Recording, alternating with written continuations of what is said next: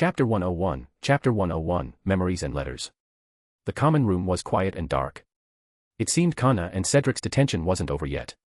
Kyle didn't bother turning on the lights. Instead, he sank into one of the sofas, mulling over the night's events. So much had happened, and he needed to piece it all together. Firstly, he was certain that the figure they'd seen during the nighttime walk was Hagrid. There was no way it could have been someone else disguised as him. Even if someone could look like Hagrid using a polyjuice potion, Fong, who had been by his side, couldn't have been an animagus, and polyjuice potion didn't work on animals. But if that really had been Hagrid, why did he insist he hadn't been in the Forbidden Forest? And then there was Dumbledore's cryptic remark. Memory, a memory charm. Kyle considered. Or maybe, the venom of the swooping evil. He reached into his pocket, pulling out a small piece of wood with signs of corrosion and rubbed it thoughtfully between his fingers. He'd secretly cut it from the tree trunk earlier when Hagrid wasn't looking. In the moonlight streaming through the window, the wood emitted a faint blue glow. The color seemed right, but Kyle recalled that swooping evil venom wasn't known to be corrosive. Or am I remembering it wrong? Just then, the door to the common room opened, and two figures entered quietly. Kyle, I knew you'd be here, Cedric said in a low voice. Filch left on some errand earlier and came back furious. He must have been looking for you. Kyle tucked away the wooden block and nodded. I ran into him on the way back. What did you do to make him so mad? Cedric asked, intrigued. It wasn't me, it was Hagrid, Kyle said, holding back a laugh. Filch ended up getting a bit roughed up by him. No wonder he was fuming. Cedric grinned. I remember Filch and Hagrid have never been on good terms. Then he asked, by the way, what was your detention? I thought for sure we'd be back first. Fred said cleaning the trophy room was a breeze compared to anything we've done before. Filch agreed, until he made us do it 3 times over before he finally let us go. Same here, sort of, Kyle replied. I was taken to the Forbidden Forest. Hagrid and I went in to search for something. The Forbidden Forest? At night. Cedric looked stunned. He'd considered plenty of possibilities, copying lines, scrubbing classrooms, polishing armor, but it hadn't crossed his mind that Kyle's detention would take him to the Forbidden Forest. That was on a completely different level. They had only ventured into the forest once at night and had barely crossed the outer edge. There hadn't been any real danger. But going in to search for something with Hagrid? That wasn't just a stroll in the woods. Were you hurt? Kana asked, her voice filled with concern. Of course not. If I had been, I'd be in the infirmary now, Kyle assured her, grinning. Actually, I even saw a centaur while we were there. Kyle recounted his experience in the Forbidden Forest. Cedric and Kana listened in rapt attention, their expressions shifting from initial worry to outright envy. They, too, wanted to see the depths of the Forbidden Forest for themselves. As dawn crept closer, the 3 of them finally grew drowsy and stopped talking. Kyle returned to his dormitory, but despite his tiredness, he couldn't fall asleep. Sitting up, he took out a piece of parchment and a quill and began writing a letter by the light of the moon. When he'd finished, he sealed the letter, addressed it, and placed it in front of Ratton, his trusty messenger. I'll need your help with this one, Kyle whispered. Deliver this letter to Newt first thing in the morning. If he hasn't returned yet, leave it at the entrance to the largest tree. There's a bowtruckle there, it'll look after it. Kyle had decided to reach out to Newt, just in case. If swooping evil venom really was corrosive, it might be due to a magical mutation. He wasn't sure if Newt had returned yet, but it was worth a try. If Newt was back, great, if not, Kyle knew Dumbledore would handle things from here. Ratton opened one eye, placed a paw on the envelope, and gave a faint nod. With that settled, Kyle lay back on his bed, and this time, sleep came easily. After that, neither Dumbledore nor Hagrid reached out to Kyle again, and he was content to be left to his own devices. Resisting the urge to delve into the mysteries of the Forbidden Forest, he focused on preparing for the final exams instead. As exam week approached, the castle seemed to transform overnight. Everywhere he looked, younger students were walking around practicing wand movements, their spells muttered under their breath. This was also one of the most hazardous times of year at Hogwarts, as countless students subconsciously chanted incantations while gesturing with their wands. Kyle had barely made it from the common room to the Great Hall before witnessing 2 unfortunate students accidentally hit by stray charms. Luckily, the mishaps only required a quick levitation charm or mending charm, so no one needed a trip to the hospital wing this time. Kyle navigated cautiously, dodging the spell-slinging assassins, hiding among the bustling crowd, and finally made it to the Great Hall without incident. The professors, too, were well aware of the chaos, as every class seemed to have 2 or 3 students absent due to spells gone wrong, most of them directed straight to the hospital wing. In Transfiguration, Professor McGonagall addressed the issue sternly. Where were your wands this morning? She asked, her lips pressed thin. From now on, if you must practice, find an empty classroom. Anyone caught improperly handling their wand will receive a week's detention. Professor Snape, in his usual no-nonsense style, was even more severe. He announced in potions class that if any student missed his class due to injuries from spell accidents, they would fail, whether they were absent or had been the cause of the mishap. There would be no exceptions. Kyle couldn't shake the feeling that Snape had cast a pointed look his way as he said it. Thanks to these strict warnings, the castle assassins all but vanished within half a day. By dinner time, Hogwarts had returned to its usual calm, as if nothing had ever happened. At dinner, Kyle cut his steak distractedly. His mind wasn't on Snape or spell accidents but on Ratton. 5 days had passed since he'd sent his letter, yet Ratton hadn't returned. 5 days. That was more than enough time for several round trips from Dorset to Hogwarts, even if Ratton had traveled by train. Chapter 102, Final Exams. A few days before exams, Ratton finally returned to Hogwarts. When Kyle returned to the common room after dinner, he saw his owl perched on the windowsill. Ratton looked exhausted, its eyes drooping, its body visibly thinner, and its once lustrous feathers dull and gray. Upon spotting Kyle, Ratton lifted its head and attempted to fly over to him, flapping its wings weakly. But midway, its strength gave out, and it began to fall. Kyle quickly stepped forward, catching it just in time. I recognize this owl, Cedric said, glancing at Ratton, who had promptly fallen asleep in Kyle's arms. Why does it look so worn out? Has it been delivering letters non-stop? Just one, but I think he misunderstood my instructions. Kyle gently placed Ratton on the sofa beside him and removed an envelope from its talons. It was a reply, and the handwriting on the envelope was Newt's. Apparently, Ratton hadn't returned to Dorset after delivering the letter but had flown directly to Newt and then come all the way back. No wonder it had taken so long to return. Kyle shook his head, amused and exasperated. That silly bird. With exams starting the next day, the young wizards went to bed early, hoping to be well rested. Kyle sat beside Ratton, rubbing its neck feathers softly before opening Newt's letter. The reply was brief. Kyle. I was surprised to receive your letter from such a distance. I've thought over what you mentioned. The venom of the swooping evil isn't corrosive, it only affects the brain and doesn't impact plants. However, I examined the wood you sent.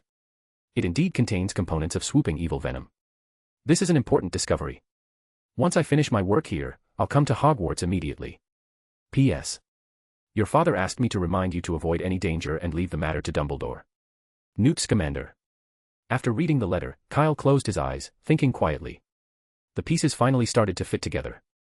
Hagrid hadn't gone to the Forbidden Forest that night because he'd spotted them during a nighttime walk, but because he'd been drawn there by someone or something else. Likely, he had encountered that person deep in the forest, leading to a struggle and the 2 messy rows of footprints by the tree. But the opponent must have had a swooping evil. Its venom had likely affected Hagrid, causing him to forget the entire encounter. This would explain why he didn't show up with the Christmas tree at the Assembly Hall on Christmas Day. He believed it was still autumn. Everything made sense now. And that swooping evil was likely the one the Ministry of Magic had been searching for. The only mystery left was who had poisoned Hagrid. Could it have been one of the hooded wizards at the Hog's Head pub? Or perhaps someone hiding in the castle? Half an hour later, Kyle gave up his musings. Sometimes, mysteries could only be solved by letting them go. As Newt's letter reminded him, Dumbledore was already involved. Kyle could let this matter rest and focus on enjoying his holiday soon enough. With that comforting thought, he picked up Ratton and headed back to the dormitory. The next day, exams began. The first one was the Magical Theory exam, also known as the written exam. To prevent cheating, students were forbidden from bringing their own quills and ink, instead using school-provided stationery. But this didn't stop some young wizards from trying their luck. Katie Bell from Gryffindor entered the exam room nervously. Shortly after sitting down, Professor McGonagall strode over, reached out, and pulled off the large red hair accessory Katie was wearing.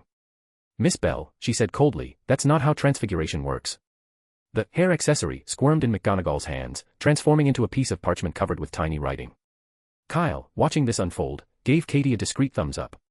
Cheating with Transfiguration in front of Professor McGonagall. That took a level of courage fitting of Gryffindor House. Other students with cheat sheets written on their clothing didn't escape her scrutiny either. As McGonagall patrolled the classroom, she seemed to have an instinct for finding guilty expressions, deftly pulling each cheater out of their seats.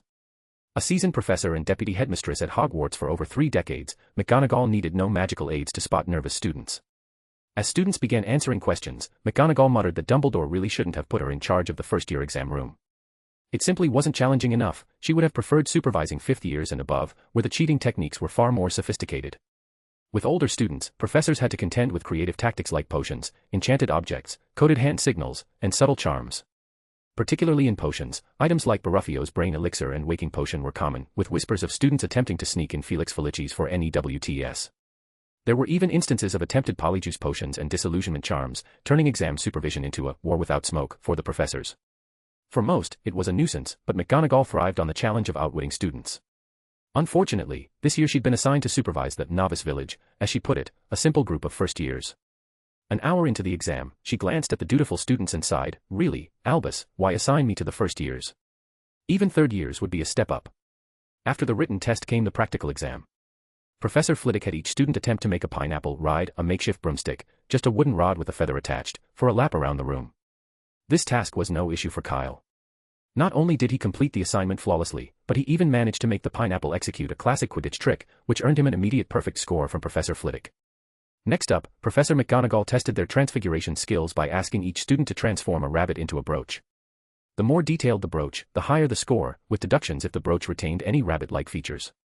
Kyle, recalling a brooch he'd received as a Christmas gift from Mikkel, created an exact replica, and McGonagall awarded him a perfect score. Finally, the potions exam required students to brew a simple boil cure potion. Kyle carefully followed each step, resulting in a flawless potion. Yet he wasn't optimistic about his score. Throughout the entire exam, Professor Snape loomed over him, watching intently and shaking his head with apparent disapproval.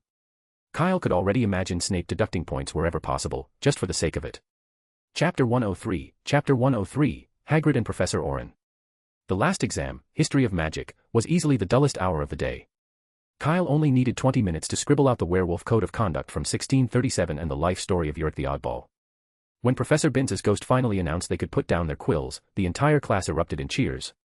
Exams were over, and now they had a whole week to relax until the results were announced. "That was way easier than I expected," Mikkel said confidently as they stepped outside into the bright sunlight. "I saw something about Yorick the Oddball the other day, and I'm positive he graduated from Gryffindor, so there's no way I got that one wrong." "Gryffindor?" Ryan muttered absently, then frowned. "Isn't that Slytherin?" "What a shame," Mikkel sighed. "It was definitely Gryffindor." "Oh, Merlin's beard." Ryan groaned, clutching his hair. "If only I hadn't wasted time memorizing that wizard who invented the self-stirring cauldron." Mikkel patted his shoulder consolingly. "Don't worry, it's just one small mistake, it won't cost too many points." Kyle, amused by their exchange, decided to join in.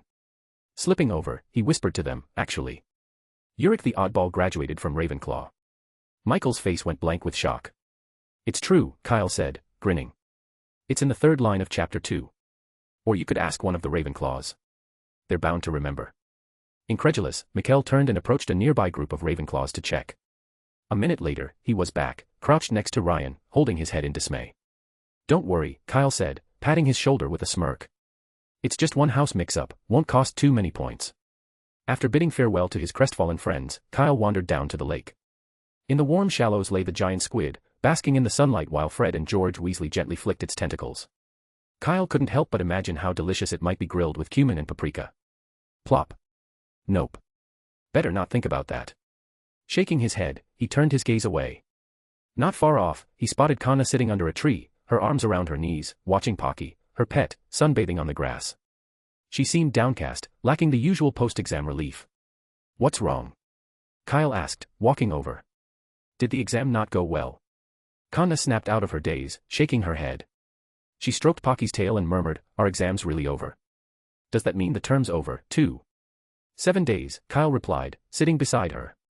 "We get our results in a week, and then we're off for the summer. By September, we'll be in second year." 7 days. She repeated softly. At that moment, Fred and George strolled over, catching sight of Kana's somber expression. Fred grinned and said, "Come on, cheer up. We don't even know our scores yet, so no need to stress." "Exactly," George added. "It's the best time of the year, no exams, no homework, no classes. What could be better?" Kana finally smiled, her mood lifting. "You're right." The twins then mentioned they were planning to sneak off to Hogsmeade through a secret passage. With their newfound wealth of 100 galleons, they had big plans for the day, a shopping spree for Honeyduke sweets, butterbeer from the 3 broomsticks, and, most importantly, a stash of enchanted joke items from Zonko's joke shop. "We're planning to go through the secret passage behind the mirror on the 4th floor, Fred said with a mischievous grin. "I guarantee Filch has no clue about it. Want to come with us?" George added, looking between Kyle and Kana. Kyle nodded, about to agree, when an owl swooped down, delivering a note. He unfolded it and read. "Dear Kyle, I know you finished your exams. Could you come over to my place? Fluffy seems to be sick lately. Hagrid." Kyle's expression shifted with concern. "Sorry, I need to go see Hagrid. He says Fluffy isn't feeling well." "All right," Fred replied. Want us to bring you back anything? Honeyduke sweets, the good stuff, Kyle said with a grin. Good call, the twins chuckled as they headed off toward their adventure. Kyle turned to Kanna. Not joining them. Kanna shook her head. I don't really need anything from Hogsmeade. It's nice here, soaking up the sun with Pocky. Sunbathing can wait, Kyle said, glancing at her pet rat, Pocky. Want to come with me to Hagrid's? Fluffy's sick, and we could go check on him. Kanna's eyes brightened. Can I? Sure. Since she'd met Fluffy before, Kyle saw no problem bringing her along. As he started down the grassy slope, Kanna quickly tucked Pocky into her pocket and hurried after him. Crossing the field, they arrived in front of Hagrid's hut, only to find someone already there. Professor Orin? Kyle asked in surprise, seeing him standing by Hagrid's door. Are you here to see Hagrid too? In a way, Professor Orin replied with a smile. Actually, I was waiting for you too. Hagrid wrote to me, mentioning Fluffy's illness and asking if I knew any treatments for magical creatures. So here I am. You know about Fluffy? Kyle asked, intrigued. Yes, Hagrid told me about the three-headed dog when we were having drinks one night. Nearly scared me out of my wits, didn't think he'd actually keep such a dangerous creature here. Kyle nodded, thinking typical Hagrid, he can't keep a secret after a drink or two. Is Hagrid inside?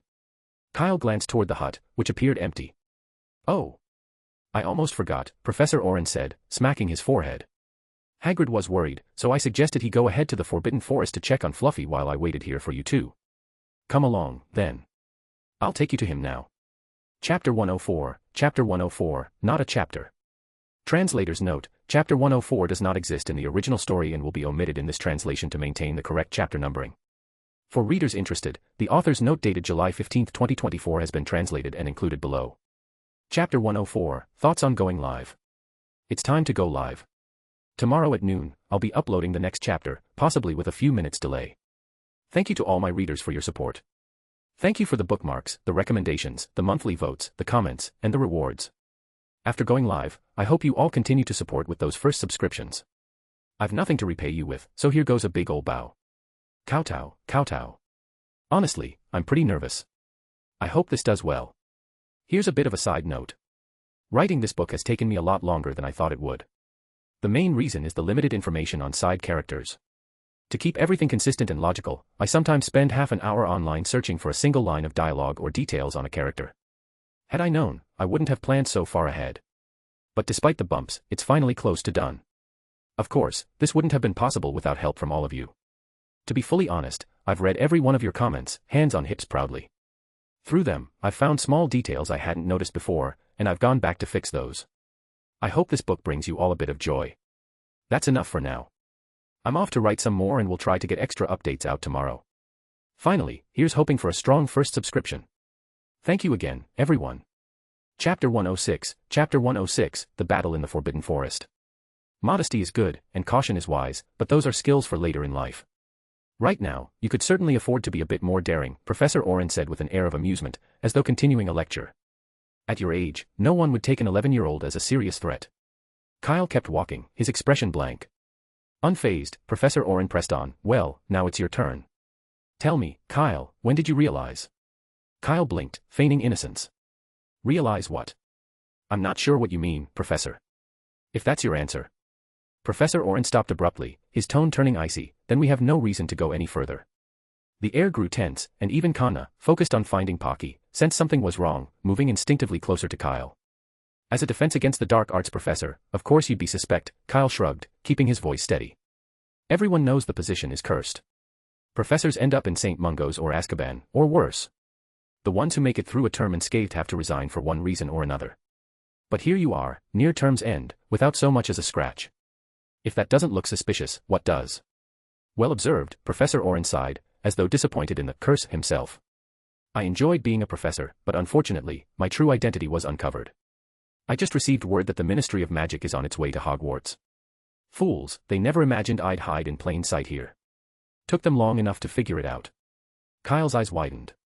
Wait, the Ministry isn't after the swooping evil, they're after you. Of course it's me. Orin scoffed. Do you think the Ministry would be interested in a mere magical creature? No, they're after something far more valuable, something I have. Kyle couldn't help but ask, what is it? Are you sure you want to know? Orin raised an eyebrow, smirking. I'd be happy to tell you. On second thought, no. Kyle quickly caught himself, forcing a dry laugh. I'm actually not that curious. Orin's smirk deepened. He glanced at Kana, whose face now showed a mixture of confusion and horror as she finally grasped the situation. She drew her wand, her hand trembling. Oh, no need to be anxious, Miss Prince, Professor Orin said calmly, not at all fazed by her wand. Instead, he looked off to the side, under a tree. Oh, what have we here? With a flick of his wand, the fallen leaves began writhing, forming coils that twisted around a grey mouse nestled in the roots. Pocky. Kana gasped, extending her wand shakily. Let her go. Orin, ignoring her, continued in his cool, professorial tone, allow me to teach you something useful. If you want to determine whether the animal in front of you is an animagus, the animagus reversal spell is your best option. He pointed his wand at the mouse and muttered, reveal. A blue light shot from his wand, and the mouse froze midair, writhing in distress. With another flick, the leaves uncoiled, and the mouse fell to the ground. A bright flash of magic followed, and before their eyes, the mouse's form distorted and expanded as though sped up through time. In seconds, the mouse had become a hunchbacked, unsightly witch. The witch was hunched over, her sparse, stringy hair partially covering her sharp, hooked nose. Kana stared at her in horror, stammering, she. Pocky. P. Ah, so your name is Pocky. Orin said brightly, as though delighted by the discovery. Lovely to meet you. Curse you, the witch rasped, her voice as harsh as metal scraping against stone. She pulled out a short, thick wand and aimed it at Orin, her eyes filled with venom. I'll kill you for this, I'll kill you. A blast of purple light erupted from her wand, hurtling toward Orin's chest. Taking advantage of the distraction, Kyle swiftly pulled 2 broomsticks from his moleskin pouch and thrust one into Kana's hands. Go. Find Professor McGonagall. Realizing the urgency, Kana hesitated only for a second before mounting the broom and taking off into the sky. As she rose above the treetops, Kyle didn't follow. He tossed his own broken broom aside, its snapped shaft useless in his hands. On the other side, as the witch's curse flew toward him, Professor Orin sidestepped it with ease. With a small, almost mocking snort, he raised his own wand. Avada Kedavra. A sickly green light shot past the witch's ear, narrowly missing her and striking a small spider on the ground behind her. The unfortunate creature froze instantly, dead on the spot. The witch, terrified, collapsed to the ground, her body trembling uncontrollably. Orin, meanwhile, turned his gaze toward Kyle just in time to see him toss the broken broom aside. You never cease to amaze me, Orin said, an amused smile flickering across his face. You were the one who said it. Kyle replied with a grin, always have a broomstick handy, it might just save your life. 50 points to Hufflepuff, Orin laughed, his tone dripping with irony. That's the highest mark I can give. He made no attempt to stop Kana, letting her vanish into the sky without a second glance. Kyle, you didn't seem surprised at all just now. Did you already know the rat was an animagus? With Kana safely gone, Kyle relaxed a little, rolling his stiff shoulders. I'd had my suspicions. He explained how he'd become suspicious ever since Kana mentioned that Pocky had been sick. Then, during a Quidditch match, he'd used the Marauder's map to take note of who was still in the Hufflepuff common room. Among the names, one didn't belong to any known Hufflepuff. But even with that clue, Kyle had hesitated. The idea of 2 rat animagi at Hogwarts seemed a bit too far-fetched. So he'd been quietly comparing rosters from the other houses, only missing Slytherin's list. But I guess I don't need it anymore, Kyle finished. If you knew, why didn't you report it? Orin raised an eyebrow. Weren't you worried about that little girl's safety? And why did you bring us to the Forbidden Forest? Kyle shrugged. This is Hogwarts, I didn't think she'd actually dare do anything. Orin chuckled lightly. You're even sharper than I expected. His expression quickly hardened as he turned to the witch slumped on the ground. Kill the boy, and you're free to go. So this is it, then, Kyle thought, a faint smile touching his lips as he reached for the ring on his finger. But Orin's voice cut in. You might have some tricks up your sleeve, but I'd advise against using them. Remember, I have a swooping evil, want to guess where it is right now? Kyle's eyes narrowed as realization struck him. You. In that split second of hesitation, the witch's curse was already upon him. Kyle dropped backward, managing to dodge the spell, albeit with little grace. The deep purple charm struck a tree behind him, instantly corroding a large section of the trunk. Orin set down an hourglass on a nearby stone, its sand beginning to trickle downward. 10 minutes, he said, almost to himself. After that, the swooping evil will be back. Good luck. 10 minutes, Kyle thought, gritting his teeth. He saw a massive fireball hurtling toward him and bolted deeper into the Forbidden Forest, hoping the thick underbrush would help shield him from the witch's attacks. As he dodged through the trees, frustration boiled inside him. This isn't fair, he thought bitterly. Why did Harry Potter get villains like the forgetful Lockhart or bumbling Quirrell, while he had to face someone like Orin, whose mind was sharper than a bag of enchanted needles? Why? On the other side, the witch grew frantic as her spells continued to miss Kyle. Orin's ultimatum hung over her head. If Kyle was still standing in 10 minutes, her life would be forfeit. Petrificus totalis. Levi corpus. Corrosus. Her spells flew wildly as she chased after Kyle, who weaved through the forest with quick, unpredictable turns. Suddenly, her steps faltered, the ground beneath her feet felt soft and strange, like stepping into mud. She lost her balance and tumbled forward, landing with a painful thud. Kyle had stopped a short distance away, and he quickly turned, aiming his wand at a nearby tree. Spungify, he incanted, and the towering tree beside the witch began to sway. Its trunk, softened by the spell, drooped under its own weight and toppled toward her like a thick rope of spaghetti. Though softened, the tree's mass hadn't changed, and its thick canopy, as wide as a millstone, plummeted straight for the witch. Her face blanched, and she scrambled to get out of the way. Without missing a beat, Kyle levitated several sturdy branches from the forest floor. With a flick of his wand, he transfigured the branches into sharp, stone-tipped stakes and launched them at the witch. Seeing the incoming spikes, the witch screamed, "Prot-dash!" Desperation tinged her voice, but her shield charm was only half-formed when... Boom. The massive tree finally crashed to the ground, the impact so thunderous it sent flocks of birds scattering from the trees. When the dust settled, a large crater lay where the tree had landed. Inside, the witch lay trapped, groaning in agony. Her arm was pinned beneath the tree's trunk, and a stone stake protruded from her leg, rendering her completely immobile. The skirmish had unfolded quickly and ended even more swiftly, leaving Orin standing there, momentarily stunned. He'd expected Kyle to rely on higher-level spells to subdue her, but the boy had used only the simplest of charms, a pair of softening charms, a levitation charm, a basic transformation, and a locomotion charm. Spells any young wizard could cast. Yet with creativity, Kyle had turned them into a devastating attack. Kyle wasn't surprised at how quickly the witch went down. After all, he'd spent 2 weeks studying the biography of a duel master, he had to have gained something from it. Using traps, leveraging the terrain, and finishing off an opponent already disadvantaged were dueling basics. Besides, the witch was a terrible fighter. Her spell choices spoke for themselves. Aside from the corrosion curse, her repertoire consisted of Levi corpus, Petrificus totalis, and the blasting curse. Most of those were standard spells for third years, with the blasting curse being only slightly more advanced. And she had fallen for a simple bait tactic. Kyle couldn't help but wonder if she'd somehow bought her animagus ability, if such a thing was even possible. Expelliarmus. Kyle walked up to the witch and confiscated her short wand, tucking it into his robe pocket. Well done, 50 points to Hufflepuff, Orin applauded, though his voice was laced with sarcasm as he pointed his own wand at Kyle. So, do I need to give you a head start? Kyle didn't budge. Professor Orin. He asked, genuinely puzzled, why are you targeting me? Even if I took one of your billywigs last month, it's hardly worth all this, I could give you 10 in return if you like. Orin's expression darkened, and his hand trembled slightly, grip tightening on his wand.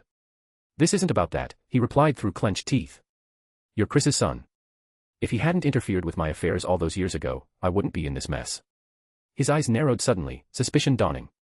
Wait, you're stalling for time, aren't you? You don't really expect those ministry fools to rescue you, do you? I am stalling, but not waiting for a rescue, Kyle said, holding Orin's gaze. I wanted Kana to leave, but not just for her safety. Oh. So-called friendship, then. Orin scoffed. Partially, Kyle replied with a shrug, but mainly because there are things on me she shouldn't see. Before Orin could retort, he screamed, his face contorting as he looked down to see 2 green, spherical cabbages biting into his leg. A sudden wave of numbness washed over him, momentarily robbing him of his senses.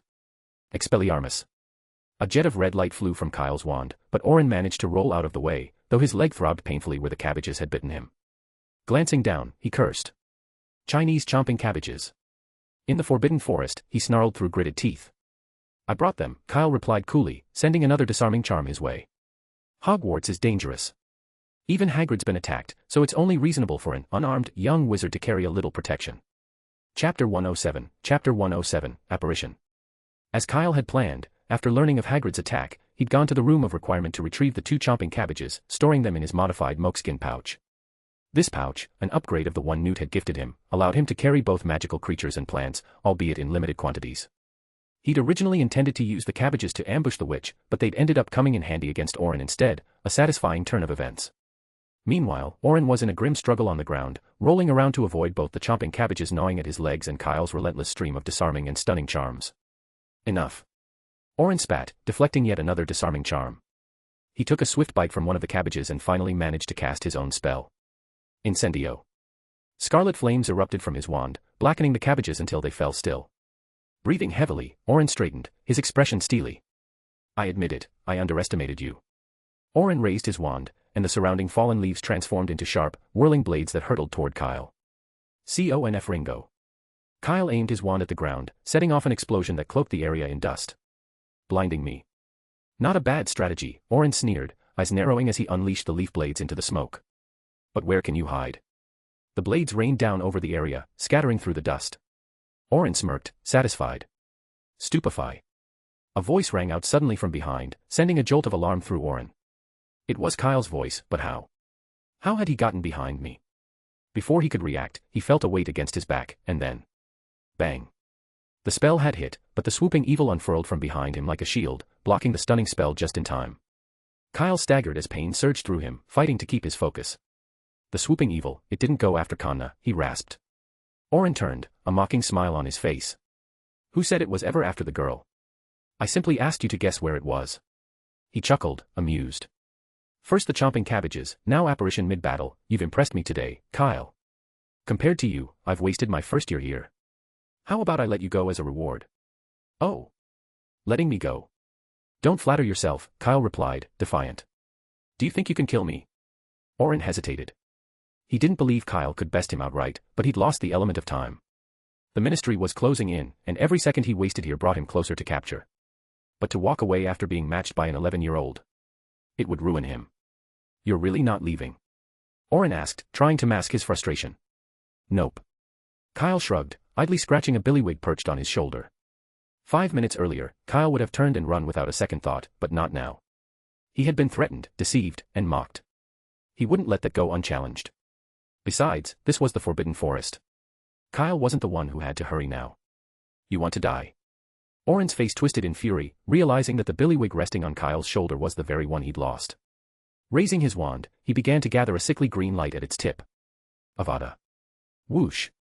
An arrow sliced through the air, forcing Orin to retract his arm to avoid being hit. The pounding of hooves grew louder, and a group of centaurs burst from the trees, longbows drawn, arrows aimed at both Kyle and Orin. Though their eyes narrowed particularly on Orin, some of the centaurs recognized Kyle. Firenze stepped forward cautiously, addressing Kyle. You're a student from the castle. What are you doing here? And who is this? A dark wizard. Kyle said urgently. He's the one who stole the unicorn's cub, and he used unforgivable curses.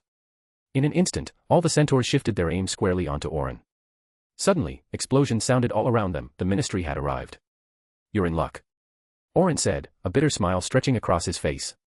All right, I give up. He tossed a cloth bag to Kyle. Inside was the unicorn's cub, its small golden body curled up peacefully, appearing as though it were asleep. It's him, a voice called out. A hit wizard stepped forward, teeth clenched in recognition. Morris Orin. The wizard was Had, the same captain of the hit wizards who had previously tried to arrest Hagrid. We meet again, Mr. Brave Hit Wizard, Orin mocked with a twisted grin. You had a chance to arrest me before, but you failed. I should thank you for letting me slip away. Oh, wait, he sneered, you fools only knew about the swooping evil, you never figured out who I was. So, thanks for absolutely nothing. You're not getting away this time. Had snapped, aiming his wand at Orin. I'll personally escort you to Azkaban. We'll see if you're still smiling when the Dementors get to you. Sorry, I'm not a fan of Dementors, Orin replied with a sigh. Could I stay at Hogwarts instead? Being a Defense Against the Dark Arts professor has been quite educational. That's not up to you. Had barked, gesturing to the other hit wizards, who swiftly raised their wands in unison. Stupefy. Expelliarmus. Incarcerus. A flurry of spells shot towards Orin. A dozen charms shot toward Orin from every direction. What a shame, I haven't even graded the exam yet. Orin sighed, and the platform of fallen leaves beneath him instantly gave way. With no footing, Orin started to fall, letting him evade every charm aimed at him. The next moment. Pop. A familiar popping sound echoed through the Forbidden Forest as Orin vanished from sight. Chapter 108, Chapter 108, Teasing Kids Out of Boredom. The hit wizard scoured the pile of leaves for ages but, in the end, only found half of a shoe sole, marked with teeth. Orin must have damaged his shoe earlier when he was kicking a chomping cabbage, which had clearly gnawed at it. Perhaps he had dropped it while escaping, or maybe he'd left it there on purpose. Hit wizard had stood nearby, his expression dark as storm clouds. He knew exactly what awaited him next. Failing to apprehend anyone would be seen as a grave oversight, and coupled with Orin's parting words, Head was practically the obvious choice to take the fall. The ministry would surely blame him for letting Orin escape, especially that meddlesome pink toad. A demotion would likely be the least severe punishment to quell the anger back at the ministry. Furious, Head bellowed orders, commanding the hit wizards to search the vicinity for any trace of Orin. The centaurs tried to stand in their way, but Had brandished his wand, forcing them back. That's an important prisoner of the Ministry of Magic. If any of you dare obstruct this search, you'll all be considered accomplices. Under his threat, the centaurs kept silent. But none of this concerned Kyle anymore. Professor McGonagall had arrived. Her face was a sight Kyle had never seen, pale with tightly pressed lips, an anger that chilled to the bone. The idea that the Defense Against the Dark Arts professor would attempt to kill a student was beyond her worst fears. Had Dumbledore completely lost his senses when he hired Orin? Taking a quick glance around, Professor McGonagall hurried over to Kyle, her voice low but tight with worry. Are you all right, Kyle? Are you hurt? I'm fine, Professor, Kyle replied. Thanks to the centaurs and the hit wizards, Orin didn't get a chance to do anything before they drove him away. The nearby hit wizards looked momentarily stunned, but soon their relief was palpable, as if a great weight had lifted. With Kyle's casual remark, the entire situation shifted. No longer was this a failure, with a dangerous prisoner on the loose. Instead, they had successfully saved a student from a dark wizard. What had started as a botched capture was now, well, a victory of sorts. And if they hadn't made a mistake, then all the better. One by one, the hit wizards approached Kyle, asking after his health with exaggerated concern, each trying to seem like a caring adult neighbor. Had was the most enthusiastic of all, and, after confirming that Kyle was unharmed, he assured him that the Ministry of Magic would take full responsibility for any impact and losses from the incident, with compensation to follow. He gave Kyle a meaningful wink as he said this. Kyle got the message immediately but remained calm on the surface. It seemed his garden could stand to expand a bit next year. Unlike the hit wizards, Professor McGonagall was clearly unconvinced by Kyle's words. The area around them in the Forbidden Forest was a wreck, with magic scorch marks everywhere and fallen trees littering the ground. It hardly looked like nothing had happened. Yet McGonagall said nothing more, focused only on ensuring Kyle was truly unharmed. At that moment, Professors Flitwick and Sprout arrived. Taking in the scene, Professor Flitwick clenched his fists, and Professor Sprout's eyes glistened with unshed tears.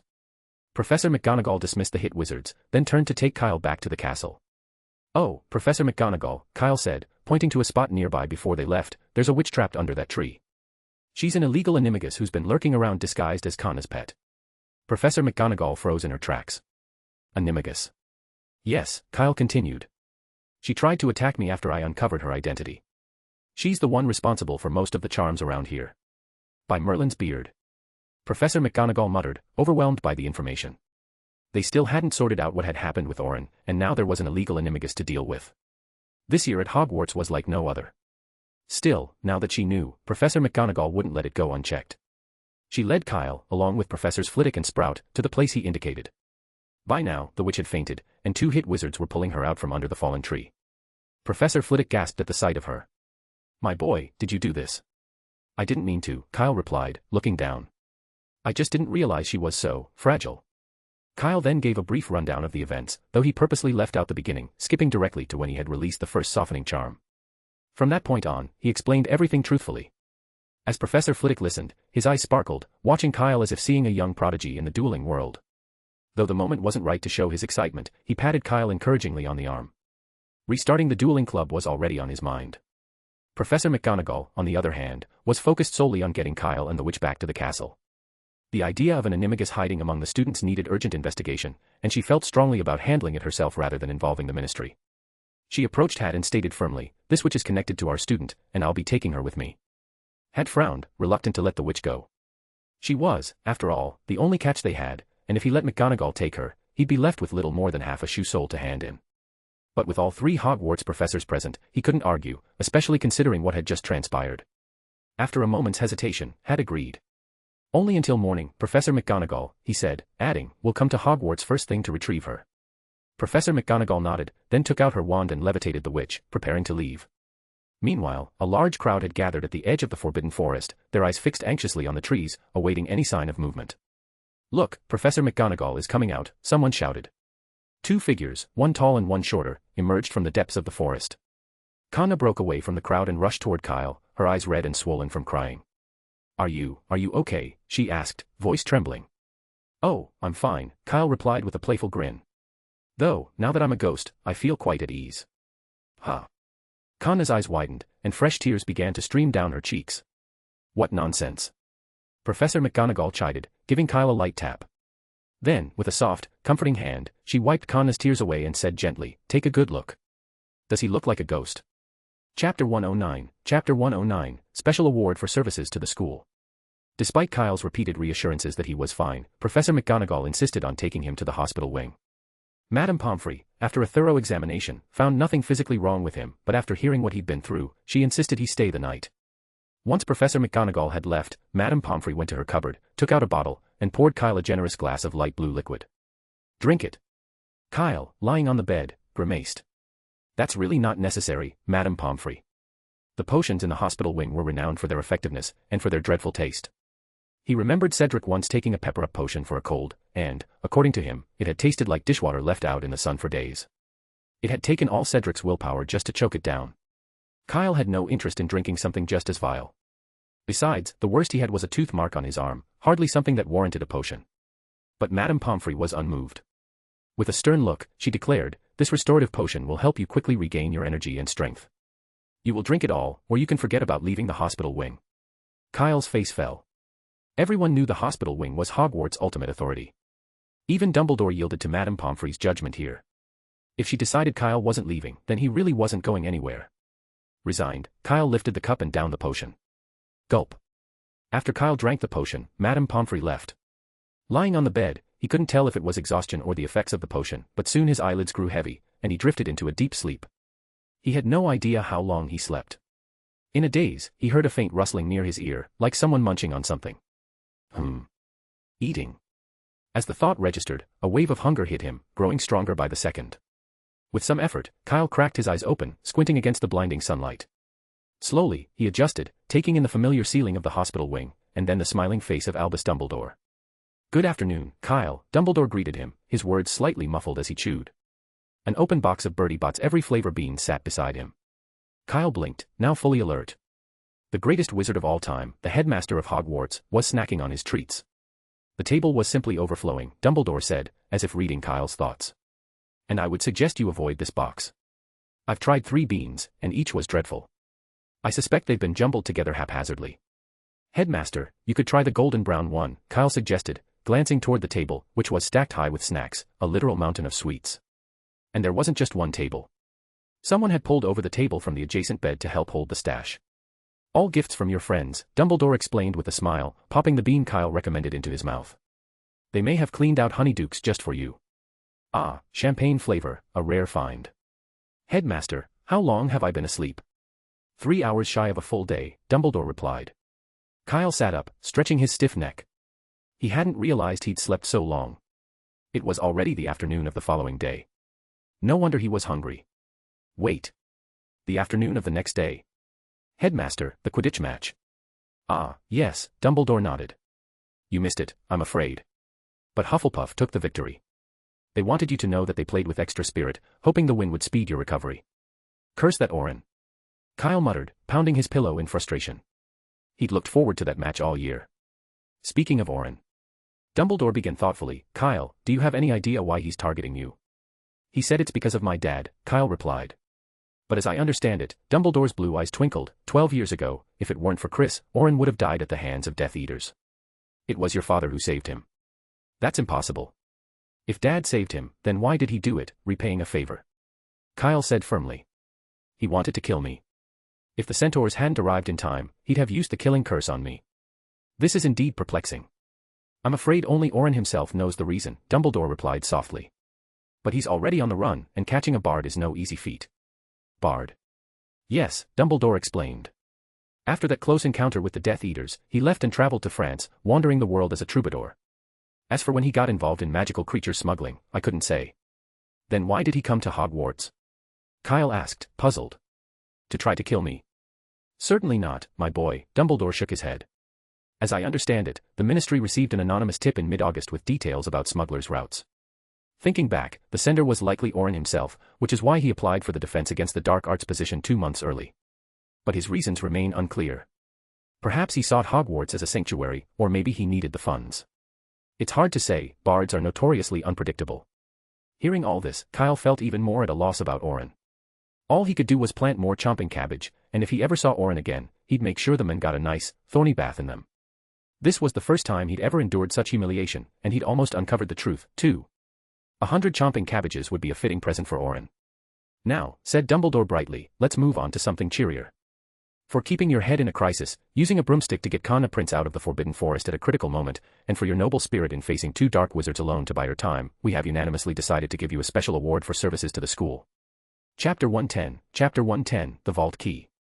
Kyle was genuinely taken aback by Dumbledore's words. Only students who have made notable contributions to Hogwarts are eligible for the special award for services to the school, the highest honor a young wizard can achieve during their school years. 50 years ago, the infamous snub-nosed wizard, the originator of the defense against the dark arts curse, none other than Tom Riddle, had received this award in his 5th year.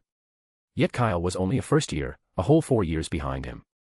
In that regard, Kyle could almost imagine pointing at Tom's face, or, at least, his nose, and saying quite frankly, "You suck." What might happen afterward was another story. "Thank you for your kind words, Headmaster," Kyle said with a smile. He wasn't expressing gratitude for the award itself, but rather for what Dumbledore had just said. Especially the words, "noble spirit." Dumbledore was indeed a remarkable headmaster, able to perceive the inner qualities of a person at a glance.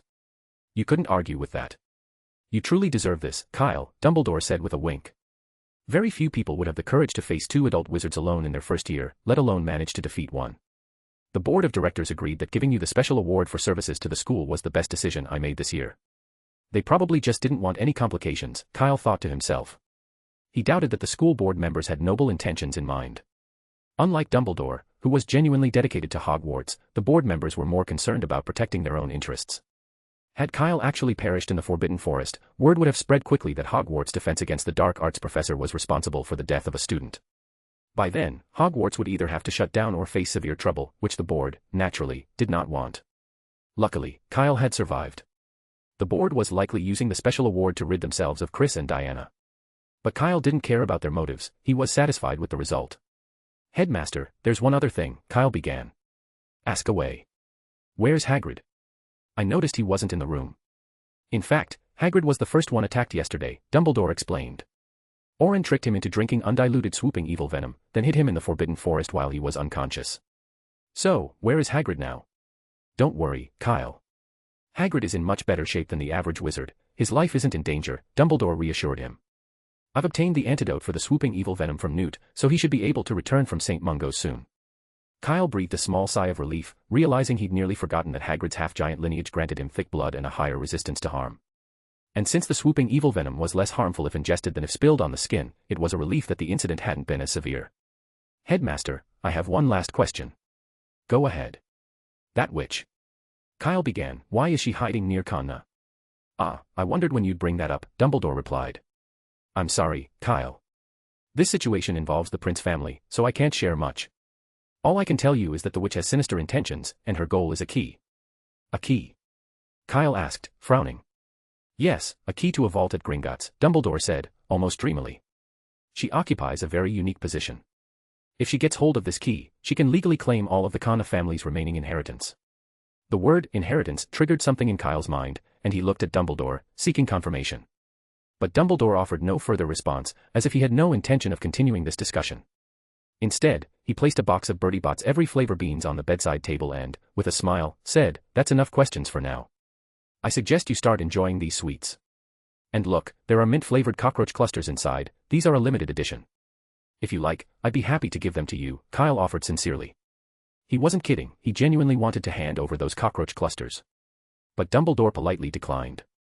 Rising from his seat, he said, "Finally, I must ask for your forgiveness. Due to certain obligations, I wasn't at the castle yesterday, and I couldn't come to your aid when you were in the most danger. This was a failing on my part as headmaster." "It's all right, you don't need to worry about it," Kyle replied reassuringly. Kyle didn't spend much time in the hospital wing. Shortly after Dumbledore left, Madame Pomfrey, somewhat reluctantly, agreed to his request to be discharged. As soon as he returned to the Hufflepuff common room, Kyle's usual popularity ensured he was surrounded by a crowd of concerned friends, each eager to check on him. He responded to their questions one by one, taking his time to reassure everyone. About an hour later, he found himself back in the familiar, empty classroom. "Kyle, I heard you took down an adult wizard," Fred exclaimed the moment they met. "Is it true?" "Don't even think about denying it," added George. Someone overheard the hit wizards talking as they left the Forbidden Forest. "Apparently, the witch Professor McGonagall brought back was roughed up pretty badly by you." Kyle rubbed his forehead, exasperated. The hit wizard's sense of secrecy left a lot to be desired. Why hadn't they just sent Aurors for such a sensitive task? "Well, I'm lucky," he said, deciding he didn't mind confirming it. Honestly, she was just weak. I doubt she even went to Hogwarts. Oh, come on, that was a full-fledged witch using dark magic. Don't downplay it, Cedric teased. You're making the rest of us look useless. All right, then, Kyle conceded with a grin.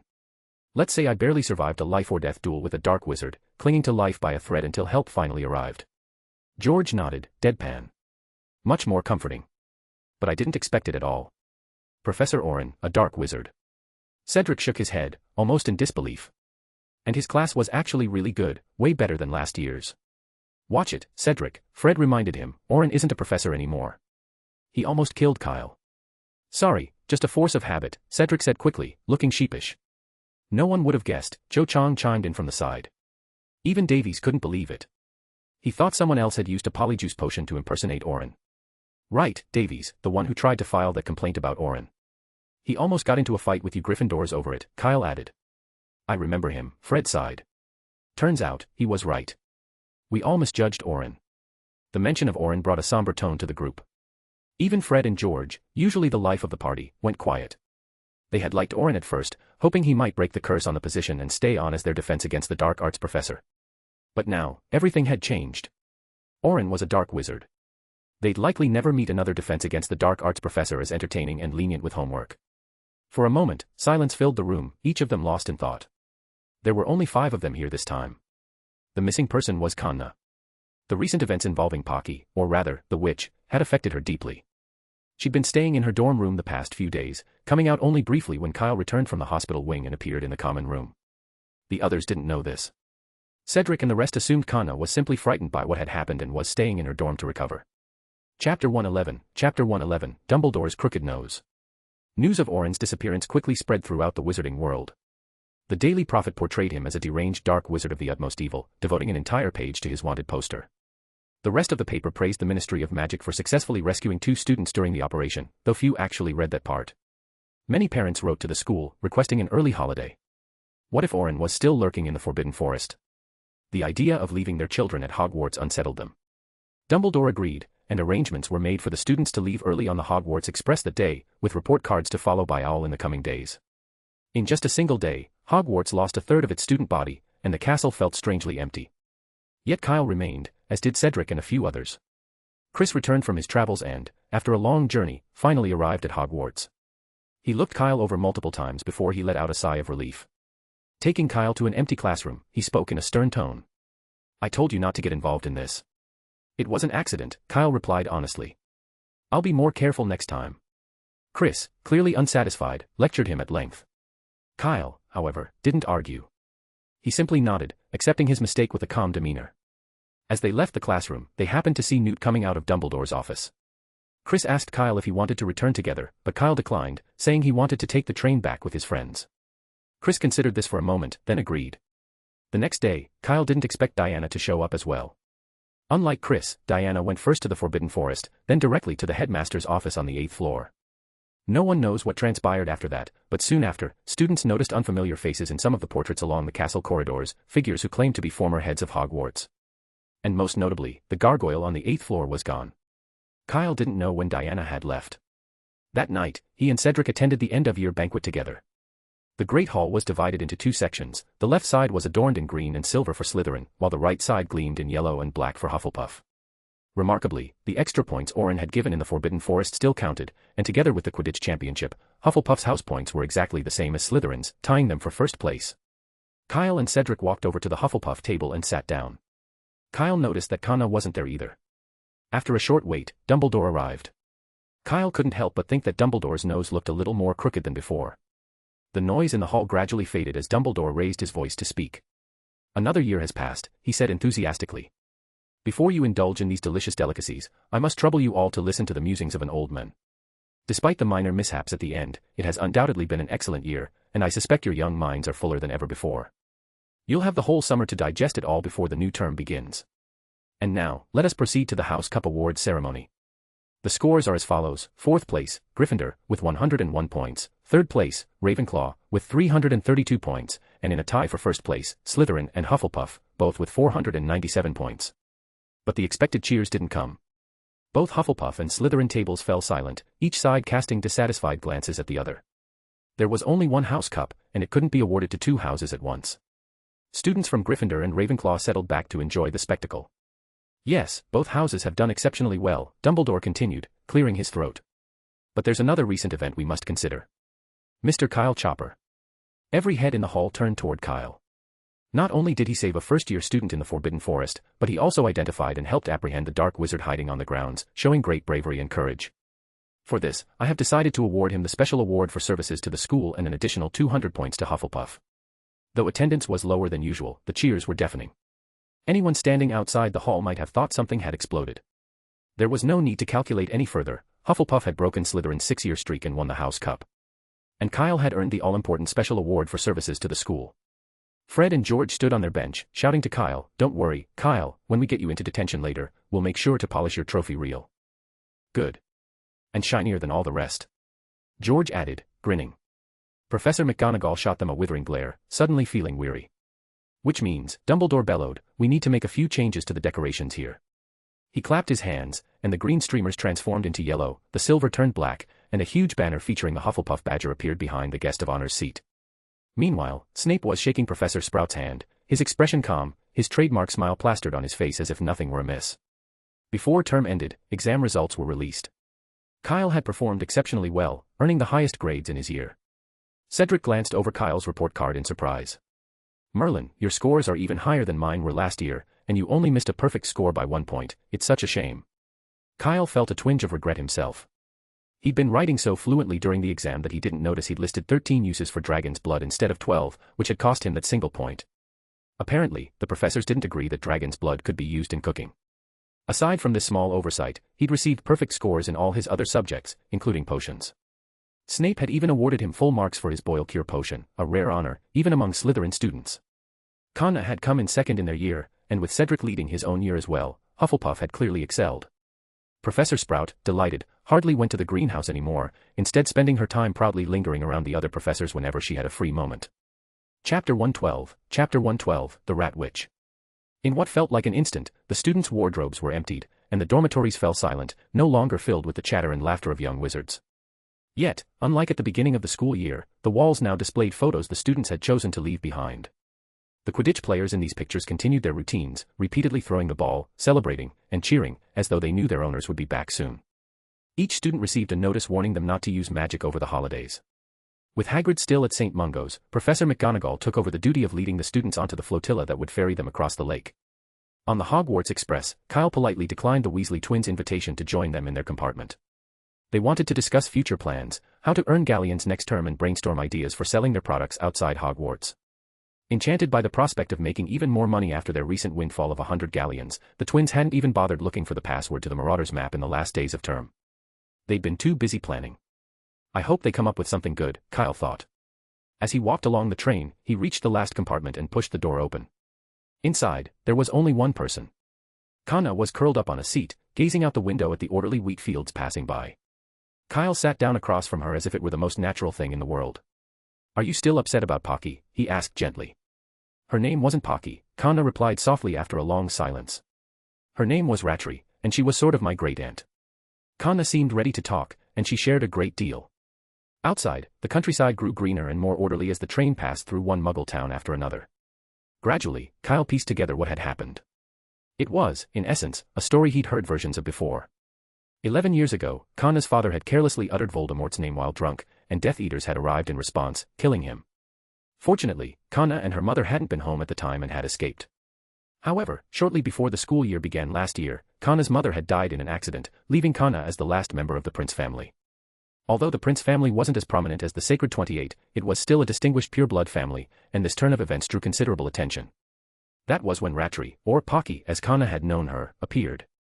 After arriving, Rattray quickly discovered that the Prince family's estate had long since been divided among other pure-blood families. So, she turned her attention to the family's Gringotts vault, aiming to steal the key by using her animagus form. She planned to find a way to eliminate Kana afterward and claim the vault's contents as a distant relative of the Prince family. Rattray did manage to locate the key. However, like many pure-blood families, the princes had hidden treasures that were heavily protected, and the box containing the vault key could only be opened by a direct descendant. To complicate matters further, Rattray didn't know the Imperius Curse, nor did she dare seek a partner for fear of betrayal. Just as she was struggling to figure out a solution, Kana, lonely and grieving, grew attached to the rat that had always been around, taking it to Hogwarts as her pet. Seeing this as an opportunity, Ratri manipulated Kanna, subtly encouraging her to withdraw money from the vault and attempting to make her leave Hogwarts at the first opportunity. The plan might have succeeded. If nothing had interfered, Kanna would have gone home over Christmas to access the vault. But Kyle's intervention had saved her life. According to Kanna, after Ratri was given Veritaserum, she had spent the entire interrogation muttering curses about the meddling boy. Kyle stroked his chin thoughtfully. So, I saved your life? That's right, Kanna nodded, feeling noticeably lighter after getting it all off her chest. Then you really should thank me, Kyle said with a grin. And now that you don't have a pet mouse, I've lost a big tonic order, you know. I'll just buy more, Kanna replied, reaching into her moleskin pouch and placing it on the table. Same deal as before, 1 bottle a month until it's used up. The pouch was filled with galleons. In addition to the original 100, it contained the stolen ones that had been recovered, totaling around 150. And the mouse. I can just go to Diagon Alley and buy another one. Are you sure, you still want a mouse? Kyle asked, giving her a doubtful look. What does it matter to you? Kanna's face darkened slightly, clearly reminded of what had happened in the Forbidden Forest. Are you taking the deal or not? Otherwise, I'm not buying it. Who'd turn down galleons if they're offered? Kyle said quickly, slipping the pouch into his pocket. By the way, like with your previous mouse, are there a lot of people after your family's vault? Kanna turned her head to the side, remaining silent, but her expression gave Kyle all the answer he needed. In a world as small as theirs, any pureblood family had no shortage of distant relatives eyeing their wealth. No wonder Kanna seemed reluctant to go back after exams. Tell you what, Kyle began thoughtfully, tapping his fingers on the table. Forget the tonic. Since you're paying me anyway, how about I help you handle this little situation? What do you mean? Kanna tilted her head, looking puzzled. Leave it to me, he replied confidently. I promise, no one will bother you over the summer. Really? Kanna eyed him skeptically, clearly doubting he could deliver. You don't have to try to reassure me, I can deal with them. Just wait and see. I won't let you down. Kyle didn't elaborate further. Instead, he pulled out a pile of snacks, placing them on the table. He was starting to get hungry, and with little else available on the train, he had to make do. At that moment, Cedric and Cho Chang appeared, pushing open the compartment door. Kanna, I've been looking for you, Cho said as she sat down beside Kanna, her tone full of concern. Are you all right? Feeling any better? Much better, Kanna replied with a small smile. Actually, Cedric and Cho had been by earlier but hadn't come in. Kyle, what are your plans for the summer? Cedric asked, opening a bag of chocolate frogs. My dad's taking me to France. You should come along. France. Kyle considered the idea. It was a tempting thought, he'd always been curious about Beauxbatons Academy. But it was quite far. After a moment, Kyle shook his head. Maybe next time, Cedric. I've got other plans this summer. Shame, Cedric said, sounding disappointed. I'll bring you back a present. Chapter 113, Kyle, run quickly. A little while later, Fred and George arrived, making the compartment feel quite cramped. Why can't Hogwarts get bigger compartments for the train? Fred complained. I heard the prefect's compartment is bigger and more comfortable, George added with a grin. Unfortunately, none of us are prefects. Speaking of prefects, Percy will be a head boy next year, won't he? Kyle noted. Fred pulled a face as though Kyle had just announced that Quidditch was cancelled for next season. As much as I hate to admit it, that's probably true, George sighed. And I bet he'll be wearing that prefect badge the entire holiday. With that, he stuck a chocolate frog card to his chest, puffed out his chest, and strutted down the corridor outside the compartment, mimicking Percy's mannerisms. His exaggerated expressions and pompous walk had everyone laughing. The Weasley twins always knew how to lighten the mood. After a few rounds of exploding chewing gum, Joe brought up the ministry notice again, wondering if they really couldn't use any magic over the holidays. Well, technically you can, Fred replied, as long as there's an adult wizard nearby. That way, the ministry can't tell who actually cast the spell. Cho frowned. Forget it, then. As the train passed through more towns, Kyle and his friends took off their wizard robes, swapping them for jackets and short-sleeve shirts. Finally, the Hogwarts Express pulled into King's Cross Station, platform 9 3/4. A shriveled old guard stood at the partition to manage the flow, allowing only 2 or 3 people through at a time to avoid drawing attention from muggles. Thankfully, with fewer students aboard this time, Kyle and his friends soon crossed the barrier after saying goodbye to Kanna, who would be catching the night bus home. The group made their way toward the station exit. Joe's father was there waiting for her, a kind-looking Eastern man who greeted everyone warmly and invited them to visit over the summer. Kyle, however, caught a trace of apprehension in his gaze, especially when directed toward him and Cedric. Kyle, run, a familiar voice called out. Ginny Weasley, the youngest Weasley, dashed over, her expression urgent. Did you get into trouble at school? Mum was furious on the way here. You'd better run while you can. Thanks for the heads up, Ginny, Kyle replied, ruffling her hair with a smile. But I'm afraid it's too late now. As Ginny had warned, Mrs. Weasley approached in a fury. Good luck, mate, Ginny whispered as she stepped aside. We'll remember you fondly, Fred and George chimed in with mock solemnity, their grins betraying their delight at the unfolding scene. You actually went into the Forbidden Forest, with a dark wizard, no less. Mrs. Weasley said, her voice sharp with anger. Do you have any idea how dangerous that was? Behind her, Diana stood with a stern expression. Kyle didn't hesitate, nodding and saying, You're right, I was wrong. I promise I won't do it again. As he spoke, he swiftly pulled out his report card. No matter what you pull out, this time you won't, Mrs. Weasley's words trailed off as she glanced at his grades. Full marks, nearly every subject was full marks, with only a single deduction in one. It was a report card to rival Bill's in his best years. Oh, Merlin. Mrs. Weasley murmured, wiping her hands on her skirt as she accepted the report card with great care. Kyle, you're destined to be head boy one day, she said proudly, her relief evident. She turned to Fred and George. And where are your report cards? Let's have a look. The twins' faces froze in forced smiles, clearly wishing they could say they'd lost them. They knew better, though. Mrs. Weasley would simply write to Hogwarts if they didn't hand them over. But if they presented them now, they might not make it out of King's Cross in one piece. Seeing their hesitation, Mrs. Weasley's gaze turned steely. Our report cards are in the suitcase, Mum, Fred blurted. It's not convenient here. We'll show you at home. Yeah, plus there are newspapers in there too. What if a muggle accidentally sees? George added quickly. Mrs. Weasley looked around at the muggle crowd and, after a moment's thought, nodded. All right, then. We'll head home. At that point, Kyle walked over to Diana. Though her expression was stern, she didn't scold him outright. Instead, she glanced at his hand. How many times have you used it? She asked, indicating the ring on his finger. Kyle knew she was asking about his apparition ring, so he held up one finger. Only once. Originally adorned with a crescent moon design, the ring now showed one missing piece. Diana's face softened. If it had only been used once, it meant the situation hadn't been too dire. Kyle asked tentatively, can it be fixed? He recalled Diana mentioning in a letter that he could use the ring for direct travel if he didn't feel like taking the train. If it could be used as a regular means of transport, then it must be reparable. Just as he'd hoped, Diana nodded. Yes, but it's a bit of a hassle and will take about a week. Kyle sighed with relief. A week, a month, either was fine. He didn't need it anytime soon. Just as when they'd arrived, Mr. Weasley drove them all back to Ottery St. Catchpole Village in the magically extended car. During the drive, Fred and George's grins had vanished. They looked as if they were heading not home, but straight to the gallows. Once they returned to the burrow, Percy proudly presented his report card. Unsurprisingly, he'd earned the top marks in his 4th year. Mrs. Weasley gave him an enthusiastic hug, though her joy was a touch tempered by the memory of Kyle's near-perfect grades. Then her gaze shifted to Fred and George. Kyle crossed his arms, anticipating the scene to come, but before he could watch it unfold, Diana quietly tugged him away. As they made their way home, 2 distinct, anguished cries rang out, echoing over the rooftops of Ottery St. Catchpole, lingering in the village air for a long while. Chapter 114, The Special Letter. In the living room, Chris sat on the sofa, chatting with Mr. Weasley. On the way back, Mr. Weasley had noticed the glum expressions on Fred and George's faces and knew trouble was brewing. Rather than heading home, he'd hopped out of the car and headed straight to Chris's house, where he could avoid the scene and give Molly some space. Molly had been on edge for days, worried sick over the news of a dark wizard sighting at Hogwarts. She hadn't eaten or slept well, and it pained him to see her so strained. Now that it was over, perhaps she could let off steam by giving the twins a firm talking to. Given their antics, it was an opportunity he wasn't about to disrupt.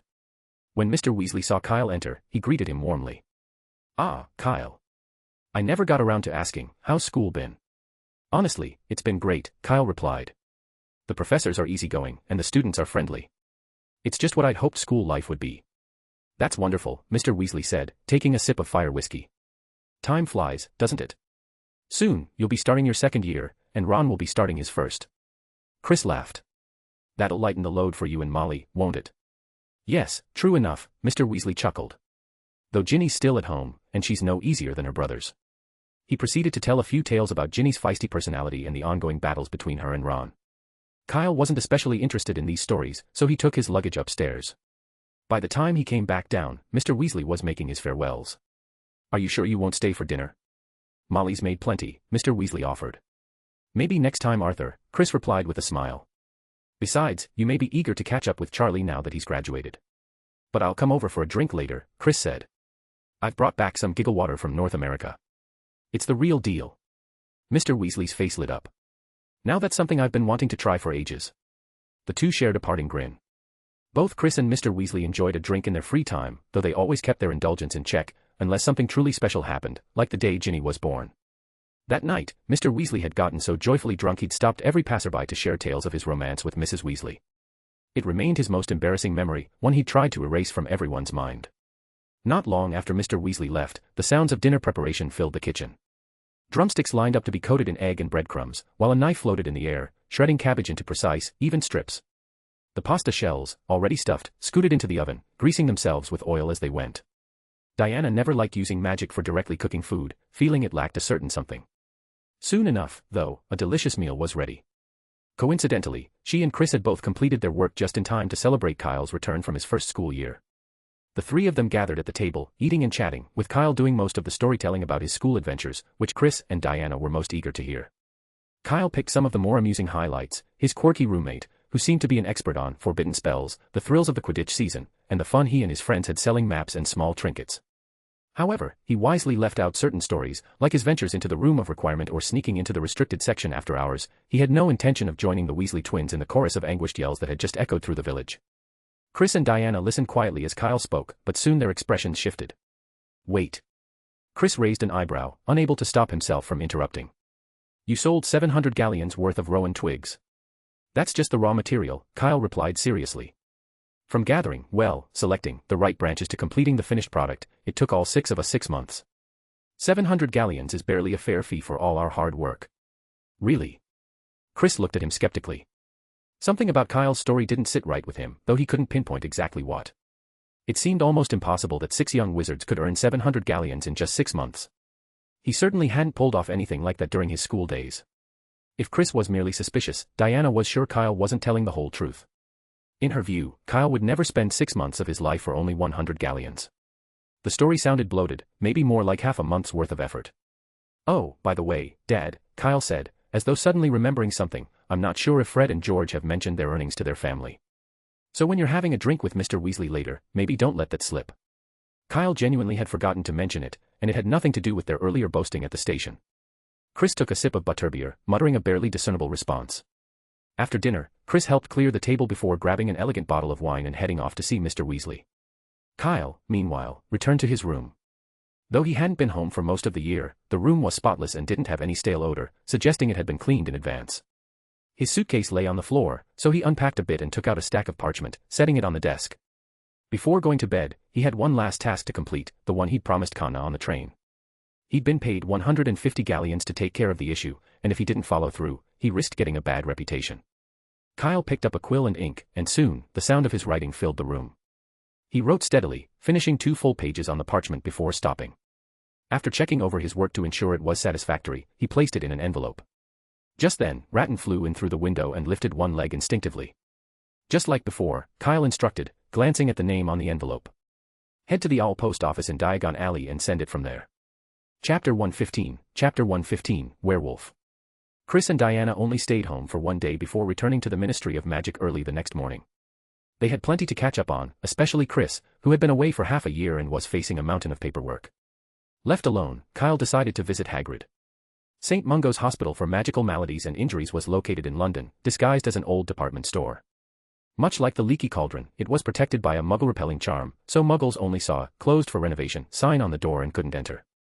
In front of the display window, Kyle spotted an ugly mannequin. Leaning close, he whispered, "I'm here to see a patient." The doll nodded slightly and waved its joined fingers, signaling him to go inside. Just as one must go through the wall to reach platform 9 3/4, entering St. Mungo's required passing through the glass window. It was Kyle's first time at St. Mungo's, and, as the wizarding world's most famous hospital, it was bustling with unusual patients. Not long after he entered, he spotted an elderly wizard with a leg on his head, skipping toward the information desk in the waiting room. The sight was so strange that others in line stared, quickly offering him their place. "No, please, you go first," said the elderly wizard politely. "I just feel a bit dizzy. If someone could hold my head steady, that would be great." But no one dared to help, not out of distrust, but because the leg on his head was kicking wildly in every direction, making it impossible to approach. Eventually, a heavy-set blonde witch from the information desk came out and escorted him away. As they left, his head leg swung aggressively, seemingly trying to kick her. Kyle was directed to the second floor's creature-induced injuries ward, where a curly-haired healer told him where to find Hagrid. The big fellow. He's in Janice Thickey's ward, opposite the specimen room. Actually, I'll just show you. The healer led Kyle to a door painted a deep red. This is it, he said, pushing the door open. Rubius Hagrid, you have a visitor. Came a low, muffled grunt from inside. Kyle stepped into a spacious room with 6 beds, though only 3 were occupied. Aside from Hagrid, there were 2 other wizards present, one of whom was asleep. The other, to Kyle's surprise, was someone he recognized. Professor Kettleben, why are you here? Huh. A bald wizard with a white beard looked up at Kyle, squinting in confusion. Are you, a student from Hogwarts? Yes, Professor, Kyle replied. I'm in my 2nd year. Ah, that explains it. Professor Kettleben said, suddenly understanding. 2nd years didn't yet take care of magical creatures, so naturally, he hadn't met Kyle before. Why are you here? Kyle asked, glancing at the professor's remaining arm and half a leg. He looked intact enough, but if any more limbs went missing, the professor might soon have to retire. It's nothing, the old professor said dismissively, adjusting his bandages and waving a hand. Just got hit by a unicorn, is all. Just a scratch, nothing serious. Now go on and see Hagrid. Kyle held back a smile. The horn of a unicorn wasn't just for show, it could pierce even dragon scales. Getting hit by one was no small matter. But for Professor Kettleben, this sort of thing was routine. Hagrid was seated to the right of Professor Kettleben, sprawled across 3 beds that barely contained him. When Hagrid saw Kyle, his eyes were a bit unfocused. You. Kyle, why are you here?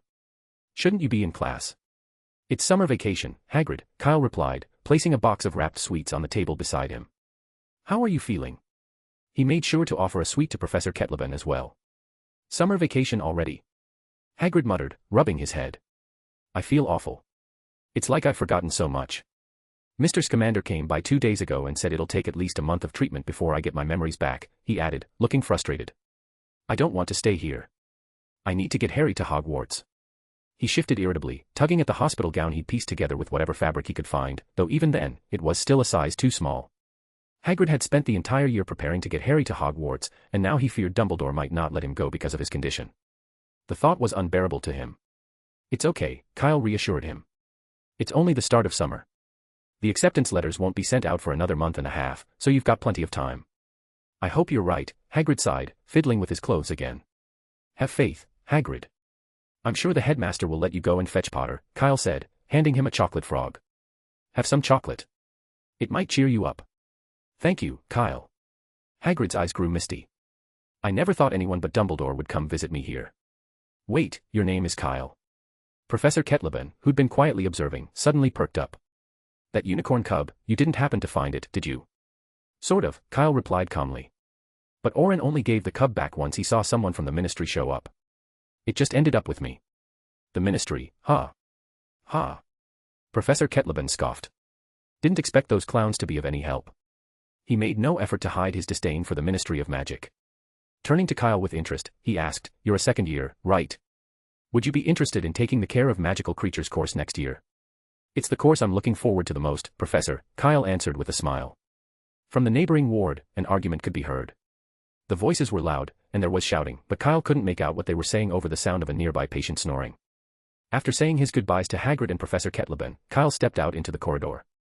The argument was louder here, accompanied by the sounds of objects breaking, as if a patient inside was resisting treatment and struggling violently. Unperturbed, Kyle closed the door and turned toward the stairs. Suddenly, boom. Before he could take a step, a fist burst through the door of the neighboring room, stopping right in front of Kyle. The arm was covered in coarse gray hair, and its claws were long, black, and curved. Before Kyle could process what was happening, a tall figure crashed through the door and dashed out into the corridor. The figure landed on its back legs, bearing a long, wolfish snout that opened and closed with a snarl. A werewolf. Kyle couldn't believe his eyes. It was broad daylight, how could there be a werewolf? Chapter 116, The Battle at St. Mungo's. The last defense against the dark arts class of Kyle's first year had covered werewolves, so he was no stranger to the creature. It looked like a wolf but could stand upright, with a slightly shorter muzzle, gray fur covering its body, and sharp, hook-like claws on its front paws. The creature in front of him was unmistakably a werewolf. But weren't they only supposed to transform during a full moon? What was this, then, a daytime werewolf? Kyle had no time to ponder further. He raised his arm, and his wand slipped smoothly from his sleeve into his hand. Everything he'd learned about werewolves emphasized one common trait: their minds were a mess, they had no reason, attacking anything that crossed their path. The werewolf before him was no exception. Its gaze was locked on Kyle, eyes brimming with cruelty and bloodlust. There was nothing he could do to avoid it, he was the closest target. The werewolf bared its teeth, a row of sharp fangs at least 2 inches long. Milky saliva slowly dripped from between the teeth, splattering onto the brownish-red floor. Pat-ta. Roar. As the werewolf lunged, Kyle was quicker, reciting the spell first. Spungify. With a dull thud, the werewolf lost its footing, tumbling sideways uncontrollably. Thanks to Professor Orin, who had thoroughly explained werewolf behavior in their last class, Kyle knew what to do. According to Orin, werewolves typically attacked by pouncing, a behavior that made them vulnerable if they lost traction. A softened floor worked perfectly to trip them up. Although the werewolf quickly scrambled to its feet, that brief pause was all Kyle needed. He couldn't risk retreating into Hagrid's room, there wasn't enough time, and turning his back to open the door would expose him to attack. Without hesitation, Kyle took 2 quick steps back to create more distance, keeping his wand at the ready. The floor in front of him began to rise, forming a row of stone cones, each only a few inches high but sharp and solid. Even the werewolf's thick hide would feel the sting if it stepped on them. The creature tried to leap over the barrier. Pop. Just then, a door further down the hallway burst open, and Hagrid's massive form appeared. He'd rushed out upon hearing the ruckus. He froze for a split second when he saw the werewolf, but then his eyes landed on Kyle, who was only a few feet away. Hagrid's face flushed red with fury. "You filthy beast, attacking a young wizard, will you?" With a roar, he ripped the door off its hinges and hurled it like a discus. Bang, ow. Hagrid's aim was true, the door struck the werewolf with a satisfying crash, making it howl in pain. Even Kyle winced at the impact, sure he'd heard bones snap. Though the werewolf was down, its primal survival instincts kicked in, and it glanced at Hagrid in terror before limping off down the corridor. Kyle's eyes narrowed as he followed the creature's path and shouted, "Hagrid, there are stairs down that way, it can't be allowed to escape." "I know." Hagrid called, hurrying after the creature. But he was too slow. The tight hospital gown he wore wrapped around him like bandages, making it nearly impossible for him to move quickly, let alone keep pace with a fleeing werewolf. Kyle easily overtook him. "Kyle, come back." Hagrid called, ripping at the restrictive gown as he ran. "Damn it, where are the St. Mungo's staff when you need them?" Meanwhile, as Kyle pursued the werewolf down the hallway, a gnawing unease crept over him. This was a werewolf, after all, and if it managed to bite him, he could pretty much say goodbye to Hogwarts forever. Unlike Lupin's situation, where secrecy was carefully maintained, here at St. Mungo's, there were too many people around. If he got infected, hiding it would be impossible. But he couldn't just stand by and watch the creature reach the ground floor, where it could attack the unsuspecting. "At least Hagrid's right behind me," Kyle reassured himself, feeling a bit steadier as he heard Hagrid's heavy footsteps trailing close behind. The werewolf, now nearing the end of the corridor, started to slow down. Kyle seized the moment, raising his wand. Impedimenta. Flipendo. 2 charms struck the werewolf in quick succession. It staggered before slamming against the wall behind it. Kyle looked over his shoulder and saw Professor Kettleben lying on his side in the corridor, wand in his remaining hand. He'd just cast the knockback jinx. "What are you doing?" A young voice cut through the tension. Kyle spun around to see a round-faced boy standing nervously at the top of the stairs, clutching a lunchbox. His wide, terrified eyes were fixed on them. Both Kyle and the werewolf noticed the boy's sudden appearance. The werewolf's eyes glinted with fresh bloodlust, and it struggled to leap at the boy. Spungify. The werewolf, barely upright, stumbled and fell again. Kyle then waved his wand, transfiguring an iron frame from the corridor into a sharp spear. He threw it at the creature with all his strength. The spear only managed to pierce the werewolf's skin lightly, it didn't go deep. Kyle had anticipated this, though, and without missing a beat, he cast another spell. Flipendo. As if driving in a nail, the spear, now powered by the knockback jinx, plunged deeper into the werewolf's chest, pinning it to the floor. "Kyle, you need to get out of here." "Ugh." Hagrid finally caught up, taking in the scene. Seeing the werewolf immobilized, he silently lowered his raised arm. It looked like he wouldn't be needed after all. "Could you please go get someone from the hospital?" Kyle called to the boy. "Tell them there's an out-of-control werewolf on the 2nd floor." The boy, pale and frozen from shock, stared blankly at the scene. It took Kyle raising his voice twice more before the boy finally snapped to attention. "Oh okay. He cast one last, fearful glance at Kyle before dashing downstairs as fast as he could. "Poor kid, he's probably scared stiff," Hagrid muttered beside him. "Nothing we can do about it," Kyle replied with a shrug. "Better he's scared than bitten and turned into a werewolf." By now, Professor Kettleben had managed to strap on his prosthetic leg and limped over to join them. "I'm sorry, boy. I was careless," he said regretfully. "I should have put up an extra charm." It's not your fault, Professor, Kyle replied, shaking his head. The werewolf had been weak already, it was the sudden appearance of the boy that triggered its final, desperate attack. And from where Professor Kettleben had been lying, he wouldn't have seen the boy coming around the corner. Chapter 117, Expelled. The team from St. Mungo's arrived swiftly. Several witches in healer robes, wands at the ready, rushed in alarm to the second floor. Merlin's beard, a werewolf. What on earth is happening here? Exclaimed an older witch, clutching her chest in disbelief. That's what we'd like to know, said Professor Kettleben, stepping forward with a stern expression. It nearly attacked 2 young wizards, right here at St. Mungo's. This has to be the biggest scandal in the wizarding world. Sir, A middle-aged wizard wiped the sweat from his forehead, looking anxious. There must be some misunderstanding here. We'll certainly get to the bottom of this. Misunderstanding. Kyle scoffed. That's your explanation. If he hadn't reacted quickly, along with the presence of 2 other professors nearby, who knows what this incident could have turned into. Even if he was lucky enough to escape, what about that boy? And all the patients in the nearby rooms, could they have all escaped? I'll be reporting today's events to the Ministry of Magic, Kyle said coldly. If there is any misunderstanding, let them investigate. The Ministry of Magic, this. There's no need. At that moment, a tall, thin witch with a serious demeanor stepped out from the crowd. She cast a sharp look at the middle-aged wizard, who immediately averted his eyes. I've already notified the Ministry of Magic. Their representatives will arrive shortly. Additionally, I will personally see to it that an explanation is provided. You are? Kyle asked, uncertain. For a moment, he thought it might be Professor McGonagall, as she bore a striking resemblance, both in appearance and in her no-nonsense expression. Allow me to introduce myself, Pegasia Sykes, the witch said solemnly. I am also the director of St. Mungo's Hospital for Magical Maladies and Injuries. Director Sykes was clearly a capable witch. Once she made her decision, she immediately ordered the removal of the wounded werewolf. Despite its grievous state, the werewolf was still alive, saved only by its fierce vitality. For certain reasons, it holds more value to us alive, explained Director Sykes. I trust you understand. Kyle nodded. With Hagrid and Professor Kettleben at his side, he wasn't worried about any potential trickery. Thank you for your understanding. 3 minutes later, the ministry arrived. Leading the group was Cornelius Fudge, the Minister of Magic, accompanied by a team of Aurors and a witch clad in a bright pink coat. Fudge's gaze fell on the large pool of blood on the floor, and a flash of panic flickered in his eyes. Goodens, a werewolf that can change form at will, by Merlin's beard, how is this even possible? I mean, why is this happening? We're still investigating, Minister, replied Director Sykes, his tone steady. If you're uneasy, you're welcome to join us. Yes, we'll help. Where is the werewolf? Just then, an Auror stepped forward, bearing the look of an old lion. His tawny hair and thick eyebrows were streaked with gray, and behind his gold-rimmed glasses shone a pair of sharp, penetrating eyes. Director Sykes signaled to a nearby healer and led him towards the room where the werewolf was being held. Fudge drifted over to Kyle, his demeanor slightly distracted. How are you, my boy? I'm fine. 2 professors happened to be nearby, Kyle replied, noting how Fudge's eyes kept shifting sideways, as though preoccupied with some private thought. Son, there's a chance you could still be mistaken, Fudge said, picking his words with care, as though concealing something. Perhaps what attacked you was merely an animagus in wolf form, not an actual werewolf.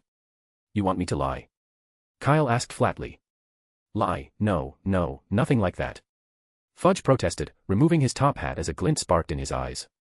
You're young, after all, and you've never seen a werewolf before. It's perfectly reasonable that you might have made a mistake. I didn't make a mistake, Kyle replied, his expression resolute. We covered werewolves in detail last semester. Then perhaps you're just remembering it wrong. Kyle's face remained unchanged. I came first in my year on the final exam, with full marks in every subject. I'm certain I didn't remember it wrong. Fudge gripped the brim of his hat tightly, his tone now tinged with impatience. But everyone knows that werewolves only transform during a full moon, never in daylight. If this incorrect information spreads, it will only cause widespread panic. So that's his real concern, Kyle thought to himself. But before he could respond, the witch in the pink coat behind Fudge stepped forward, joining the conversation. My boy, I have found you in violation of ministry regulations for using magic outside school grounds. Umbridge cast a sugary smile at Fudge, her voice oozing with fake sweetness. According to the rules, we have no choice but to punish you. In violation. Kyle repeated, incredulous. Isn't it obvious? Umbridge's gaze lingered meaningfully on the wand in Kyle's hand. My dear, there's no point in arguing. The Aurors will soon be able to determine precisely which spells you've cast. If the number exceeds 3, well, I'm afraid you won't be attending Hogwarts this year. Kyle's face registered shock, which only made Umbridge's smile broaden. Inside, she felt a thrill of satisfaction. She relished these moments of control and aspired for even more power, intent on proving her value to the minister in any way she could. After all, it was only a young wizard she was dealing with. There were things Fudge might hesitate to do, but she was more than happy to handle them on his behalf. Kyle could barely contain his anger. His expression turned icy as he asked, "You're trying to expel me?" "It's simply ministry policy," Umbridge replied with a forced smile, as if the rules were regrettably out of her hands. Meanwhile, Fudge stood nearby, seemingly absorbed in examining his hat, avoiding eye contact. Kyle's face grew colder, his eyes narrowing. "So, what the Ministry of Magic is suggesting is that I should have just stood there and let the werewolf bite me, is that right?" "You could have run," Umbridge replied with a falsely sweet smile. "The stairs were right there. You could have run to where there were people, sought help, why use magic?" Kyle clenched his wand, taking a deep breath to calm himself and resisting the urge to unleash a curse on her. A foot race with a werewolf. Even Lockhart couldn't have penned something so ridiculous. Seeing Kyle's silence, Umbridge's smugness grew. She cleared her throat, preparing to continue. "Of course, if you... I'm not late, am I?" Footsteps sounded on the stairs, and Dumbledore appeared, ignoring Umbridge entirely as he strode straight to Kyle. "I was about to head to France, but I came as soon as I heard the news." "Are you hurt?" "No, Headmaster," Kyle replied with a smile. "But this nameless ministry passerby insists I used magic outside school and wants to expel me." "Don't worry, Kyle. Expulsions are a matter for the headmaster to decide," Dumbledore said gently. "If they insist, I'll attend the hearing with you. I recall quite clearly that in life-threatening situations, even young wizards who haven't graduated are permitted to use magic. What you did was entirely justified." "I'll go, too," said Professor Kettleben. "And me," Hagrid added. "Count me in," said Director Sykes, stepping forward with a playful glint in her eye. She turned to Umbridge. "Madam Passerby, if the werewolf wakes up, would you care to race it to demonstrate what you just suggested? If you can escape it without using magic, there'll be no reason for Albus to stop you from expelling this student." Chapter 118, The Greatest Podywunner. If there was one thing Umbridge couldn't stand, it was being ignored. She had climbed the ministry ladder step by step because she loved the spotlight and the awe in people's eyes when they looked at her. Now, she was just one step away from the role of deputy minister. Soon, she could become the second most powerful figure in the Ministry of Magic. Yet, these people had the nerve to call her the Ministry of Magic's nobody. Didn't they realize who they were dealing with? Umbridge could not tolerate such an insult, and her whole body trembled with rage. "I am Dolores Umbridge," she shrieked, her voice sharp, director of the Department of Magical Law Enforcement, and a member of the Wisingamot. "Oh, so you're a director?" Kyle asked, appearing slightly uneasy as he shifted his weight. "Then, you're responsible for those statements you made, aren't you?" Umbridge raised her chin defiantly. "When I... Ahem, I don't think Dolores meant it quite that way," Fudge interrupted with a forced cough, attempting to smooth things over. "She's simply very concerned for the boy's well-being. After all, wouldn't it be wiser for a young wizard to avoid a werewolf rather than attempting to defeat it?" "Of course, I completely agree with you, Cornelius," Dumbledore said with a serious nod. Then, regarding her talk of expulsion. "Oh, that was just a joke." Fudge laughed, waving his hand. "The ministry wouldn't expel a young hero who's just saved so many lives. Dolores was only trying to give him a reminder, so he wouldn't be reckless next time, right?" Fudge gave Umbridge a quick, meaningful glance. Catching on, Umbridge immediately plastered on a sugary smile and added, "Yes, Minister, thank you for understanding. These young wizards are so arrogant these days. Just because they score well on an exam, they think they're ready to take on a werewolf. He needs a lesson in humility to help him live a little longer." "Oh, I'll remember that, madam," Kyle replied with a polite, if insincere, smile. "And by the way, wearing an outfit like that really makes you look younger." Umbridge glanced down at her pink cardigan, took it as a compliment, and walked away with her head held high. Director Sykes, however, noticed the slight edge in Kyle's tone and glanced at him with a glimmer of amusement, recognizing the boy's jab at Umbridge's attempts to appear youthful. Just then, the Aurors returned. "Rufus, what do you make of it?" Fudge asked. "It's a werewolf," Rufus Scrimgeour murmured.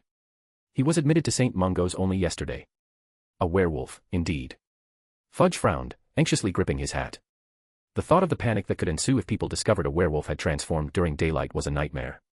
The backlash would certainly fall on him, the Minister of Magic. This must not get out. Fudge's expression shifted as an idea formed in his mind.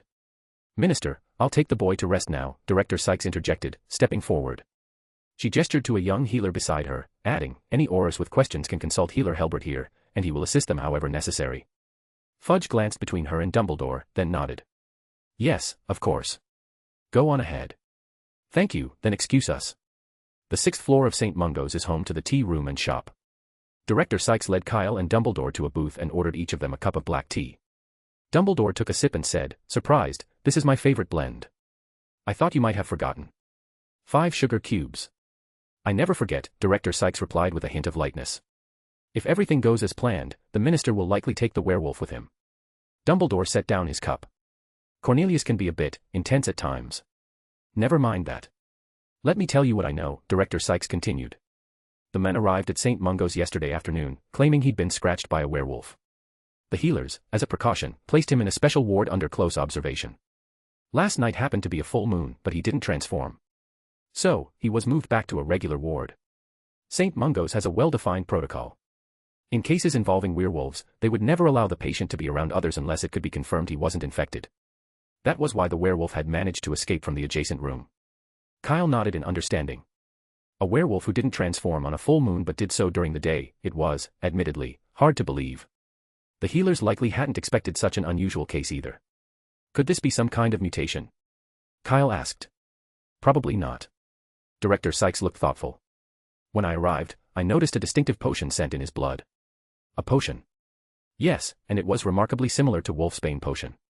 Director Sykes frowned. But this version has more mandrake leaves in it, along with something else. Mandrake. Kyle knew about it. Just as there is a branch of magic called charms, there is a branch of herbalism for powerful substances. Mandrake is one of those powerful substances. Regular charms can't incorporate it, only curses and poisons can. If an aura finds a whole mandrake in a potion bottle, the wizard or witch who made it will spend at least a year in Azkaban. Kyle looked at Director Sykes in amazement. You can tell what potions he's been taking just by smelling it. Wolfsbane potion and mandrakes are rather unique, explained Sykes. They seep into the soul, leaving a lingering trace. Kyle, you might not know, but Pegasia is one of the greatest Podiwanners of the last 200 years. At this, Dumbledore leaned over to Kyle and whispered, I've always wanted her to teach potions at Hogwarts, but she feels she's needed here at St. Mungo's. Though Dumbledore spoke quietly, in the close quarters of the booth, it was impossible for his words to go unheard. Albus, must you say that? Director Sykes said with a hint of exasperation. Slughorn is also one of the greats, and that young man Snape, his talent isn't far behind mine. It's different, Pegasia, Dumbledore replied, taking another sip of his black tea. You can never have too many good professors. Chapter 119, Compensation, Order of Merlin. Director Sykes was silent for a moment and didn't continue with the topic. Let's get down to business, she said, looking at Dumbledore. I suspect someone is making a potion that can influence the transformation of werewolves. The one we encountered today was most likely deliberately released into St. Mungo's. I don't know the reason for these actions, it could be a test of the potion's effectiveness, or maybe it's simply to incite panic. But in any case, this behavior is a blatant desecration of St. Mungo's, and I will find the person responsible. Do you need any help? Dumbledore offered. I happen to know a friend who is a werewolf. Thank you for the offer, but no, I have some connections with a werewolf pack, Director Sykes replied thoughtfully. Having them is enough. Her eyes turned cold. Whoever had dared to do such a thing at St. Mungo's had crossed her line. Fortunately, nothing serious had happened today, otherwise, the hospital's reputation would have suffered greatly. She needed people to understand that Podiwanners also had their limits. Whether it was intentional or not, both she and Dumbledore refrained from mentioning the Ministry of Magic. Dumbledore, accepting her decision, remained silent. A pack of werewolves, it really didn't matter if there was one more or one less involved. There is one last thing, and that is about compensation. Kyle couldn't help but lean forward a bit, he had been waiting for this since the start. I am deeply sorry that our mistake put you in such danger. St. Mungo's will take full responsibility for this, Director Sykes said, pausing to think. 1,000 galleons is our compensation to you. I hope you can forgive our error. In addition, because you stopped the werewolf from harming anyone and helped protect the reputation of St. Mungo's, we will reward you with an additional 2,000 galleons. 3,000 galleons in total. Kyle raised an eyebrow. To be honest, it was a little less than he'd expected. Those few seconds facing the werewolf had been even more dangerous than his encounter with Orin in the Forbidden Forest. From drawing his wand to casting the first softening charm, it had taken only a split second, and one small mistake could have led to him being bitten. When it came to matters of life and death, 3,000 galleons didn't feel like much. But since she was clearly connected to Dumbledore and had vouched for him, 3,000 galleons it was. Dumbledore's standing must be preserved. Besides, Kyle wasn't one to haggle, he had a bit of a thin skin for it. When someone had gone to such lengths to make amends, he really didn't want to speak up and ask for the remaining 997,000 galleons. Kyle was just about to agree when he heard Director Sykes continue. And the Order of Merlin. What? Kyle was momentarily at a loss, certain he'd misheard. The Order of Merlin, Director Sykes repeated, smiling. I will personally nominate you, though I can't guarantee whether it will be second or third class. This was her real compensation, or rather, her heartfelt thank you. In her eyes, the lives of those patients were more important than St. Mungo's reputation. Nearly 50 patients were lying in beds across the entire second floor, and if a werewolf had broken into their rooms, they would have been utterly defenseless. Kyle had indirectly saved the lives of 50 wizards, an act fully deserving of an Order of Merlin medal. It was just his age. Director Sykes frowned. Kyle was too young, not even 12 yet. If he were just a little older, even of age, there would be no issue with awarding him a second-class medal. For now, though, she would make the best of it. Director Sykes looked at Kyle and asked, "So, are you satisfied?" "Of course I am," Kyle replied with a smile. "But, could I exchange the galleons for something else?" "Oh. What would you like to exchange them for?" "An equivalent amount of potions," Kyle said impulsively. "If possible, I'd love them to be made by you, any type would be fine." This answer caught Director Sykes off guard. She raised an eyebrow and asked, "Why would you want potions instead of galleons?" "Because I really enjoy potions class," Kyle answered without hesitation. "Having a bottle crafted by a master like you would remind me of how much I still have to learn." Puffed. Nearby, Dumbledore, who had been sipping his tea, suddenly choked, nearly dropping his cup. He hurriedly dabbed at his beard and murmured, "My apologies, the tea is a bit hot." Kyle kept a straight face, pretending not to notice, and continued, "And I also have a slightly selfish reason. A master potion maker's work is certainly worth far more than the galleons would be." "All right," Director Sykes agreed after a moment's thought. "I'll prepare the 7 potions that you'll need to learn over the next few years, in sequence. But I'm not sure how much they'll be worth, they may fall short of 3,000 galleons." "Are you sure about this?" "Yes, absolutely," Kyle nodded enthusiastically. The idea to trade galleons for potions had come to him on the spur of the moment. He didn't need extra galleons right now, and even if he took the 3,000, they'd just sit untouched in Gringotts. This seemed like a far better exchange. From Dumbledore's earlier comments, it sounded like Director Sykes' potion skills were even a notch above Slughorn's. It was a rare opportunity, and missing out on the work of a master potion maker like her would be a true loss. After concluding their discussion, the group left the tea room. The Ministry of Magic was still on site, and they were there to assist. As the director of St. Mungo's, Sykes couldn't simply ignore their presence. There were also 2 other injured people in the werewolf's room on the second floor. Although they were fortunate enough not to have been bitten, she still needed to check on them. As they walked down the stairs to the 5th floor, Kyle spotted the round-faced boy again. He was still standing at the corner of the stairs, clutching his lunchbox. This time, though, an older woman stood behind him, who Kyle guessed to be his grandmother. She was dressed in a long skirt, carried a large red handbag, and wore a hat adorned with a stuffed vulture. A round-faced boy at St. Mungo's, and a lady wearing a vulture hat. Kyle was beginning to guess who they were. "Speak up, Neville." Mrs. Augusta gave the boy an encouraging nudge from behind when she noticed Kyle and his companions approaching. The boy set his lunchbox down, walked over to Kyle, and, visibly nervous, said, thank you for saving me. I was so scared earlier. I'm sorry." "It's all right, I understand." Kyle looked at him kindly and asked, "What's your name?" Neville Longbottom." Chapter 120, Speculations about Horcruxes. Mrs. Longbottom and Neville had waited there on purpose. 10 minutes earlier, Neville had misunderstood Kyle's instructions. Instead of going to find a healer, he had rushed downstairs, shouting about a werewolf and trying to rally others to help on the second floor. But no one believed him, despite the commotion they had just heard above. After all, werewolves don't typically appear during the day, a fact so basic it's common knowledge in the wizarding world. And this was St. Mungo's, filled with magical experts and unusual cases. Only 20 minutes prior, someone had claimed to have seen a dragon upstairs. A werewolf sighting was simply par for the course. The healers had also dismissed Neville, the chubby, round-faced boy. They only ended up on the second floor thanks to someone else entirely, the curly-haired trainee healer who had shown Kyle the way. He had been in the same room as the werewolf and witnessed the transformation firsthand. Thankfully, he had escaped a bite. The werewolf, dazed from the transformation, had merely slammed him into a wall. Once he pulled himself together, the trainee used St. Mungo's unique internal communication methods to alert his colleagues, leading to the swift response they'd seen. When Mrs. Longbottom found Neville and heard his account, she immediately decided they should thank Kyle. However, by the time they tracked him down, he was already headed to the 6th floor with Director Sykes and Dumbledore. So, Mrs. Longbottom decided to wait with Neville at the stairwell until Kyle returned. When they did meet, Mrs. Longbottom invited Kyle to visit a room on the 5th floor. Inside, Neville's parents lay in their beds, their gazes vacant and unfocused as they looked toward Kyle. "You saved Neville, and they would want to thank you, too," Mrs. Longbottom said, her voice carrying a slight tremor. She turned to the beds and spoke gently, "Frank, Alice, the boy is here." But Frank and Alice showed no sign of understanding, their eyes remained blank, unresponsive to her words. Please don't mind them, my dear, Mrs. Longbottom explained softly.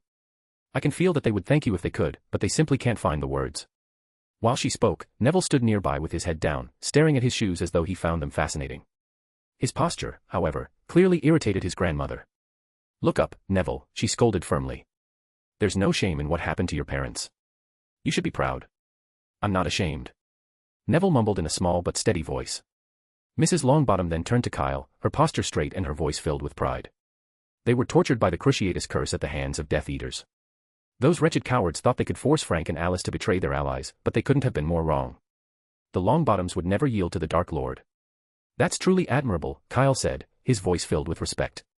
You're admirable too, young man, Mrs. Longbottom replied. There are few at your age who could face down a werewolf. I hope Neville will show the same courage one day and, after he graduates, become an Auror to restore the Longbottom family's honor. She glanced over at Neville, who was still slouching, and frowned. Stand up straight, Neville. How many times have I told you, keep your back straight? As Kyle left the ward, he could still hear Mrs. Longbottom's voice echoing down the hallway, sternly instructing Neville to hold himself tall. Kyle looked over at Director Sykes and asked, is there truly no cure for the damage caused by the Cruciatus curse? It's difficult, she replied.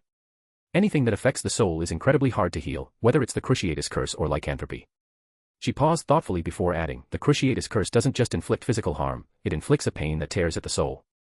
Wizards' bodies are fragile, like trying to fix a broken mirror on a balloon that's tightly inflated. If you're not careful, the balloon will burst. Right now, all we can do is patch together a faint outline of that mirror and wait for a more effective solution, one that doesn't risk bursting the balloon.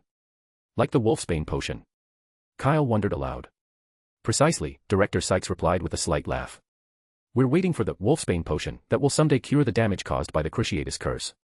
Many of us have been working tirelessly toward that goal. Kyle fell silent, deep in thought as they walked. Mentioning fractured souls had sparked a memory of something dark and twisted, Horcruxes.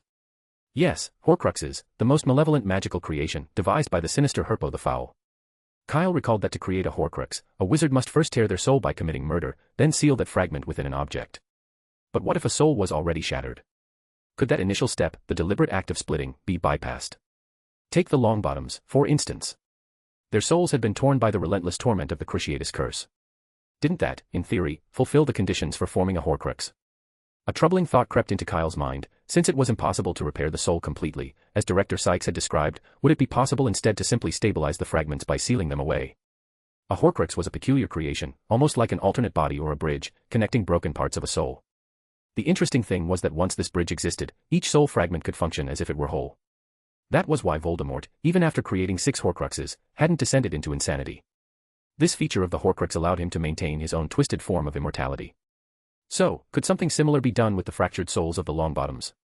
If they could be made into Horcruxes, might that spare them from the curse's relentless grip on their shattered psyches? Of course, this was just a speculative idea forming in Kyle's mind. He hadn't read any books on Horcruxes, and his knowledge on the subject was limited to vague recollections. He had no way of knowing whether this theory held any merit. Kyle glanced over at Dumbledore, who stood not far away, his sharp gaze noticing the brief, thoughtful look. Dumbledore's eyes met his with a hint of curiosity. Quickly, Kyle averted his gaze. Ask Dumbledore. No, that would be a disaster. As soon as he so much as mentioned the word Horcrux, he was sure Dumbledore's wand would come out and pin him to the nearest wall. And extracting himself from that situation would be beyond embarrassing.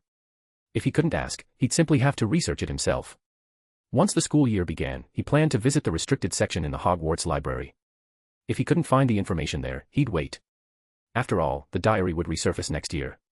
As for the Ravenclaw's diadem in the room of requirement, Kyle shuddered. He had no desire to go near it unless absolutely necessary.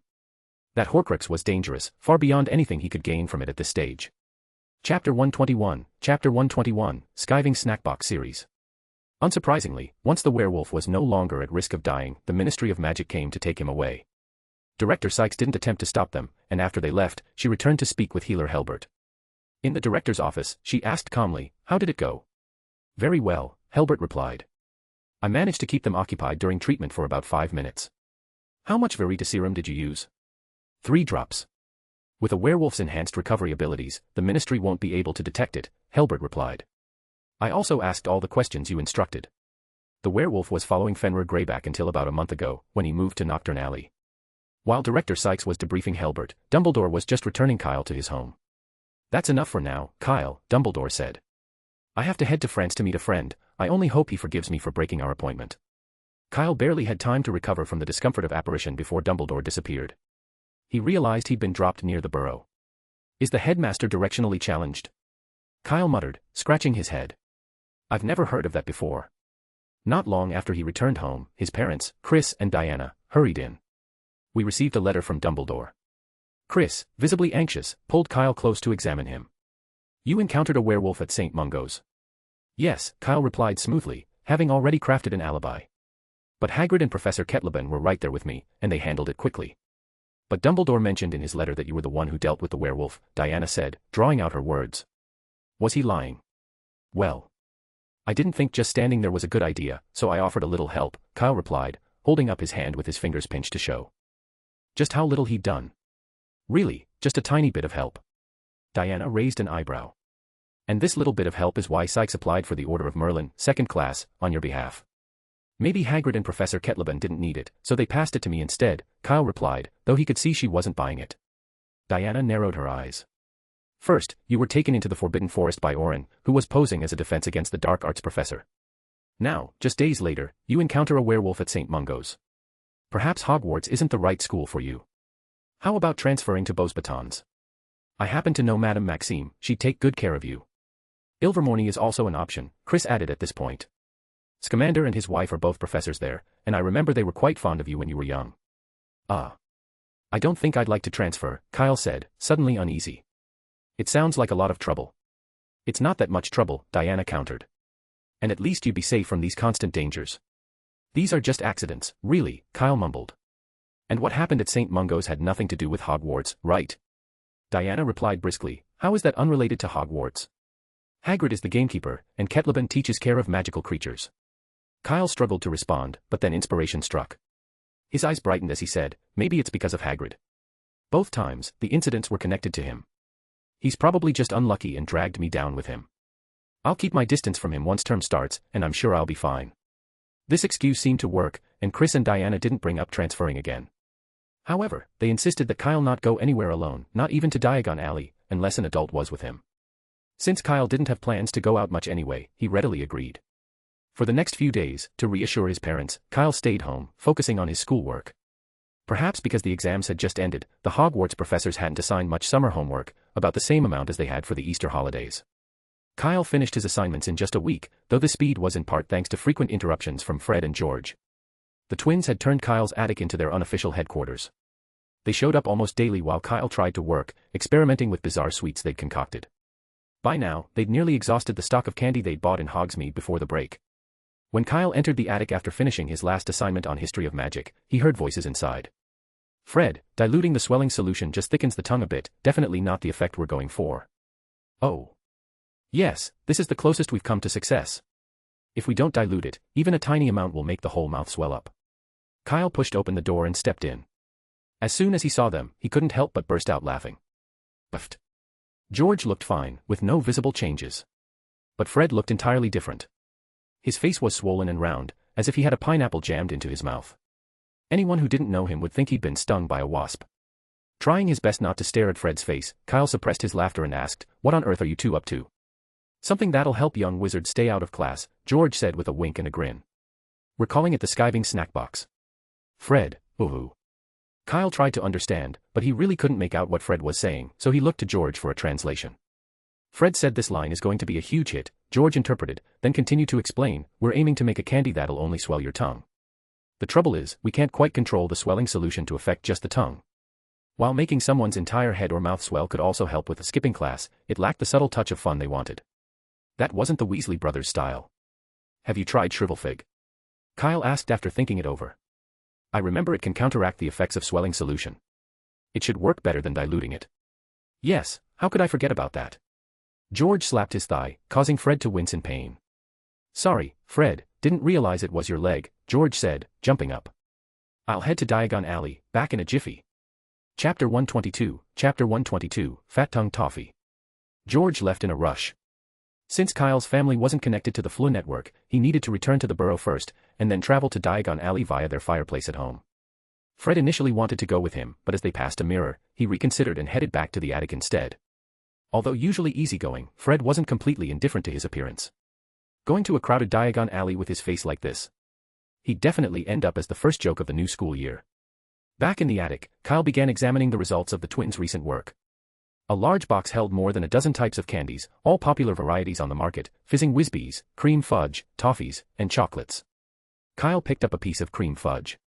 As he brought it closer, he caught a faint bitter smell, oddly out of place with the candy's sweetness. Oh.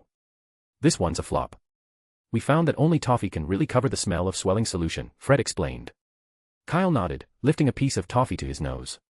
The bitterness was much milder, you wouldn't notice it unless you were really paying attention. However, their method of infusing the solution seemed crude, just poking a hole in the candy and stuffing the swelling solution inside. With a bit more care, they could probably conceal the scent entirely. Then again, maybe they hadn't bothered. After all, until they perfected the dosage, it wasn't even halfway complete. Fred handed Kyle a notebook containing all their previous experiment records, with detailed notes on each failure and its adverse effects. The journal spanned nearly 10 pages, surprisingly thorough.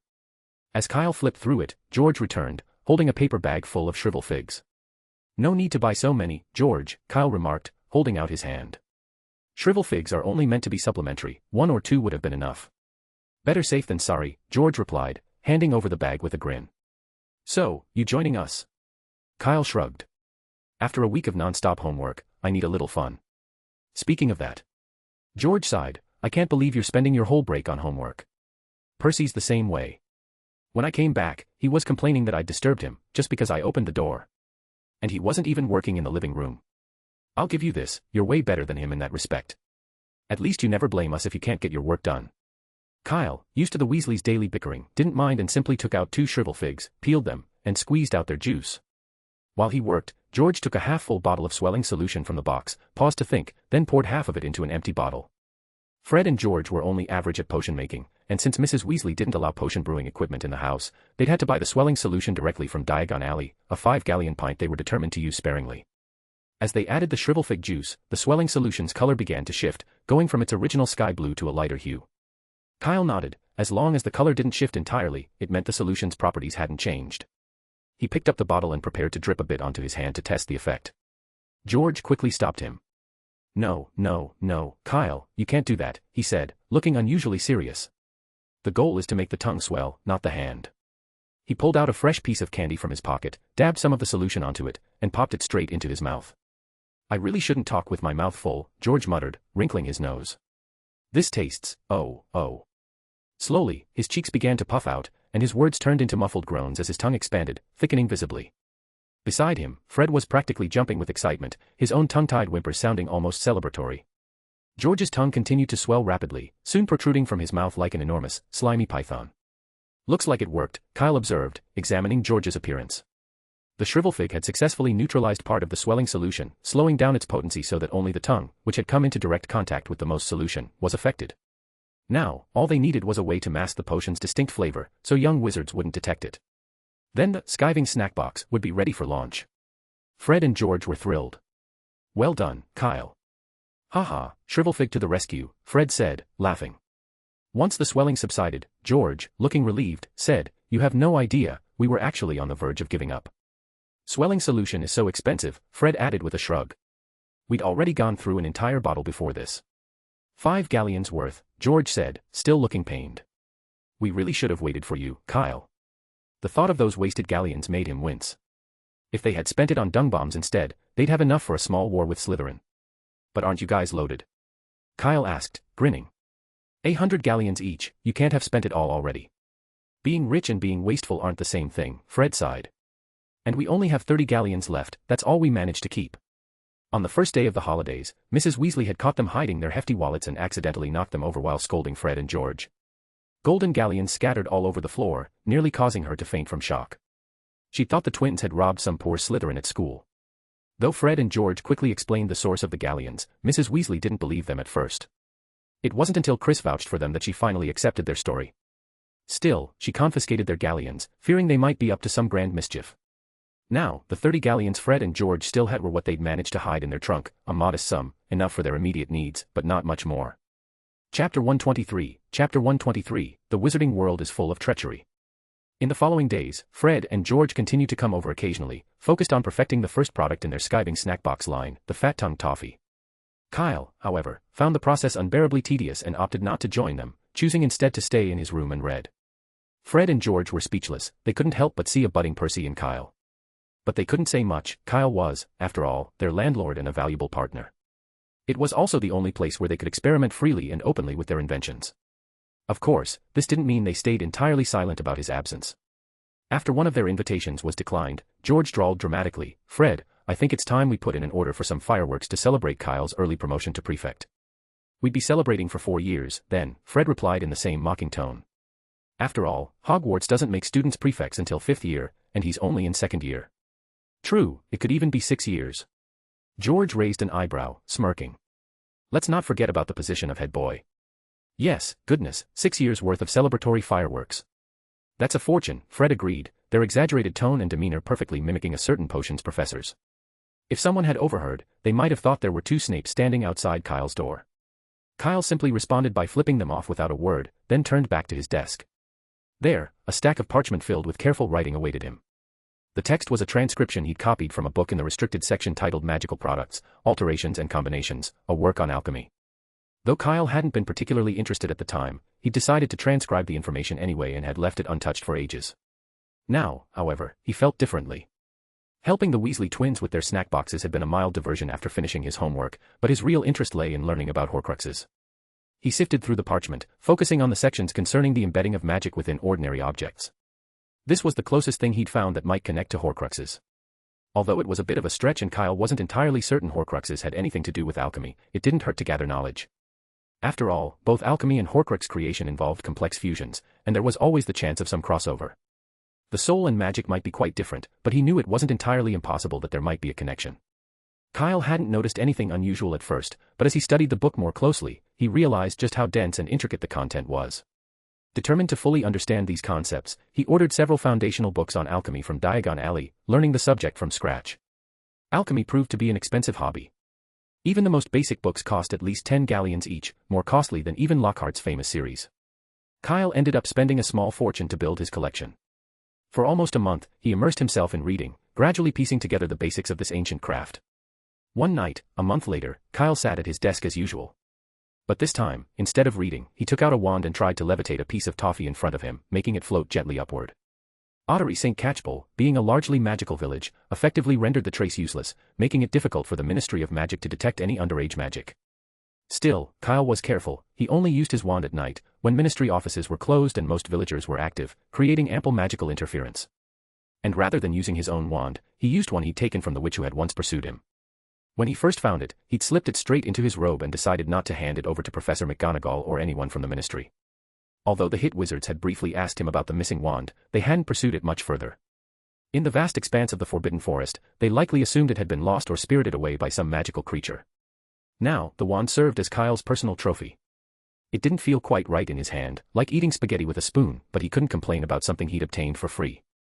Under his control, the toffee gradually began to peel away, layer by layer, until it transformed into a thin, candy paper. The wrappers were extremely thin, and on closer inspection, each layer bore a unique pattern. Next, Kyle took a small vial of light blue swelling solution and, with another wave of his wand, guided 2 drops of the potion into the air. The drops divided and stretched, forming countless thin, nearly invisible lines that perfectly aligned with the patterns on the candy paper. As he completed this process, the wrapper reformed, pulling together into a seemingly ordinary piece of toffee. This accomplishment marked Kyle's progress over the past month, mastering how to change matter's form and then fuse it together. It reminded him of the enchanting process in games, but with a significant difference. Instead of embedding magical gems into items, his alchemy method involved grinding down the gems and recasting them directly into the object. This complexity was exponentially higher, which likely explained why such content was restricted to the banned section. Kyle held the toffee up to the light. It looked identical to any ordinary piece of candy, indistinguishable even if it were broken open. Should I find someone to test it out? Kyle muttered to himself. This was his first attempt at something like this, and he wasn't entirely certain of the outcome. The only way to confirm its success would be to try it on someone. He mentally reviewed potential test subjects. Fred and George were ideal candidates, and he was sure they'd be enthusiastic about trying it. But he quickly ruled them out. He wasn't doing this to refine their product, and if they discovered he could fuse toffee and swelling solution perfectly, they'd never let him focus on anything else for the rest of the summer. Ron seemed like a promising option, obedient, trusting, and usually willing to go along with things. He was also convenient when it came to taking the blame. There was also Potter, Hogwarts' new star student and savior, who rarely left his comfort zone. He had no idea how devious people in the wizarding world could be, and this could be an excellent opportunity to give him a valuable lesson. Kyle had good intentions, after all. Both were decent candidates, but who should he choose? Kyle weighed his options, feeling a bit torn. Chapter 124, 2 Cakes. At the end of July, St. Catchpole Village received a special guest. Hagrid, finally discharged from St. Mungo's, had pieced together everything that had happened with the help of Newt and a healer. From the professors, he'd learned about the events in the Forbidden Forest at the end of the semester. It shocked him to hear that Kyle had been in mortal danger twice, both incidents indirectly caused by him. It's all my fault. I'm such a stupid idiot. In Kyle's living room, Hagrid covered his face with his hands and sobbed. I almost got you killed in the Forbidden Forest, and then, because of me, you met a werewolf in St. Mungo's. I shouldn't be allowed to stay at Hogwarts, I should spend the rest of me life as a muggle. Hagrid's grief and remorse shook him visibly, the nearly 4-meter-tall giant weeping like a scolded child. Thick, heavy tears disappeared into his beard. Hagrid, calm down. Kyle handed him a tablecloth. Here, dry your face. Don't forget, you were a victim in the whole Orin mess too. And I'm positive you didn't write that note, right? Kyle shot a glance at his poor sofa. Supporting Hagrid was a struggle on its own, but each shudder and shake from Hagrid made the sofa groan ominously, the wood creaking as if about to give way. But you could have died. Hagrid sniffled, wiping his face. I told Orin about Fluffy, only then he could trick you into going, He'd have found a way anyway, Hagrid. Don't forget he was my defense against the dark arts professor, he was always cooking up reasons to take me to the Forbidden Forest. But you would have been on your guard against any other excuse. Hagrid's shoulders were still trembling. And if you hadn't come to see me, you wouldn't have met the werewolf at St. Mungo's. It was an accident, Hagrid, said Kyle, shaking his head. And thankfully, I was there. Do you realize how many innocent patients could have been killed that day, or turned into werewolves? We managed to stop a major crisis. Kyle paused, then continued with a slight smile. In fact, I should be thanking you, because of the werewolf incident, I'll probably be getting an Order of Merlin soon. Director Sykes promised she'd nominate me. Gulpin gargoyles, the Order of Merlin. Hagrid finally lifted his head, awestruck. Kyle, you'll be the youngest recipient ever.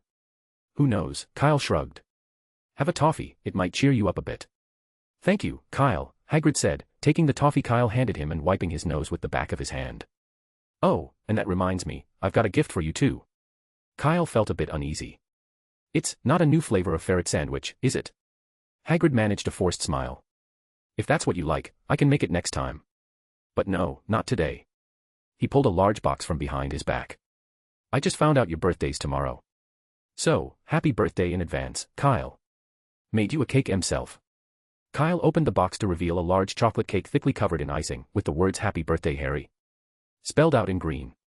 The words were misspelled, but the intention was clear. That, however, wasn't the issue. Kyle's eyes narrowed, his face a mixture of confusion and disbelief. This is, for me. When had he changed his name? Did Chris and Diana know about this? Of course, you don't like, wait, sorry, I grabbed the wrong one.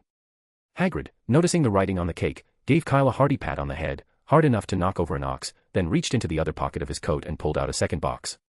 This one's yours.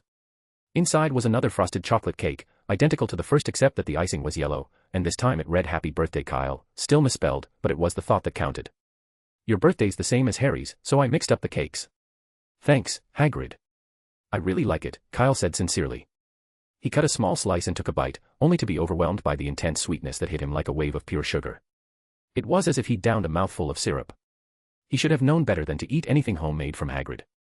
Kyle gritted his teeth and forced himself to swallow, fighting through the saccharine overload. How does it taste? Hagrid asked, looking hopeful. It's amazing.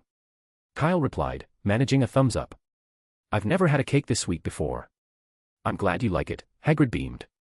Would you like some more? There's plenty left. No, I'll wait until tomorrow and share it with my friends, Kyle said quickly, shaking his head. Fred and George would be sorry to miss out on such a delicious cake. Cedric's coming back soon too, and I want to save him a slice. Yes, good things are meant to be shared, Hagrid chuckled. Feel free to visit me anytime after school starts. Sure. Kyle cleared his throat, feeling the sugar settle heavily, and hastily changed the subject. So, you've got a cake for Harry too? Yes. Dumbledore agreed to let me take him to Diagon Alley, Hagrid replied, frowning. I was supposed to go tomorrow, but his acceptance letter hasn't reached him. Dumbledore asked me to go earlier to make sure there aren't any problems. Kyle raised an eyebrow. That's odd. Exactly, so I'll head to Surrey this afternoon and deliver it myself. Can't have Harry missing his start at Hogwarts, Hagrid said, nodding firmly. Oh, don't worry too much. Sometimes it's the owl's fault, Kyle replied, looking out the window thoughtfully. Some muggles don't like birds, maybe they shoot away the owl with the letter. How about this, you give me the letter, and I'll have Ratton deliver it. Then you can take him straight to Diagon Alley. Wouldn't that be too much trouble? Hagrid hesitated, reluctant to let go of delivering it himself. No trouble at all, Kyle said, waving him off. It's a Hogwarts tradition for new students to get their acceptance letter from an owl. It's a once-in-a-lifetime moment for a young wizard, miss it, and there's no second chance. Hagrid paused, Kyle's words striking a chord. Yes, how could he have forgotten that? After a moment's hesitation, Hagrid pulled out a pale yellow envelope and handed it to Kyle. All right. Then I'll leave it to you. Not a problem, Kyle replied, taking the envelope. Hagrid lingered a while longer but eventually headed to the door. Just before he left, Kyle called out, by the way, Hagrid, what did you think of that toffee you tried earlier? Toffee? I haven't eaten it yet, Hagrid said, smiling. I'm taking it to Harry, he's never had magical sweets before. Kyle could only nod. Safe travels, Hagrid. After Hagrid left, Kyle called Ratton over, handing him the acceptance letter and the enchanted toffee, which he secured next to the envelope's wax seal. Be careful, he warned Ratton. That family isn't exactly friendly, and they might be armed. Chapter 125, Harry, Hagrid must be a very powerful wizard. The weather in Britain is always fickle. It had been bright and sunny in the morning, but by evening, the skies opened up in a downpour. Far from London, out on the open sea, a massive reef jutted up from the waves, topped by a small, rickety shack that looked ready to collapse under the weight of the storm. Inside, the biting wind whistled through cracks in the wooden walls, sending shivers down the spines of the four people huddled together in the cramped, dim room. Despite the freezing cold, tension thickened the air. You're looking at a pack of stupid lies. Vernon Dursley roared, his face purple with rage. Now, hand over that blasted letter. Opposite him stood a skinny boy with round glasses and a lightning-shaped scar on his forehead. In his hands, he clutched an opened envelope bearing the Hogwarts crest. Harry Potter's expression was one of shock and bewilderment. Is this what you've been hiding from me? He asked, frowning as he reread the letter. Letter of admission to a school of magic. Shut up. Uncle Vernon shrieked, his voice strained and unnatural. His face turned a darker shade of purple as he glared at Harry. There is no such thing as magic in this world. He took a step forward, holding out a meaty hand. Give me that bloody letter, and we'll go home. Now. No. Harry shook his head firmly, clutching the letter to his chest. It's mine. Uncle Vernon's fury boiled over. No matter how far he dragged them, that wretched owl had managed to find them. Worse, it was unlike any owl he'd ever seen. Enormous, scar-faced, and with wings that spread wide like some monstrous creature, it had landed directly on their boat. Vernon had barely managed to keep from screaming. He tried to shoo it away, even reaching for the rifle he'd bought for protection, but before he could aim, the owl seized the gun in its sharp talons and tossed it into the sea. It had then settled on the boat, staring them down with its scarred face, talons digging deep, menacing scratches into the wood. Monster. That owl was as much a freak as these unnatural people Vernon despised. His mind reeled. But thankfully, it had flown off after Harry took the letter. If he could just destroy it, if he could just rip it up, it wouldn't be too late. Give it to me. Vernon roared, lunging at Harry, desperate to snatch the letter from him. Harry turned and bolted around the small room, evading Vernon's grasp with surprising agility.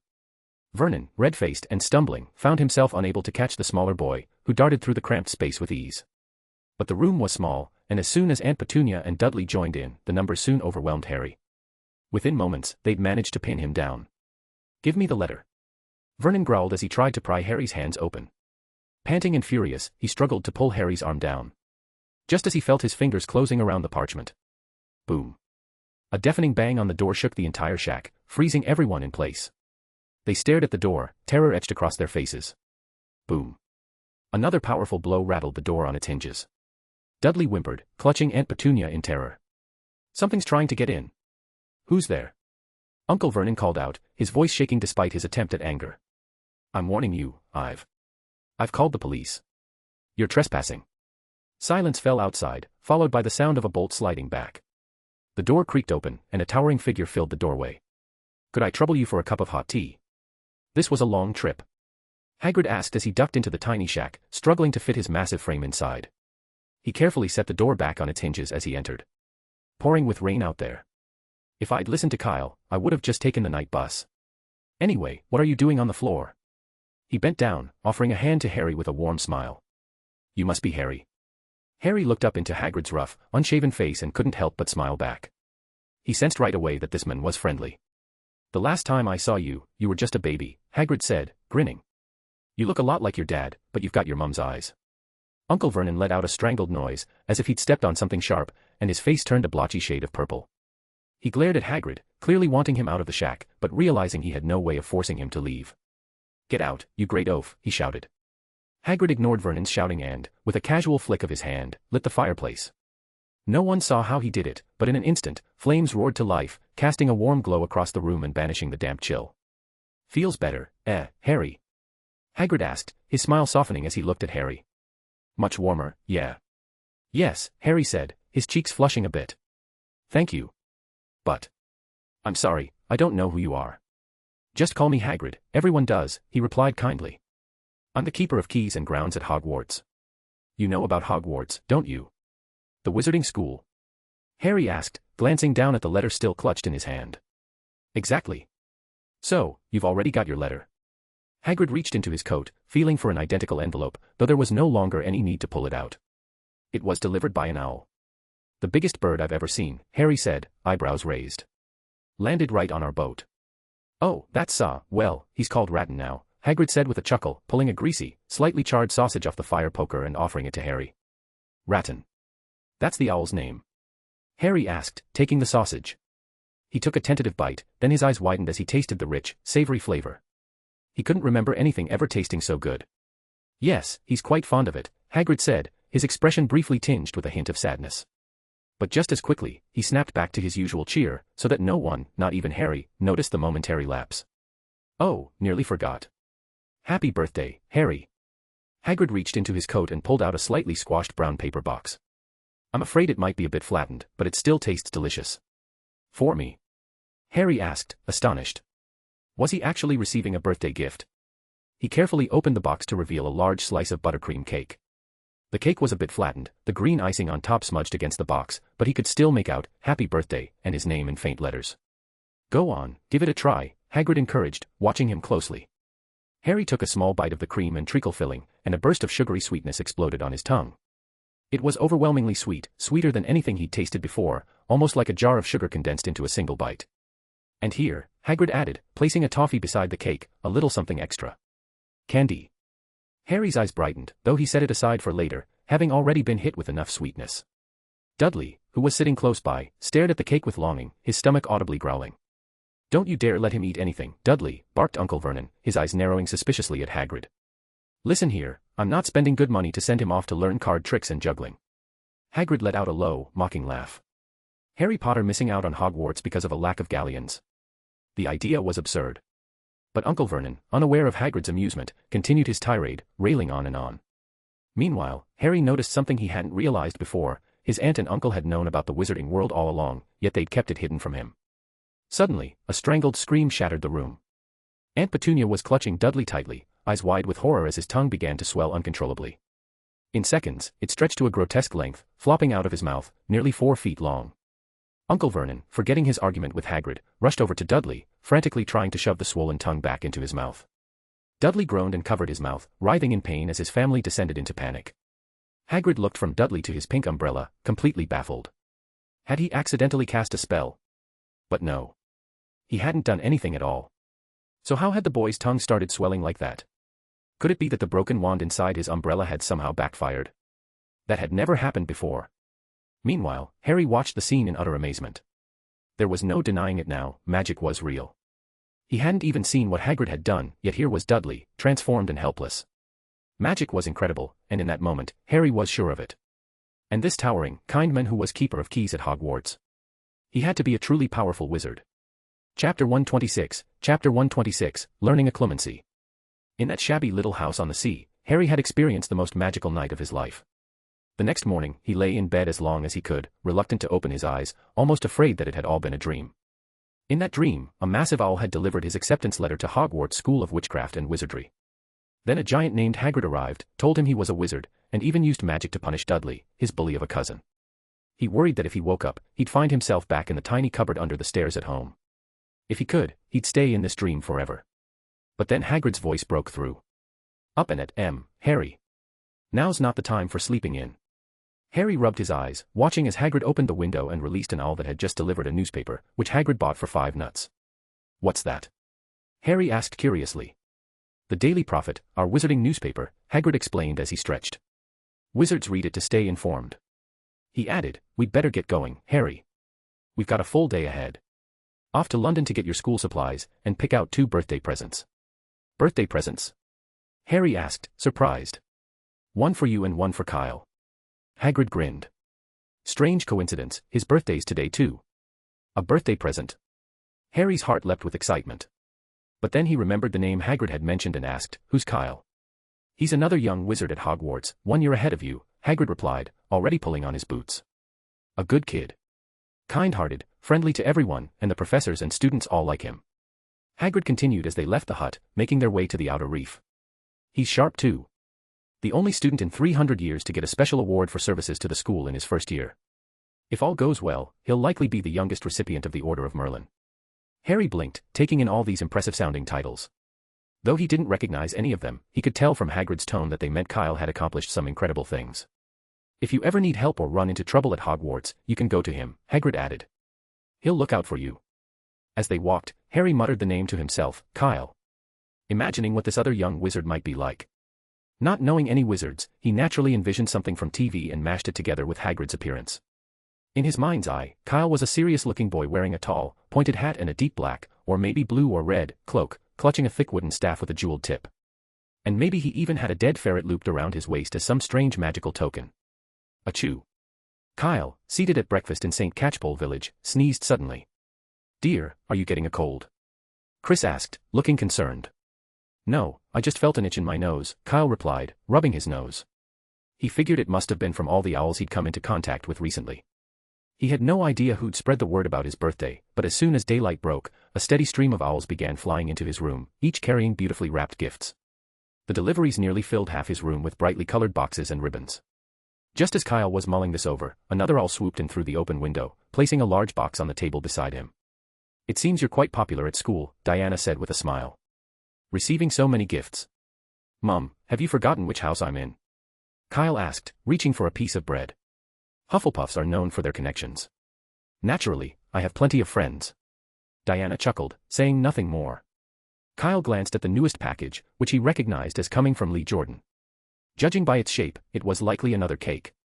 This seemed to be the most popular gift he'd received. There were already over a dozen cakes stacked in his room upstairs. Barring any unexpected surprises, these cakes would be his main source of food for the next few days, and he knew the Weasley kids would likely be sharing in them, especially Ginny, who would be thrilled. With a wry smile, Kyle shook his head and took another bite of sausage. After breakfast, Chris called Kyle aside. We've given some thought to what you asked us yesterday, he began. Kyle's eyes lit up with anticipation. You're going to teach me? Of course, Chris replied, nodding. We have no reason to object. But, could you tell us why you're so determined to learn occlumency? It's no easy skill, after all.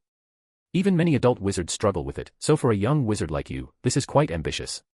Kyle hesitated briefly before answering, because of Orin. Back in the Forbidden Forest, I had the feeling he could read my thoughts. It felt invasive, and I don't want to experience that again. Though Orin was a convenient excuse, Kyle's reasons went far beyond him. Occlumency was the only known magic that could guard against external mental infiltration, an essential skill if he wanted to delve into the mystery of Horcruxes. He knew he would inevitably need to interact with enchanted objects like the diary and the diadem, both of which could pose serious risks without occlumency to shield his mind. With Voldemort's proficiency in soul magic, Kyle knew he would be dangerously exposed if he handled those Horcruxes unprotected. Kyle had attempted to teach himself occlumency last year, but, as Chris had pointed out, it was notoriously challenging. Trying to learn without guidance had been painstakingly slow. After half a year, he'd barely managed to reach the beginner's level. At this stage, he knew his skills were nowhere near strong enough to contend with the mental intrusion of a Horcrux. Orin. Chris repeated, grimacing at the name. For over a month, he had pondered the connection but could recall nothing apart from that rescue mission 10 years ago that might link him to Orin. After a sigh, Chris said, if you're truly certain, we can make arrangements for your training. I'm certain, Kyle affirmed eagerly. When do we start? After work. Chris shook his head, a mysterious smile forming. No, you won't be learning from us. For occlumency, we've actually found the ideal teacher, and he's agreed to instruct you. A teacher. Chapter 127, My teacher is not human. Kyle frowned slightly. To be honest, he wasn't exactly thrilled about someone else teaching him a branch of magic as personal as occlumency, especially if it involved exploring his mind and memories. He wouldn't want even Dumbledore involved in something that sensitive. In fact, most wizards felt the same way about occlumency, and Kyle was sure Chris understood that. But Chris's expression suggested he had great faith in this teacher. Kyle hesitated, not wanting to refuse outright. He decided he'd go see for himself first. If he didn't feel comfortable, he could always think of an excuse to bow out. After some discussion, Chris had initially suggested they wait until Kyle's birthday celebration, but Kyle felt otherwise. Birthdays came every year, and he was far more curious about the identity of this occlumency teacher. He wanted to confirm if this arrangement would work for him as soon as possible. Since Kyle was so eager, Chris agreed without hesitation. They headed to an open area outside the house, where Chris extended his arm. "We'll disapparate there. Just grab my arm." Taking a deep breath, Kyle clutched his father's outstretched arm. "Let's go." With a loud crack, they both vanished, reappearing moments later in front of a charming wooden cabin with a red roof. The cozy little house, impeccably neat and surrounded by a low fence, looked warm and inviting. Outside stood an elderly couple, smiling in greeting. Grandpa Newt. Grandma Tina. Kyle's eyes widened in surprise. He hadn't expected Chris's teacher to be Newt and Tina Scamander. But if it was them, he could hardly ask for better. "Kyle, aren't you here to learn occlumency?" Tina Scamander said with a laugh, pinching his cheek gently. "What are you waiting for? Come on inside." Tina led him into the cozy house, showering him with biscuits and freshly baked buns. Though he'd just finished breakfast, he couldn't resist and managed to eat quite a bit more. Finally, feeling thoroughly full, Kyle rubbed his stomach and asked, "Grandma Tina, are you the one who'll be teaching me?" Of everyone here, Tina had the most advanced occlumency skills. Her younger sister Queenie was a natural legilimens, and if Tina hadn't developed strong occlumency, she'd have had no way to keep any secrets. But Tina only smiled and shook her head. "I'll help you with the foundational theory, but after that, it's out of my hands." "Not you." Kyle looked confused, glancing over at Newt for clarification. "Not me either, kid," Newt said with a smile, placing an open crate on the ground. "Come with me. I'll show you who." Kyle's stomach tightened with apprehension as he eyed the crate. But Newt had already stepped inside, so Kyle followed. The crate was astonishingly large on the inside, resembling a vast ecosystem of trees, rivers, and lakes, a forest in its own right. They walked until they reached a clearing by a lake, where an elegant creature awaited them. Gracefully approaching was a wampus cat, its sleek form moving with the silent confidence of a predator. Its piercing blue eyes fixed on Newt and Kyle, and it lowered its head slightly in acknowledgement. "This is Natalie," Newt said, gently scratching the wampus cat under her chin. "Remember, Kyle, every wampus cat is a natural legilimens." "Of course. I remember," Kyle replied, though his enthusiasm was quickly turning into unease. Chris walked over, clapping Kyle on the shoulder with a grin. "So, what do you think? Pretty impressive teacher I found for you, right?" "So, my teacher really is the wampus cat, Natalie?" Kyle asked, eyebrows raised. "Exactly," Chris said. "If you want to master occlumency quickly, you'll need to feel enough pressure to trigger intense emotions. We discussed it and agreed that Natalie is best suited for the job, and she's already agreed." Chris continued, "Once you've learned the basics, we'll send you here. Natalie will try to break into your mind, and your job will be to keep her out and avoid getting hurt. If you can last 5 minutes, it'll mean your occlumency is strong enough." "Wait, 5 minutes?" Kyle looked incredulous. "This is a wampus cat. Even if I manage some level of occlumency, I'd still stand no chance against her." The wampus cat was a 6-legged magical creature renowned for its speed. To be blunt, if Natalie wanted to best him, she wouldn't even need legilimency, it was practically overkill.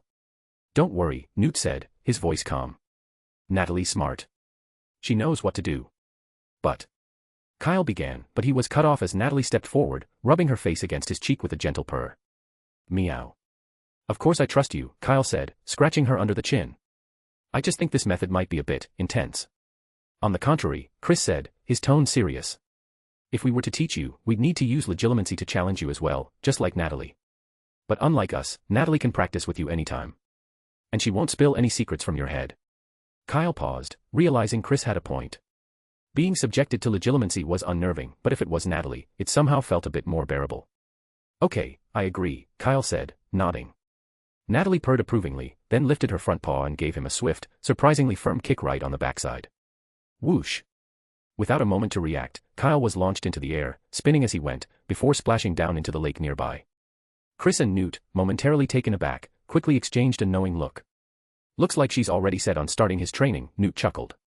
I'll be heading over to check on an heir. She recently had a litter of nifflers and could use some help recovering. And I'll go with you, Chris replied, shaking his head in amusement. I'm off today anyway. Newt nodded, and they began walking toward another section of the sanctuary. But after a few steps, Chris turned back and shouted, "Remember, no charms allowed." A single hand rose from the lake, waving in reluctant acknowledgement. Chapter 128, Newt, Danger. No one knew better than Kyle what it was like to face an adult wampus cat without a wand or any other form of magic. He had been in Dorset for a week now, and apart from eating and sleeping, he spent nearly every moment getting thoroughly pummeled by Natalie. The wampus cat's piercing blue eyes could see directly into Kyle's thoughts. No matter how he tried to hide, her paw would appear right in front of him, softly if he managed to block her legilimency, or with enough force to send him flying if he failed. If she saw only blurs in his mind, he'd get a gentle tap, but if his mind was an open book, she'd mercilessly knock him into the lake. The first few days, Kyle took more dives than he cared to count, his clothes perpetually soaked. But gradually, as he focused and improved, the incidents lessened, and after a week, when Natalie's paw struck him, it was light enough that he only stumbled before regaining his footing. "Very good, Kyle," Tina called encouragingly from the sidelines. She held a small niffler in her arms, her tone firm. "Keep your mind free of those wandering thoughts. Don't think about what's coming next, just stay in the moment." Unlike Chris and Newt, who mostly left him to his own devices, Tina visited regularly. When she sensed Kyle's focus wavering or his anxiety rising, she'd offer him gentle reminders. Hearing her now, Kyle turned and gave her a thumbs up. Natalie, watching him from across the clearing, tilted her head, surprised. It seemed she hadn't seen his reaction, otherwise, she'd have given him a sharp tap for letting his guard down. Tina raised an eyebrow, noticing this subtle change. Later, when she returned to the house, she found Newt working over a bubbling cauldron. "I think you can go ahead and write to Chris," she said with a slight smile. "So soon?" Newt looked up, clearly surprised. "It's only been a week. Has he already managed to resist Natalie's legilimency?" "More or less," Tina replied, setting the little niffler down. "Natalie's no longer as relaxed as she was at the start, she's moving faster now, and I'd say she's mostly reacting by instinct rather than using legilimency.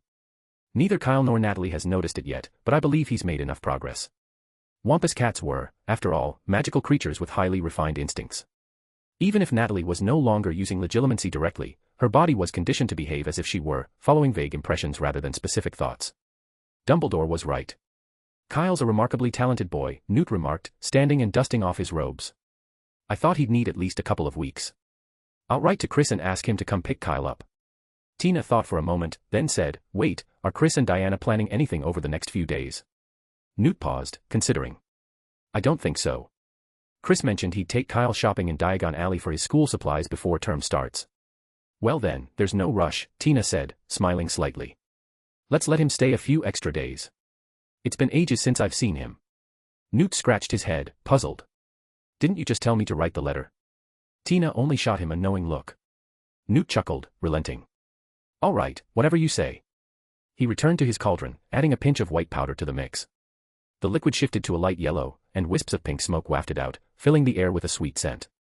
The little niffler, who had been surreptitiously stuffing a silver spoon into his pocket, froze, his nose twitching as he sniffed the air. His eyes fixed on the cauldron, and he licked his lips, looking utterly captivated. The niffler glanced around, then waddled over to a nearby shelf, angling himself for a leap toward the cauldron. With a small hop, he launched himself forward. But before he could reach the pot, Newt caught him midair. "Not so fast. Patience, now," Newt scolded gently, giving the niffler a soft pat. "And no hiding that spoon.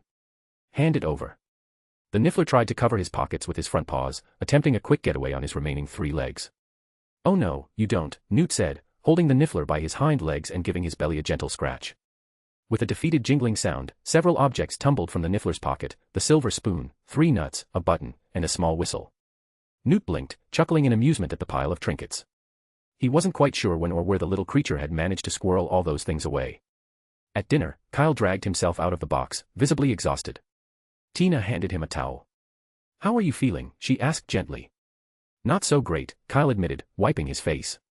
"Honestly, I don't feel any improvement from yesterday." "That's perfectly normal," Tina replied with a warm smile.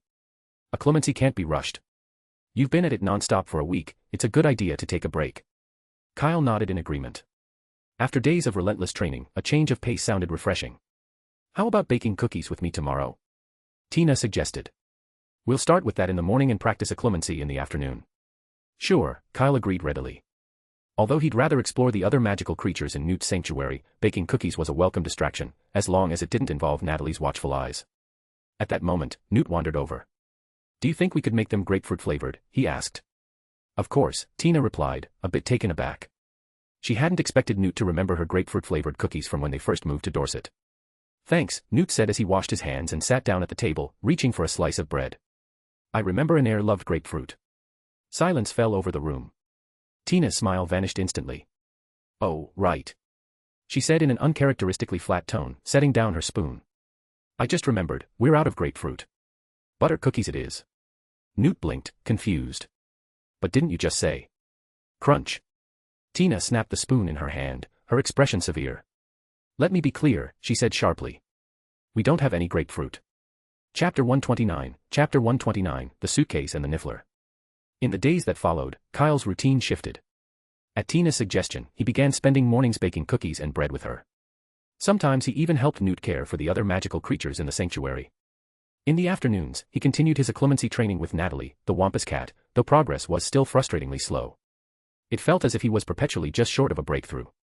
Another week passed, and when Kyle arrived at the clearing by the lake, he was surprised not to see Natalie waiting for him. "Am I early?" he muttered. "No, your training is complete," Tina said, walking over with Newt, who was carrying a bucket of apples, and the Wampus cat at their side.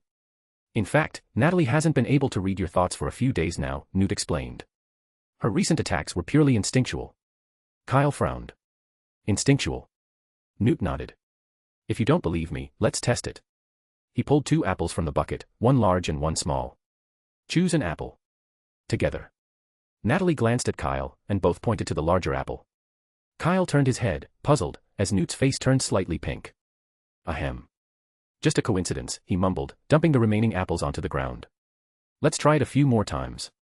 The Wampus cat looked at Kyle again, and this time, they chose different apples. The same thing happened in subsequent attempts. Satisfied, Newt pocketed his wand and returned the apples to the bucket. "Now do you believe me?" "Yes," Kyle nodded, convinced. If Natalie had still been able to read his mind, they'd have picked the same apple each time. As they headed back to the house, Kyle asked, "Did you know I'd completed occlumency for a while?" "For about a week," Tina replied. "Wondering why we didn't tell you?" Kyle nodded, curious. "At first, we wanted to be absolutely sure," Tina explained. "But as the days went on, I realized you were managing well. Besides." She chuckled, a twinkle in her eye. "You've always performed so well, it was a bit fun watching you look a little lost now and then." Kyle's mouth twitched as he glanced at Tina, who, despite her 90 years, still seemed to have a mischievous side. What kind of sense of humor is that? But, regardless, learning occlumency was a worthwhile achievement. Kyle stayed with the Scamanders for another 3 days, finally departing a week before the start of the school year. Newt didn't write to Chris about his return, instead, he personally saw Kyle off.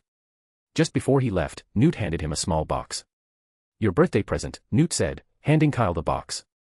"I prepared it earlier, but since you were busy learning occlumency, I had to wait until now. Hope it's not too late." Kyle took the box eagerly. It was slightly smaller than Newt's own well-traveled suitcase, but it was modern and freshly crafted, clearly made recently. "The space inside isn't enormous, but it should be just right for you," Newt said with a smile. "Make good use of it, and don't go putting any magical creatures in there, all right? I'd rather not hear you got expelled from Hogwarts one day." Kyle grinned, knowing Newt's own Hogwarts career had ended abruptly over someone else's crime. Once Newt left, Kyle hurried home, carrying the box with anticipation. With Chris and Diana both out, the house felt empty. He went straight to his room, set the suitcase on the floor, opened it, and jumped inside. The space below was indeed small, a cozy room with only a basic shelf. But outside the room was a vast, open meadow, nearly as large as 2 Quidditch pitches, with a tranquil lake in the middle. Though smaller than Newt's sprawling menagerie, the area felt huge to Kyle. At 12, still a student at Hogwarts, this was more than enough for his needs. He wandered around, mentally mapping out spots for various projects and creatures. "This area's good. Once I learn the atmospheric charm, I could make a rocky den here for mooncalves. I'll put Devil's Snare nearby. Close to the lake would be perfect for the Chomping Cabbage," he mused. "For simpler plants like Dittany, I'll set up a spot near the mooncalves, easy access. And those trees over there, perfect for bowtruckles. They'll love it." Walking along, Kyle eventually reached the lake. He hesitated slightly as he looked into the sparkling water but quickly reminded himself there was no Wampus cat here to toss him in. He looked down into the clear depths, spotting a few lionfish drifting lazily near the bottom. Just as he was about to move on, he felt a small poking sensation at his shirt pocket. Startled, he looked down to see a tiny creature the size of his palm. It had soft black fur, a small, flat nose resembling a duck's bill but otherwise looked like a miniature mole. Niffler. Kyle whispered in surprise. He hadn't expected another gift hidden in the box. The tiny Niffler, clearly very young, clung to his robe with its tiny paws, fiercely gripping a gold galleon that it was trying to stash in its pocket. Kyle watched, amused, as the Niffler attempted to complete its heist, slowly managing to tuck the galleon into its pocket. But just as the coin was nearly hidden, Kyle gently plucked it out, lifting the determined little creature along with it. The Niffler clung to the galleon, its little paws gripping it as tightly as it could even as Kyle gave it a gentle shake. "How did you end up here?" Kyle asked, amused. Since Newt hadn't mentioned a Niffler as part of the gift, it was likely this little one had snuck in on its own. The Niffler, still clinging to the galleon, tilted its head as if it hadn't understood a word. Then, undeterred, it tried to stuff the coin into its pocket once again, managing the feat with a kind of mini pull-up. Chapter 130, The Weasley Brothers' Interrogation. Nifflers have an innate love for anything that glitters. From the moment they're born, they seem to spend every waking hour either searching for treasure or preparing to do so. They're rarely ever still. The young Niffler in front of Kyle was barely a month old, just slightly larger than a galleon, and had likely snuck into his trunk when Newt wasn't looking. Kyle had already noticed, during his time in Dorset, that Newt spent hours each day tracking down runaway Nifflers. If anyone else had been in Newt's shoes, Kyle thought they would have given up long ago. But having only one Niffler around shouldn't be a problem. To ease Newt's worry, Kyle quickly wrote a note explaining the stowaway, handed it to Ratton, and watched as the owl flew out of the window with the letter. "This communication system is so inconvenient," Kyle muttered, scratching his chin thoughtfully.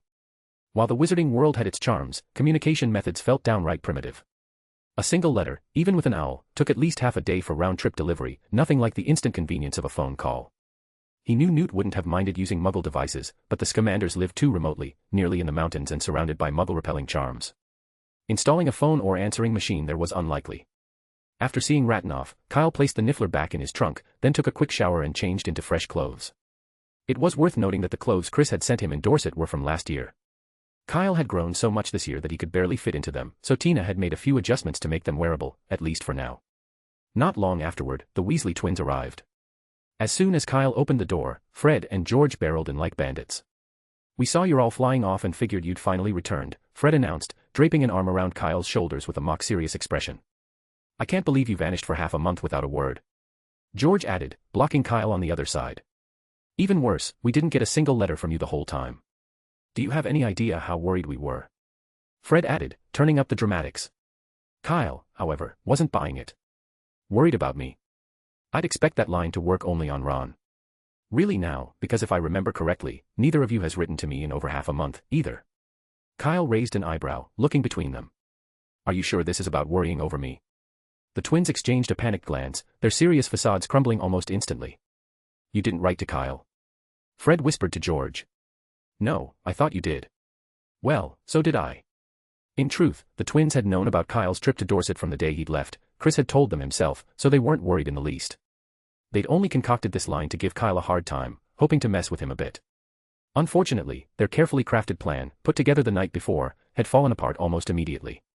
Their excuse, about sending letters with Errol, was weak at best. They'd been so absorbed in skiving snackbox research that they hadn't even thought about writing to Kyle. "Ahem. Of course we were worried about you," Fred stammered, sounding anything but convincing. "But you know, Errol's getting pretty old, and we just couldn't bear to make him fly that far with a letter." "Fly that far?" Kyle raised an eyebrow. "Sounds like you knew exactly where I was." The twins' faces grew even more awkward. "Just a guess." "You know, an educated guess," Fred said, trying to salvage the moment. "But now that we see you're fine, we're quite relieved." "Is that so?" Kyle drawled with a skeptical look. "You're quite the fortune-tellers, then. Maybe you two should sign up for divination this semester, you'd be the stars of the class." With his narrowed eyes and slow drawl, he looked just one greasy lock of hair away from a certain potions professor. We'll think about it," George said sheepishly, eager to change the subject. "By the way, we've got good news. Over the past couple of weeks, we not only wrapped up the fat-tongued toffee but also developed a second product for the skiving snack box." He pulled a small, orange fruit jelly from his pocket. It was translucent, looking almost like a shiny pea. Fred winked at Kyle. "Care to guess what it does?" Kyle took the jelly and inspected it. Unlike the fat-tongued toffee, this piece had no detectable potion smell, suggesting that the twins had perfected its creation. Taking a wild guess, he said, "Does it make people's noses bleed?" Fred and George's faces lit up simultaneously. "Nosebleeds?" Fred exclaimed, eyes wide with excitement. Kyle, that's brilliant. Why didn't we think of that? George slapped himself on the forehead in a dramatic show of frustration. A nosebleed, what a perfect excuse to skip out of class. Kyle, you're a genius. Kyle grinned. Thanks. It's nice to know my brilliance is appreciated. Too bad school's starting soon, Fred sighed, looking deflated. We won't get a chance to test it out this year. Maybe over Christmas break, George suggested wistfully. Or next summer. Watching them lament as if they'd just lost 100 galleons, Kyle chuckled, holding up the gummy. All right, so what does this one actually do? It's a puking pastille, George explained, shrugging. Makes you throw up. Handy, right? But this one's still a prototype, Fred added. We're working on a quick antidote. Vomiting non-stop doesn't quite do the trick. Do you need any help? Kyle asked. Not this time, Fred replied, shaking his head. The main ingredient in the puking pastille is diluted sneezewort juice. Combine it with rue and daisy root, and you have a perfect counter, and we're close to nailing it. Kyle nodded in understanding. Sneezewort and rue were a classic pairing, ideal for antidote making. Chapter 131, Ron's Wand. Chris and Diana had been called to the ministry unexpectedly, so Kyle ended up having lunch at the Weasley residence. Mrs. Weasley, who hadn't seen him for over 2 weeks, was delighted to have him over and insisted on piling his plate high with 7 or 8 sausages and filling his bowl 3 times with rice. By the end of the meal, Kyle was too full to move. Fancy helping us degenome the garden? Fred asked enthusiastically. We're official Quidditch beaters now, so we can definitely beat you at it. Maybe next time, Kyle replied, shaking his head as he pulled a yellow envelope from his pocket. I've got to head to Diagon Alley to pick up supplies for the new semester. Oh, that's right, you haven't gotten your school things yet. Mrs. Weasley exclaimed, bustling over from the kitchen. Just a moment, dear. We'll come along with you. No need, Mrs. Weasley, Kyle said with a smile. Most of the second-year supplies are the same as the first year's. I only need a few things like parchment and ink, so I'll be back quickly. Mrs. Weasley hesitated, glancing at him with slight concern. It's fine, Mum, Fred reassured her. We'll go with him. Yes, Mum, George added. We'll make sure he's all set. All right, then, Mrs. Weasley relented. But she shot the twins a warning look. Come straight back once you're done, and don't go wandering into any shady places with Kyle. Fred gasped, feigning shock. Shady places? Mum, you know nothing about us. To be honest, it's as if you hardly know us at all, George chimed in, putting on a look of injured innocence. While the twins were talking to Mrs. Weasley, Kyle suddenly noticed Ron sitting nearby, and the wand he kept holding in his hand. He had seen this wand last semester at Charlie's, and it was very worn, with even the unicorn hair exposed. Kyle suddenly remembered something and looked up, saying, Mrs. Weasley, you've misunderstood Fred and George. The twins nodded vigorously at Kyle's words, giving a silent thumbs up behind their backs. But Kyle, acting as if he hadn't seen their gesture, continued, they followed me to Diagon Alley because they actually wanted to buy Ron a new wand. Fred and George nodded halfway through, then suddenly froze, turning to look at Kyle in disbelief. Ron, who was sitting nearby, was also stunned. Merlin, Fred and George want to buy me a new wand. Ron thought, hardly able to believe what he was hearing. But then, a wave of elation washed over him. He wanted a new wand so badly that he had even been dreaming of shopping for one at Ollivander's over the past few days. Unfortunately, despite the family's recent increase in wealth, Mrs. Weasley had refused to let him buy a new wand, insisting that the galleons belonged to the twins and she was merely holding them for safekeeping. Unexpectedly, Ron looked at his 2 brothers with red-rimmed eyes, his face brimming with emotion, as if he might burst into tears at any moment. Fred and George, meanwhile, looked utterly dazed. When had they ever said they'd buy Ron a new wand? Wasn't this a pure waste of galleons? Ron was only in his first year, surely he could make do with Charlie's old wand. However, out of trust in Kyle, the twins hesitated and refrained from contradicting him. Yes, Mum, said Fred, gritting his teeth. We did want to get Ron a new wand. George took a deep breath and forced a dry smile. We just didn't say anything because we were afraid you'd object. My dear, why would I object? Mrs. Weasley's eyes grew a bit misty as she stepped forward and hugged Fred and George warmly. I'm so glad you feel that way. George is right, I don't know you nearly as well as I should. I'm Fred, Mum, George corrected, blushing slightly. You've got us wrong again. I'm sorry, Fred, dear, said Mrs. Weasley, releasing him and smiling. By the way, would you wait a moment? With that, she went upstairs. The twins immediately turned to Kyle, their expressions full of confusion. Kyle shook his head imperceptibly, signaling for patience. Soon, Mrs. Weasley returned, holding a small bag. Here are your galleons, she said, handing it to George, who was closest to her. I was worried you were still too young and might spend all your galleons in a hurry, but now it seems you've really grown up. Take it, you can't buy a wand without it. George couldn't resist opening the bag and found nearly 30 golden galleons inside. A flicker of disappointment crossed the twins' faces. They had expected all the galleons, not just 30. Mrs. Weasley immediately caught on to George's expression and said sternly, "What, not enough? Forget it, then." She made as if to take the bag back. George stepped back quickly, shaking his head. "Of course not, Mum, how could we possibly say that's not enough?" As if afraid she might change her mind, George walked straight up to the fireplace, clutching the bag with one hand and a handful of flu powder with the other. "We're running out of time, we have to go." With that, he threw the flu powder into the fireplace and stepped in. "Diagon Alley," he announced, vanishing in a whirl of green flames. In a flash, Fred and Kyle followed right behind him.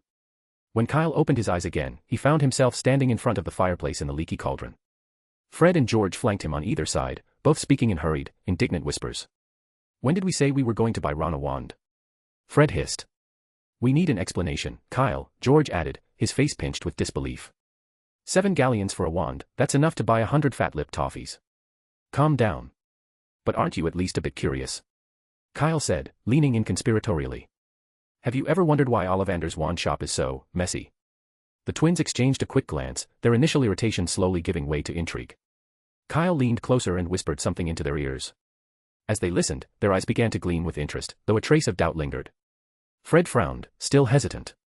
But 7 galleons for a wand. Isn't that a bit of a waste?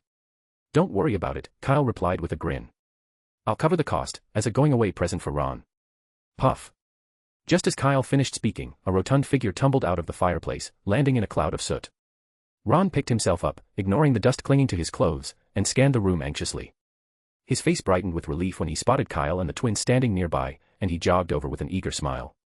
Chapter 132, Teaming Up to Deceive. You said you were going to buy me a new wand.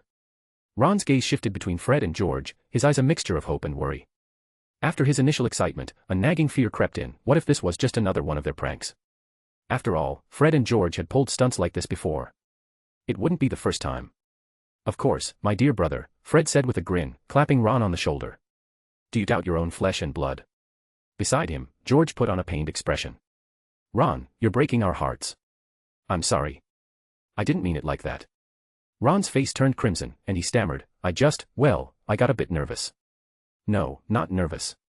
I have complete faith in you, really, Don't worry, Ron, Kyle said with a reassuring smile. They're not joking this time. You will definitely get a new wand today, I promise. Ron let out a sigh, visibly relaxing. Normally, he wouldn't be this jumpy. Well, maybe just a little. But when it came down to trust, he found Kyle more reliable than his mischievous brothers. Thank you, Kyle, Ron said, some of the redness finally fading from his cheeks. His nerves still showed, but at least he looked a bit more at ease. Fred and George, however, looked decidedly unimpressed. Why are you thanking Kyle? Fred asked, raising an eyebrow. Guess you still don't trust us, George added. Ron started to feel nervous again. No, it's not that. Thank you too, he mumbled, glancing at his brothers. Fred and George exchanged satisfied nods.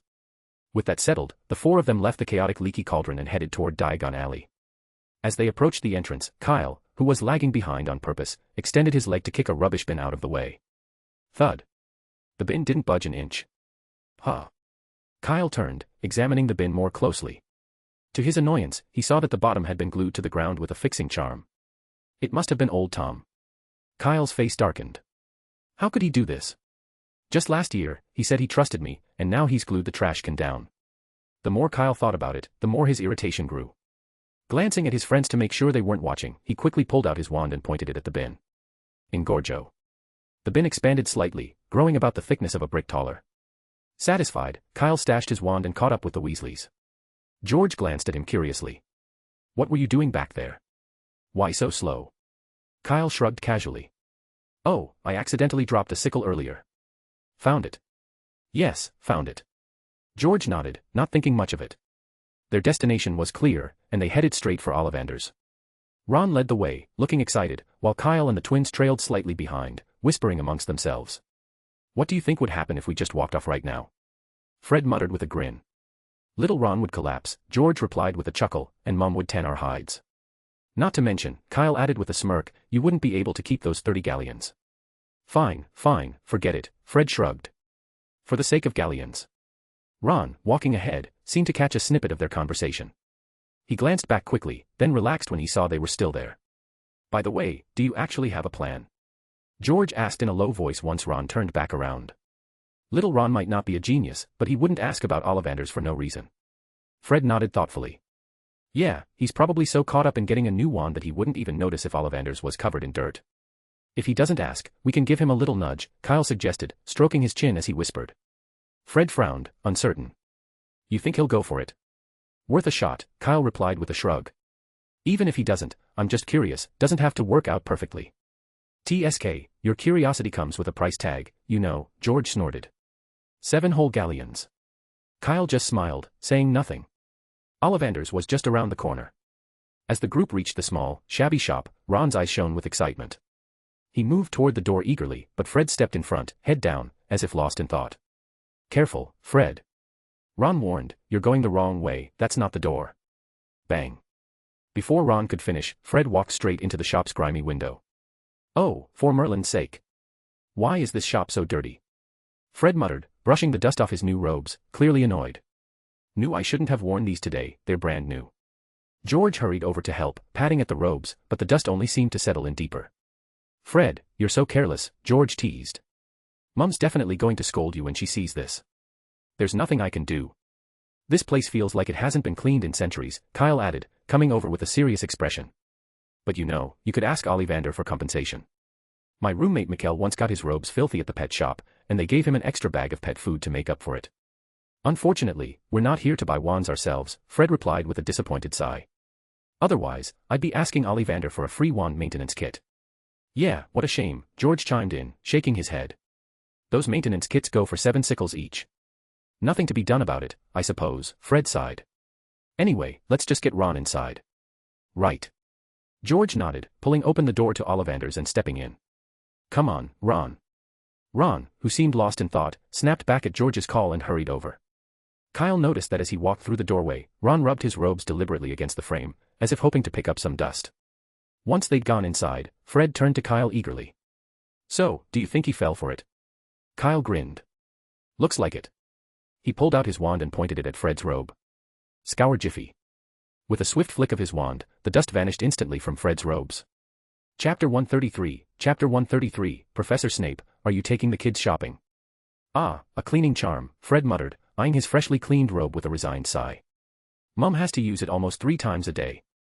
How come Ron can't remember it? Kyle shrugged. Who knows? Kyle's plan had been cobbled together on the spot and was riddled with potential pitfalls. The biggest issue was the cleaning charm itself, which Fred and George believed was precisely why Ron wouldn't fall for the scheme. In a wizarding household, this spell was among the most commonly used, and they couldn't imagine Ron being unaware of it. Kyle had thought the same thing. In fact, when he'd noticed Ron's suspicious glances back at the leaky cauldron, he'd already started considering letting him off the hook. But since he'd come this far, backing out now felt wrong. Instead, he made the scheme as straightforward as possible for Ron. After all, he could have simply told Ron to ask about it. With Ron's eagerness to get a new wand, he wouldn't have refused. Kyle's plan was simple, all Ron had to do was say, why don't you just use a cleaning charm? At that point, Kyle would have admitted to the ruse and bought him the wand. But, Ron didn't say it. Not only that, he actually fell for the ploy. It was unbelievable. Ollivander seems to be away, Fred noted, raising an eyebrow. Let's head in soon, I can't wait to see the show. Are you sure that's fair? Kyle teased. Ron is your brother, after all. Fred smirked mischievously. Thanks for the reminder, I almost forgot. He swung open the shop door and stepped inside. Kyle moved to follow, but he suddenly spotted a familiar figure around the corner. A black cloak hung dramatically, defying the windless air, greasy hair gleaming faintly as sharp eyes scanned the surroundings like a large bat stalking the shadows. The figure stood out, a jarring contrast to the bustling crowd. And behind him, barely visible, was a pair of short, stubby legs, partially hidden by the sweeping cloak. Long time no see, Professor Snape, Kyle greeted, stepping forward. What a coincidence, out shopping with your daughter, oh, it's Kana. Only as he got closer did Kyle realize that it was Kana following Snape. Snape's eyes narrowed, his expression twisting as if he'd just swallowed a dung bomb, his face darkening in an instant. Don't be ridiculous, Kyle, Kana said, poking her head out from behind Snape. Uncle Snape hasn't. Silence, Kana. Snape snapped, cutting her off. Kyle's gaze flickered with curiosity at the change in Kana's address to Snape. But before he could dwell on it, Snape spoke up, a hint of sarcasm in his voice. What brings you here to Ollivanders? Did your wand break? No, Professor. I take very good care of my wand. Kyle's expression remained calm as he replied. I'm here with Fred and George to help their younger brother buy a new wand. Ron Weasley, he's starting at Hogwarts this year. Snape's face fell slightly, showing mild disappointment. And I thought I'd pick up a few potion ingredients too, Kyle added with a polite smile. I can't wait to attend your potions class. Snape let out a short, derisive noise. His expression soured even further, as though he'd swallowed another dung bomb, but he merely shot Kyle a contemplative look and held back any further remarks. Come along, Conna, he said shortly. Without another glance at Kyle, Snape turned and continued walking. Conna hesitated, clearly wanting to linger. So much had happened around her that summer, more excitement packed into 2 months than in her past 2 years combined. She longed to share it all with Kyle. But Snape had other ideas. He shot Kyle a look of deep distaste, grabbed Conna firmly by the collar, and marched her away, despite her gesturing protests. Don't associate with Kyle in the future, he muttered, making no effort to hide his words. He's a bad influence. Kyle watched as they disappeared into the crucible shop. He then turned and entered Ollivander's wand shop, thinking he might have missed the best part of the show thanks to Snape's interruption. However, as soon as he stepped inside, he heard Ollivander's voice, sounding rather exasperated. We don't include wand maintenance kits with the wands, young man. You have to purchase those separately. And I'd have thought a Weasley would know the cleaning charm by now. By this point, the dust that Ron had purposely smeared on his arm had disappeared. He stood there, his face flushed red, staring down at the floor as if he were searching for a crack to crawl into. As for why I don't clean the shop. Ollivander paused, his face growing stern. It's for the ash balance. Dust can insulate the magic, protecting the wands from external disturbances. It's a delicate art, understood only by us wand makers. You wouldn't comprehend it even if I tried to explain. So, which hand do you use to hold your wand? Ollivander prompted. Ron extended his right hand, trembling slightly. A tape measure promptly floated over the counter and began to measure him in quick, sharp movements. Fred and George, standing nearby, had both lowered their heads, hands pressed to their stomachs, shaking with barely restrained laughter. If Ollivander weren't present, they likely would have burst out. Once the measuring was complete, Ron moved on to trying out different wands, but the process did not go smoothly. By the time he reached the 7th, or perhaps it was the 8th, wand, it rejected him so forcefully that the moment he picked it up, a jet of water shot from its tip, drenching him from head to toe. Now thoroughly soaked and shivering in the cool air, Ron stood there, looking more miserable than ever. An hour later, the stack of boxes on the counter had grown into a small mountain. George and Kyle were slumped nearby, playing a lackluster game of wizard chess, while Fred watched and occasionally threw in his opinions, though neither of them paid him any mind. An excellent choice, came Ollivander's voice at last. 14 inches, willow, with a unicorn hair core. It suits you perfectly, Mr. Weasley. That'll be 7 galleons. Finally finished. Kyle perked up and stood, which immediately earned an indignant look from George. Hey, I was about to win. Ignoring him, Kyle pulled out his wallet and grabbed a handful of galleons. But just as he was about to hand them over, Fred slung an arm around his shoulder with a mischievous grin. Kyle, you sure you don't need anything else? He asked. George quickly stepped forward and handed Ollivander the 7 galleons himself. Next year, Ginny's going to need a new wand too, or at least a new robe from one of us, Fred added with a wink. Kyle laughed. Not feeling the pinch now. Oh, I felt it all right, Fred sighed. Especially since Ron's so stupid, it almost feels like a waste giving him a new wand. After they left Ollivander's, the whole group stretched simultaneously, easing the stiffness from standing around for so long. Kyle, we really need to hurry, Fred said. Mum's probably already getting impatient. Any later, and she might come down here to find us. What else do you need to buy? George asked. Just some parchment, Kyle replied, and a bottle of Sleekeasy's hair potion. Chapter 134, the new student asking for directions. After returning from Diagon Alley, Kyle put his worries aside and enjoyed the last stretch of his holiday, eagerly testing out his new broom. Finally, after a year, he had his own. It wasn't the outdated Nimbus 1700 or a budget clean sweep model, but the Nimbus 2000, a sleek, cutting-edge broom that had only been on the market for a month and was already a sensation across the wizarding world. The Nimbus 2000 was a birthday gift from Diana and Chris, though Kyle had only recently retrieved it from his room, where it had waited for him during his stay in Dorset. And as soon as he took it for a flight, he could see why professional teams had scrambled to acquire it.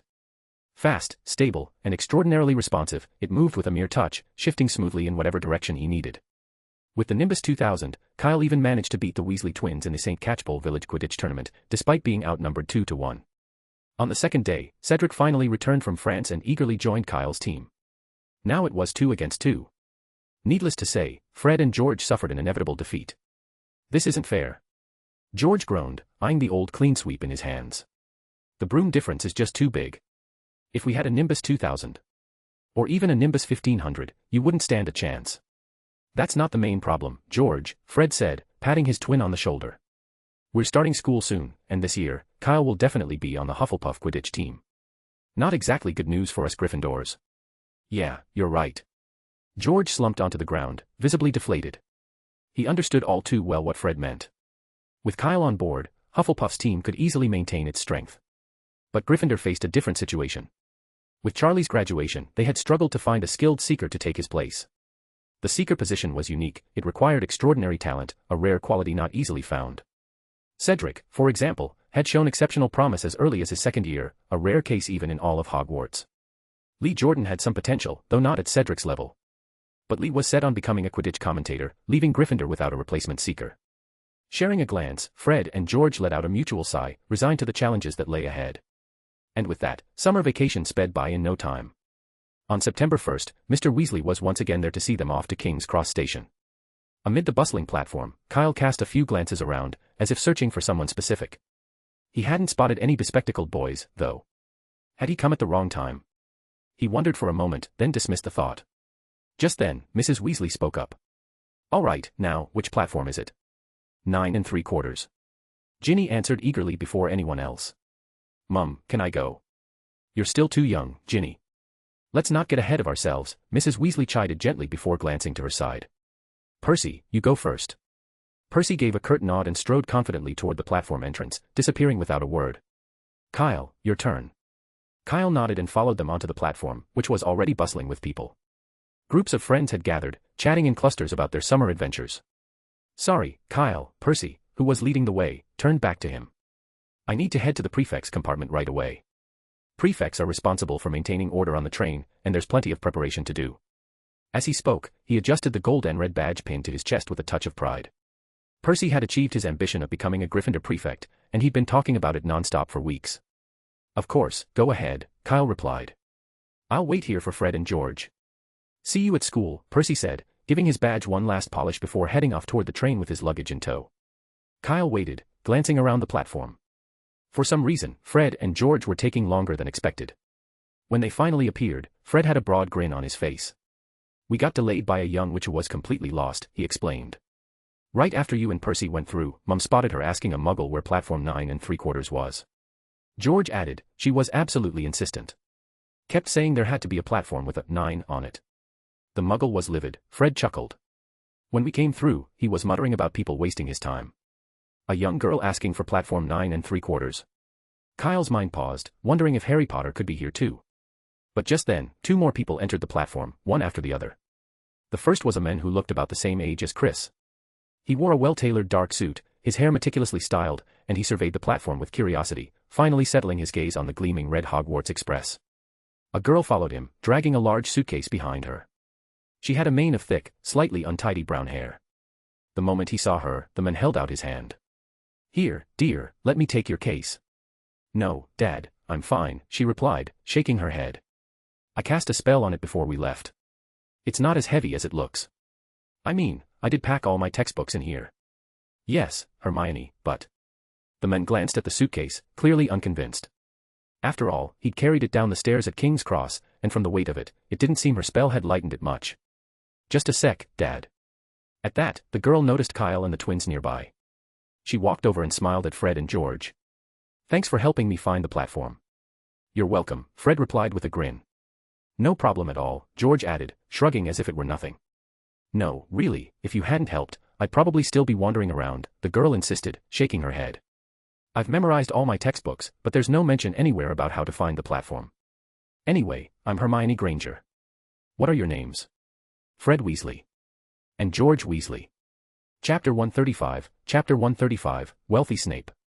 The new student, Hermione, soon left with her father. As soon as she was gone, Fred pulled a strange face. She finished all her textbooks. Yes, Fred, you heard right, George said with a smirk. We've just met another Percy. Percy had also completed all his textbooks before starting school, which earned him a reward from Mrs. Weasley, a brand new set of robes. What house do you think she'll be sorted into? George wondered aloud. Fred raised an eyebrow. Isn't it obvious? Ravenclaw, of course. I think so too.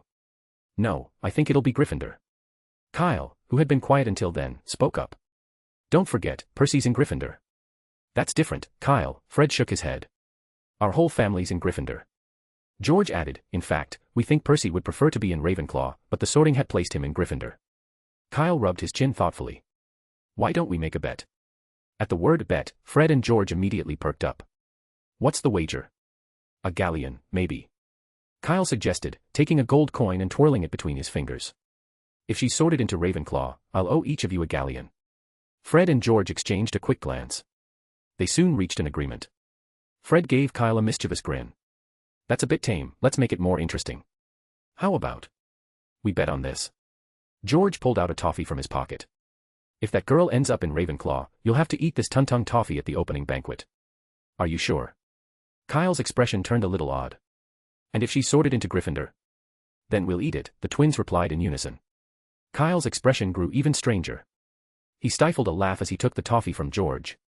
Tisk, fine. Deal. Fred and George extended their hands. It's a deal. It's a deal, Kyle said, shaking hands with them. He had just been looking to make a bit of pocket money, but since Fred and George were so keen, he didn't mind letting the twins add a twist to the fun. After they shook on it, they shared a sly grin, and none of them brought it up again. Kyle glanced over at the platform entrance and asked curiously, it's been a while now, why haven't Ron and Mrs. Weasley come through yet? Not sure, Fred replied. Maybe they ran into some lost first years. That happens all the time at King's Cross, George added, looking toward the train. Forget it, let's get on board. Lee Jordan wrote earlier that he's got a huge tarantula as a pet. Have either of you spotted him yet? Speaking of pets. Kyle's eyes drifted to the unremarkable-looking box he was holding. Newt's reply had come in just that afternoon, and he'd agreed to let Kyle adopt a Niffler. Now, Niffler was in the box, and Kyle had even given him a fitting name, Jerry. After boarding the train, Fred and George quickly disappeared in search of Lee Jordan, while Kyle hauled the luggage toward the back. He hadn't gone far when a compartment door nearby slid open, and a small head peeked out. Kyle, over here. Kana waved. Kyle hurried over, and as soon as he entered, Kana closed the compartment door eagerly. Eyeing her cautiously, Kyle instinctively took 2 steps back. What do you want? I want to tell you something. Kana didn't seem to notice Kyle's wariness. After shutting the door, she said excitedly, guess what? Professor Snape is actually related to me. Yeah, I know. Kana blinked, stunned. You knew. Kyle laughed. Yep. I also know that Professor Snape's mother's last name was Prince. Kana's entire expression froze as if she'd gone numb. This didn't make sense, this wasn't how she expected things to go. Shouldn't Kyle have been shocked? Yet here he was, just amused. Her mouth opened slightly, and she asked in disbelief, how do you know? My dad told me, Kyle said, lifting the suitcase onto the shelf. He was in school with Professor Snape and happened to know a bit about it. Chris had, in fact, told him during a visit just before the holidays. Kyle had only asked on a whim, not expecting Chris to actually know. Kana frowned. Then why didn't you tell me sooner? Kyle raised an eyebrow. Would you have believed me if I had? Kana hesitated, feeling a pang of frustration. Before what happened over the summer, she probably wouldn't have believed something so far-fetched. Oh, right. Suddenly recalling something, Kana asked suspiciously, did Professor Snape come to see me because of you? Kyle didn't deny it. You were paid to help me, so what was the deal? Were the problems solved? Kyle had written to Snape on the first day of the holiday, detailing Kana's situation. Though he'd added a few dramatic touches, the account was mostly accurate. Yes, it was taken care of, Kana said, giving Kyle a pointed look. The day after the holiday started, Professor Snape came to my house, introduced himself, and took me to Gringotts. Kyle, in the middle of digging through his snacks, paused. What did he take you to Gringotts for? He asked the goblins to repossess our old vault and transfer its contents to his vault. Wait. Are you saying Snape took everything from your vault and moved it to his? The more Kyle listened, the stranger it sounded. What was Snape up to? Afraid someone else might take it, so he took it all himself. Picking up on Kyle's thoughts, Kana hurried to explain. He didn't take it for himself, he's just holding it for me. Kyle rolled his eyes. Yeah, I've heard that one before. Who'd actually believe it? It's true, Kana insisted seriously. There wasn't much left in our vault anyway. The only thing valuable was probably the deed to our land. And Professor Snape has loads of galleons, he doesn't need to lie to me. I hope so. Kyle sighed. Besides that, did he do anything else? He bought the house next to ours and stayed there all summer. Connor couldn't help but smile at the memory. For 2 months, he chased off anyone who tried to visit. Snape bought the place next door. Kyle's mouth twitched. Okay, he admitted to himself, maybe his initial suspicions were a little off. Chapter 136, New Ideas, Exploding Bonbons. Before long, Cedric and Cho arrived one after the other, and the compartment became lively. Everyone was thrilled to see each other again after 2 months. Kyle couldn't be sure, but Cho seemed taller than before. As soon as she entered, she set a large package on the table filled with snacks she'd brought from the Muggle world. She thought Kyle, Cedric, and Kana, who all came from pure wizarding families, might not be familiar with Muggle snacks, so she had carefully picked out what she thought were the tastiest options for them to try. Everyone was quite interested in what she'd brought. Cedric took a liking to a black fizzy drink, though a bit odd at first. He quickly found that its unique texture was even better than pumpkin juice, giving him a strange sense of delight. If he didn't know it was a Muggle drink, he'd have thought it had an elixir to induce euphoria mixed in. Kana was particularly fond of the triangular corn chips and the berry-filled cookies. Midway through the snacking, Fred, George, and Lee Jordan popped by, immediately taking a liking to a kind of candy that popped and fizzed in their mouths. I just had a fantastic idea, Fred said thoughtfully, licking the candy wrapper. What if we created an exploding candy ourselves? And put it on Slytherin's table, George suggested with a grin. That might keep Marcus Flint quiet for a bit. Found out he's Slytherin's Quidditch captain this year. That might be tricky, Cedric said, shaking his head as he opened another bottle of fizzy cola. Slytherins probably won't eat sweets from a suspicious source. What if we put them in the kitchen? Lee Jordan pondered. If they appear with the regular food, they wouldn't be suspect. I wouldn't recommend it, Cedric said, frowning. The house elves would never agree, and if anything went wrong, they'd be the ones in trouble. Then let's forget that idea, Lee shrugged. Or you could try something different, Kyle suggested. Maybe candy that just pops in your mouth, and only explodes when you spit it out. Fred and George's eyes lit up at the same moment. In unison, they exclaimed, Kyle, has anyone ever told you? You're a genius. Kyle raised an eyebrow. Of course, plenty of people say that. Silence fell over the compartment as everyone looked at Kyle with expressions of mild disgust. Unbothered, Kyle continued eating a piece of chocolate. Through the train window, he spotted Neville, who was scanning the platform as if looking for something, while his grandmother stood beside him, sternly chastising him. Further off, he also saw Mrs. Weasley walking toward the train with 3 children in tow, Ron, Ginny, and a thin boy with round glasses, messy hair, and bangs cut unevenly to hide his forehead. Mrs. Weasley. Kyle leaned out the window and waved. Oh, dear, there you are. Mrs. Weasley hurried over. Have you seen Fred and George? We're here, Mum, the twins called as they made their way to the car. After they'd left, Cho picked up a chocolate frog and looked at Kyle. So, what were you up to over the summer holidays? I wrote you in August, but it took more than half a month for you to reply. Kyle gave an apologetic smile. Well, something came up, and I had to take a long trip. In truth, he'd received her letter the day after arriving in Dorset, but between all the activities, mostly involving getting roughed up, he'd completely forgotten to write back. By the time he remembered, he was already back home. Cho didn't seem suspicious, she just assumed Kyle had been traveling, like Cedric. I'm really envious, she said with a hint of wistfulness, nibbling on her chocolate frog. I've always wanted to travel abroad, too. By the way, how was Paris? She directed the question to Cedric. It was wonderful, Cedric said after a moment's thought. We went to the opera and even met an old wizard who immediately recognized us and shared stories about interesting places. If you're planning a trip there, I can draw you a map later. That would be amazing. Cho said, surprised and delighted. I've always wanted to go to Paris. Did you visit Beauxbatons Academy of Magic, by any chance? Yes, we did, Cedric nodded. But Beauxbatons isn't in Paris, it's down in the Pyrenees, as the old wizard told us. How was it? Cho asked, her curiosity piqued. We didn't go inside, just saw it from the outside, Cedric replied. It's a bit smaller than Hogwarts, but the buildings are more delicate and very beautiful. Cho's eyes sparkled with excitement. She had a weakness for beautiful architecture, especially if it was from a renowned magical school like Beauxbatons. As Cho and Cedric continued chatting, Kyle glanced out the window again. Mrs. Weasley was dabbing a handkerchief to clear some soot off Ron's nose. Meanwhile, the boy with glasses had vanished, and Percy was now standing beside her. George noticed Percy and suddenly frowned. Percy, why does your robe look different from ours? He gestured toward Percy's chest. They're all new robes, but why do I see a round badge there? Did Madame Malkin give you special treatment? That's a prefect badge, dear, Mrs. Weasley explained with a proud smile. So that's why you've been wearing it all summer. Fred said with exaggerated surprise. Good thing you didn't get the special award for services to the school. I think that one's a trophy, George added, grinning. You couldn't exactly pin it to your chest. But you could wear it on your head. Like a shiny gold hat. Fred and George shared a mischievous look, and, as if on cue, pulled out a small trophy from their robes and set it atop their heads, bowing to each other in an exaggerated imitation of Percy. Stop it. Percy turned red, looking furious. Chapter 137, the sudden sound of banging on the door. Mrs. Weasley gave Fred and George a firm but gentle twist on their ears.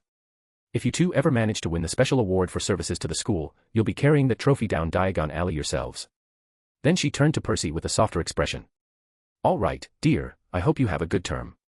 When you arrive, please send an owl with a letter for me. She kissed Percy on the cheek, and he walked off, his face faintly pink. Now it's your turn. Mrs. Weasley gave the twins a pointed look.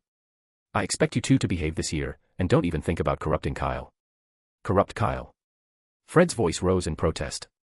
Mum, are you joking? Not at all, Mrs. Weasley replied firmly. A whistle sounded as the train slowly began to move. Hurry now, get on board, and make sure you take care of Ron. Don't worry, Mum.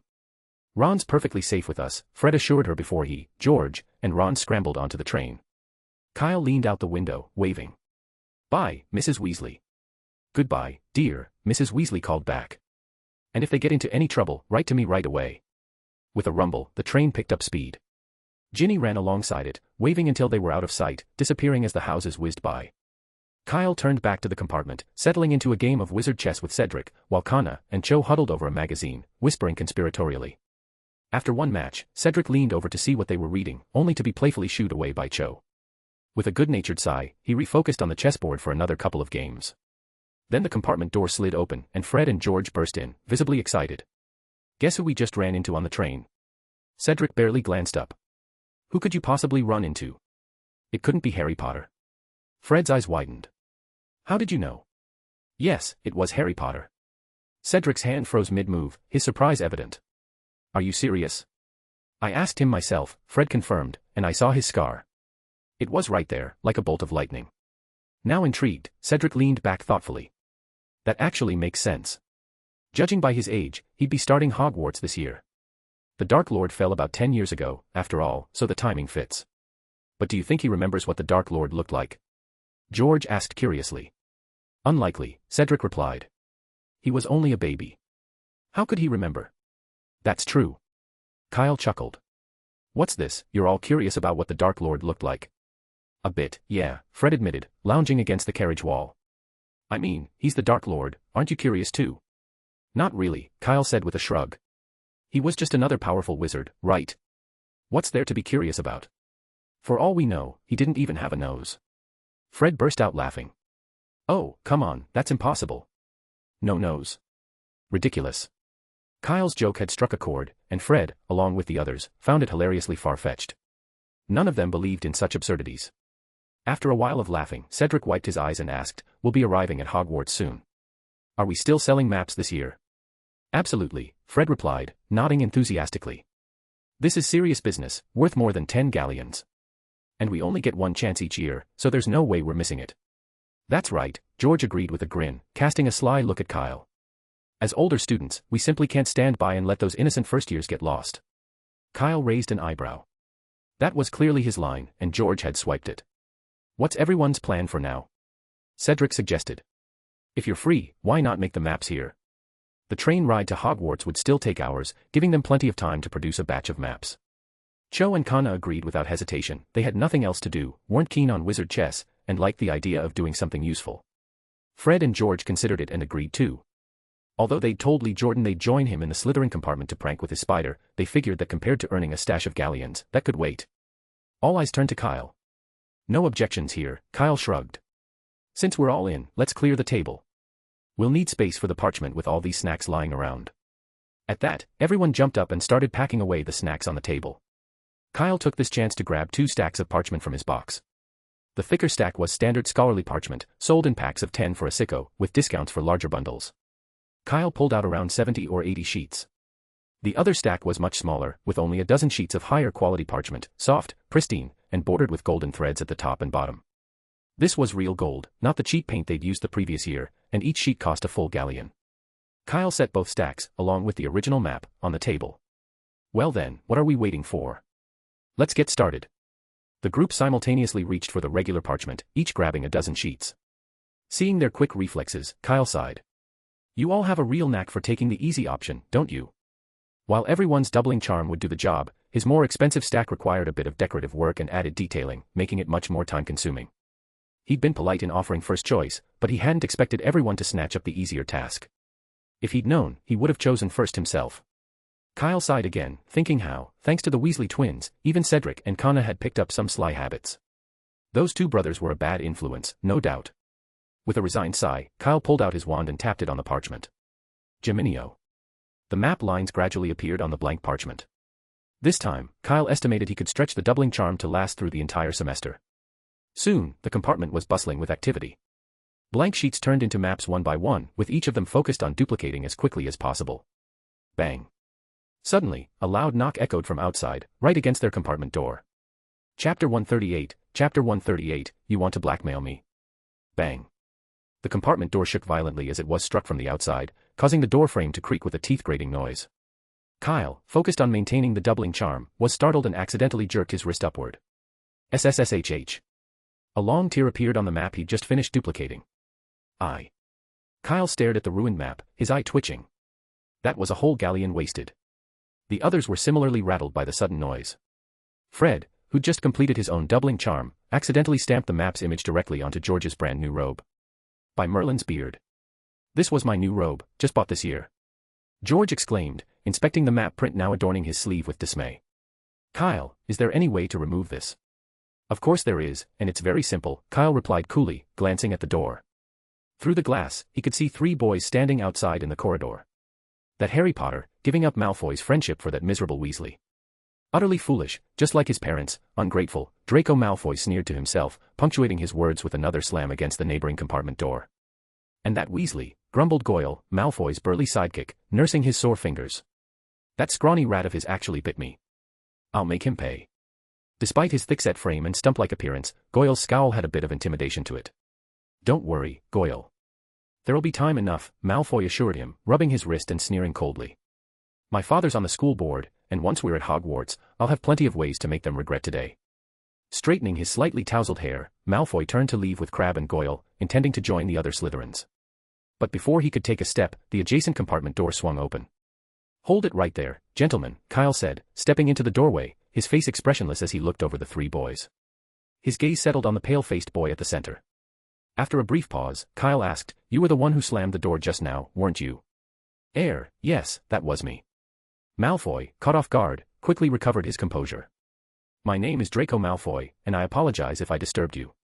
Though his words and posture were polite, the arrogant glint in Malfoy's eyes was unmistakable, particularly when he introduced himself. Kyle, unfazed by Malfoy's smugness, replied evenly, Your apology is noted. Here's the thing, if you compensate us for the damage you caused, we'll call it even. Damage. Malfoy's face briefly registered surprise before he spotted Fred and George standing just behind Kyle. Instantly, his polite facade evaporated, replaced by a sneer. Red hair. It's the Weasleys again, with their band of freak friends, he muttered in disdain. Without a word, he reached into his pocket, tossed a galleon at Kyle, and said with a smirk, Keep the change. Oh, and just in case you didn't know what it looks like, it's a galleon. As Malfoy moved to leave, Kyle's hand reached out, blocking his path. Wait. Kyle said calmly, shaking the galleon in his hand lightly. This isn't enough. Malfoy paused, clenched his teeth, and angrily tossed another galleon in Kyle's direction, his throw forceful, as if he wished the coin itself could drive Kyle away. But Kyle caught it with ease and shook his head. Sorry, still not enough. Don't push it. Malfoy's face flushed with anger. If you keep harassing me, I'll tell my father you're extorting me. He's on the Hogwarts Board of Governors, he has the power to get you expelled. Kyle raised an eyebrow. I think you might be mistaken. I'm a well-behaved student who's earned the special award for services to the school. I would never stoop to blackmail. I'm simply requesting fair compensation for the damage caused. Even the Board of Governors or the Minister of Magic couldn't object to that. Special award for services to the school. Malfoy scoffed, then paused as something clicked. Wait, are you that new student, Kyle? He recalled that his father had mentioned a first year who'd won the special award for services to the school, a rare achievement, though he hadn't given much thought to it before now. To be precise, you're the first year. I'm a second year, Kyle corrected him smoothly. Now, back to the compensation. Malfoy scowled, calculating his options.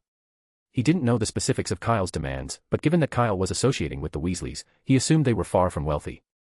In his mind, 2 galleons was already more than generous. But he felt a growing sense of intimidation as he looked at the group of 6 standing in the compartment, all second years or older, while he only had Crabbe and Goyle beside him, both fresh-faced first years like himself. They didn't stand a chance in a scuffle. "How much do you want?" Malfoy muttered through gritted teeth, resigned to paying his way out. Kyle thought for a moment, then replied, "Not much. 200 galleons. Including what you've already paid, that leaves 198 galleons due."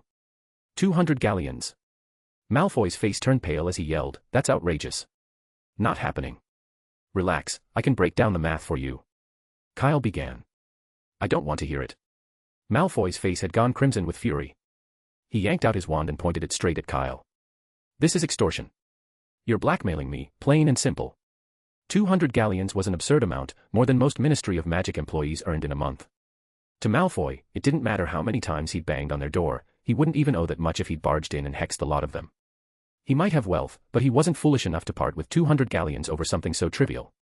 Chapter 139, the bottom line of a conscientious shop. Malfoy glared at Kyle with fury, his wand raised. Without another word, he cast Locomotor Mortis. Aiming the leglocker curse at Kyle, Malfoy hoped to immobilize him just long enough to make a quick escape and find the protection of his fellow Slytherins. But Kyle reacted just as quickly. "Protego," he called, a transparent shield appearing before him, deflecting Malfoy's spell right back. The next moment, Malfoy, who had turned to flee, was struck by his own spell.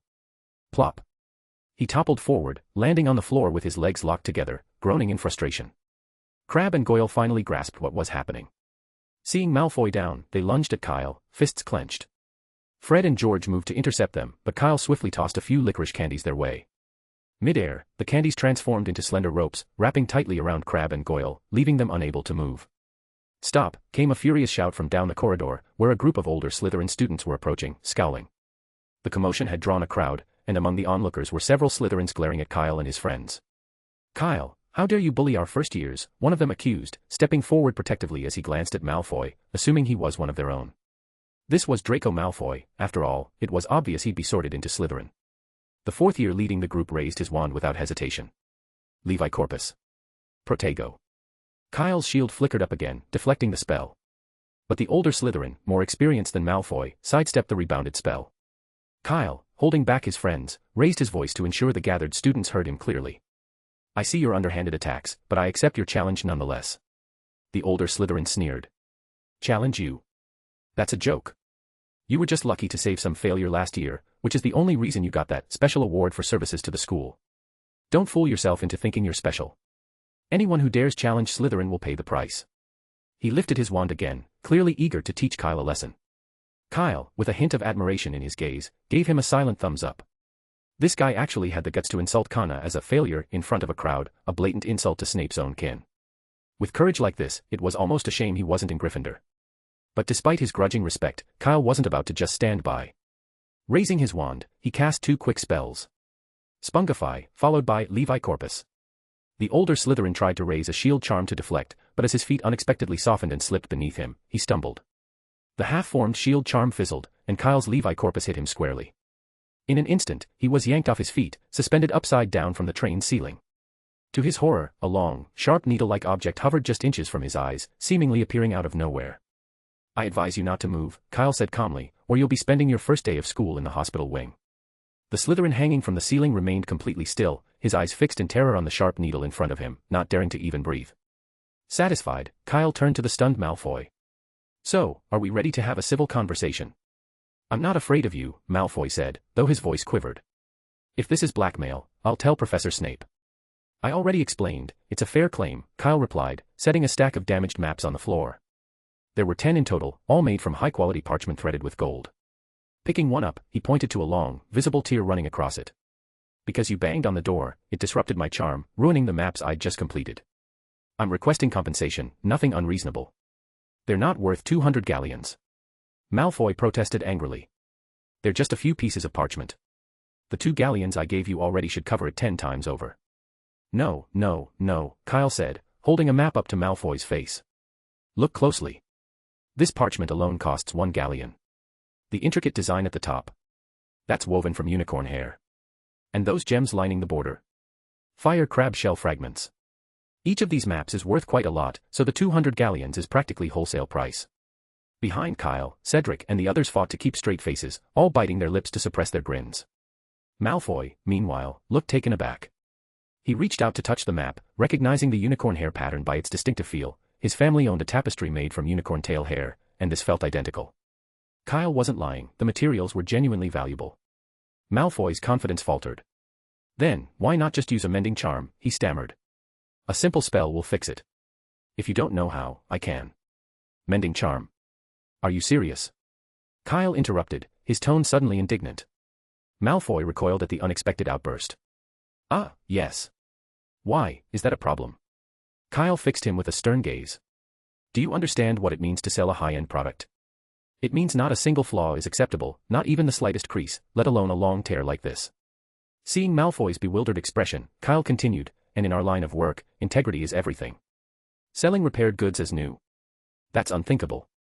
Our shop stands by its reputation. We'd never sell a product that's been patched up, no matter how perfect the repair. It's a principle of an honest business, and it's a responsibility to every customer who trusts us. Kyle spoke with righteous indignation, and Malfoy, sitting there bewildered, somehow found himself swayed. Even the Slytherins around them, who had been watching with hostility, listened in a daze. Gradually, some of their animosity toward Kyle faded, and instead, they glanced at Malfoy with a mix of curiosity and judgment. After a moment of silence, with everyone's eyes on him, Malfoy finally looked up and said, 200 galleons, right? That's correct, Kyle replied with a nod. Without another word, Malfoy removed a badge from his collar and handed it to Kyle along with his wallet. I only brought 150 galleons this trip, so I'll send the rest in a few days. This 100 galleon Quidditch Championship commemorative badge can serve as collateral.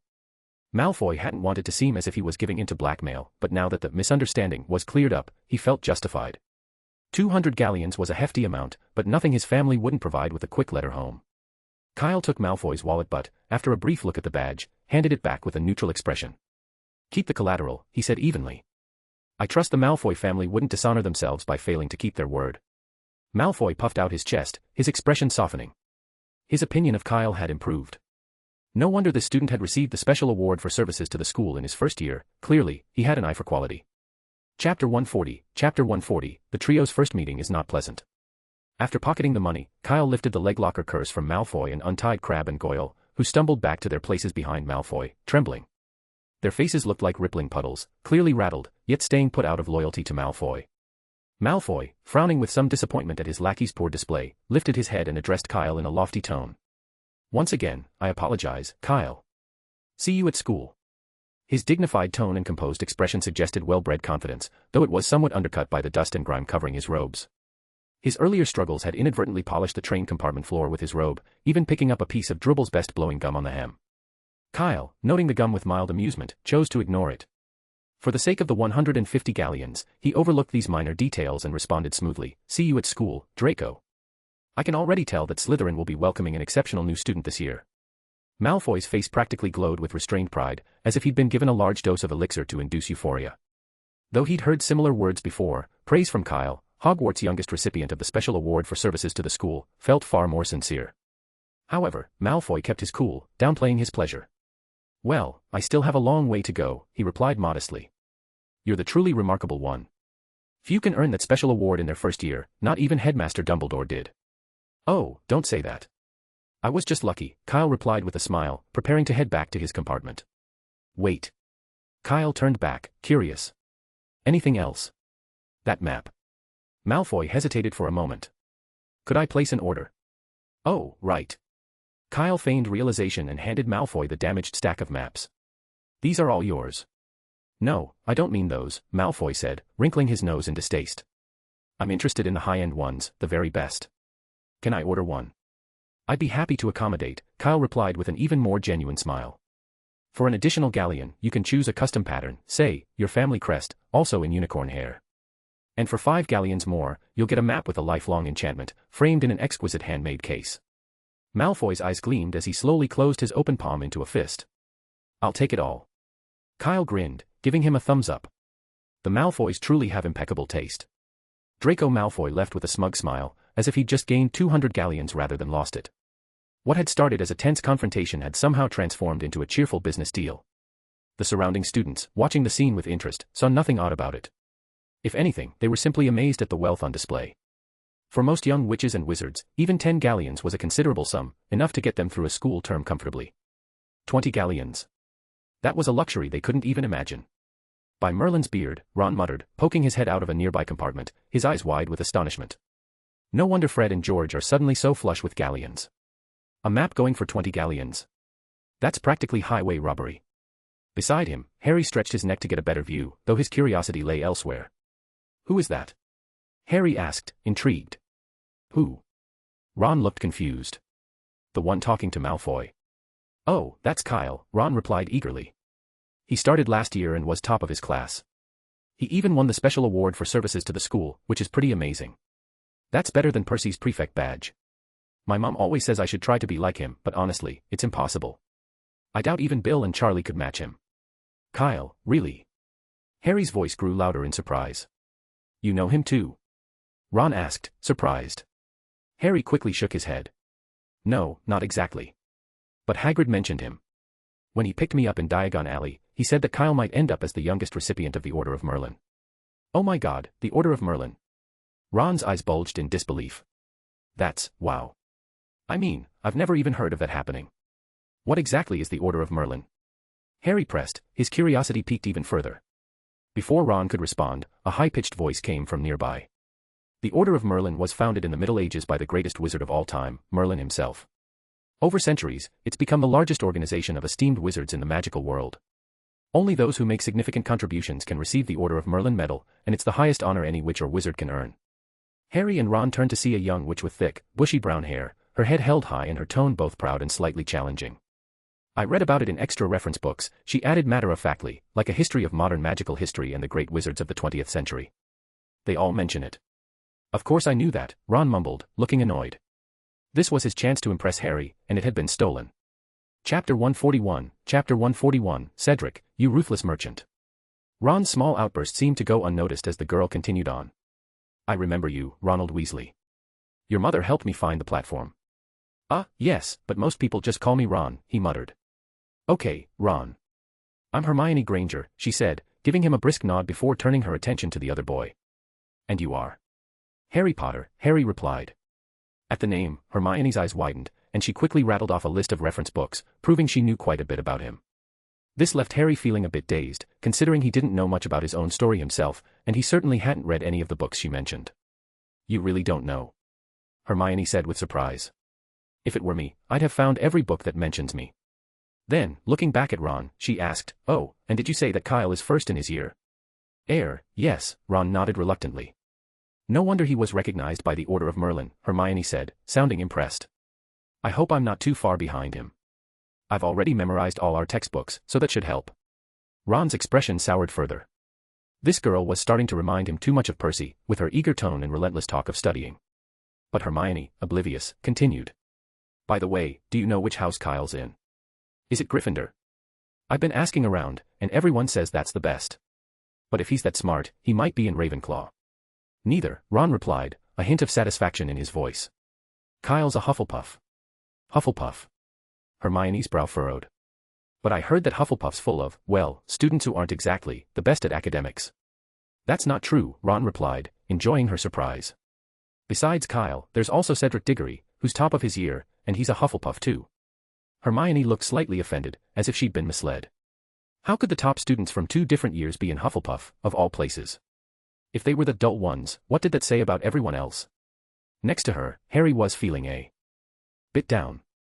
When he'd first talked to Ron about the houses, he'd considered Hufflepuff a fallback choice. But if Hufflepuff was home to the top students, well, it seemed less like an easy house after all.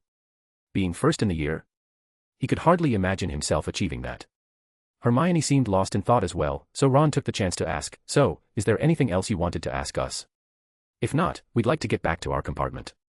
Yes, actually, Hermione said, snapping back to attention. I wanted to ask if you'd seen a toad. Neville's lost his. A toad. Ron sighed. We already told him we haven't seen it. Neville had just been by earlier, nearly in tears over the lost toad, and it had left an impression on Ron. Harry chimed in, maybe Kyle could help find it. That's a good idea, Hermione agreed, casting them a final, assessing look. But you two should hurry and change into your robes. We'll probably be arriving soon. With that, she turned and left. I really hope we don't end up in the same house as her, Ron muttered, shutting the compartment door behind him with a scowl. Gryffindor's got enough Percys already. Harry gave a distracted nod, still processing the whirlwind of information he'd absorbed in the last few minutes. Meanwhile, Hermione made her way to Kyle's compartment. Through the glass, she saw him gesturing with his wand over a piece of parchment. Her hand, raised to knock, froze. She remembered how Malfoy's abrupt knock had disrupted Kyle's work, leading to that entire confrontation. She certainly didn't have the money to pay for ruined maps. 200 galleons was unfathomable, let alone 20. Reluctantly, she decided to check another carriage. Inside the compartment, Kyle lowered his wand once Hermione had gone. Malfoy's family crest is ridiculously intricate, Kyle said, rubbing his eyes. Snakes, dragons, why couldn't they just settle for a simple M? Hey, patience with our esteemed guest, Fred joked. Nothing easier than tweaking a design to pocket an extra galleon, right? You're not wrong, Kyle agreed, sliding the half-completed parchment over to Cedric to finish the map manually. Since it was a permanent commission, he couldn't rely on the doubling charm. Then Kyle pulled out the bag Malfoy had handed over. 150 galleons. So, do we split this now or wait until he sends the rest? The others exchanged glances and shook their heads in unison. Look, Kyle, George said seriously, you earned this through, well, your remarkable talents. It doesn't involve us, so no need to split it. Remarkable talents? Kyle shrugged. I'm no Ravenclaw. Besides, this is money from selling the map, so we split it equally. This was hardly the usual sale, though, Cedric pointed out. From Malfoy's door smashing to the entire negotiation, you handled all of it on your own. We didn't lift a finger. Cedric's words echoed the others' thoughts, they each declined to touch the bag. Finally, after Kyle's insistent urging, they agreed to take just 10 galleons apiece. George ended up with 15, the extra 5 compensating him for his defaced robe, which he accepted with no complaint. By the way, Cedric said, gesturing toward the damaged maps on the table, should we use the mending charm to fix these up? Huh? Why would we do that? Kyle asked, raising an eyebrow. Cedric blinked, looking puzzled. I mean, they're made from pricey galleon parchment.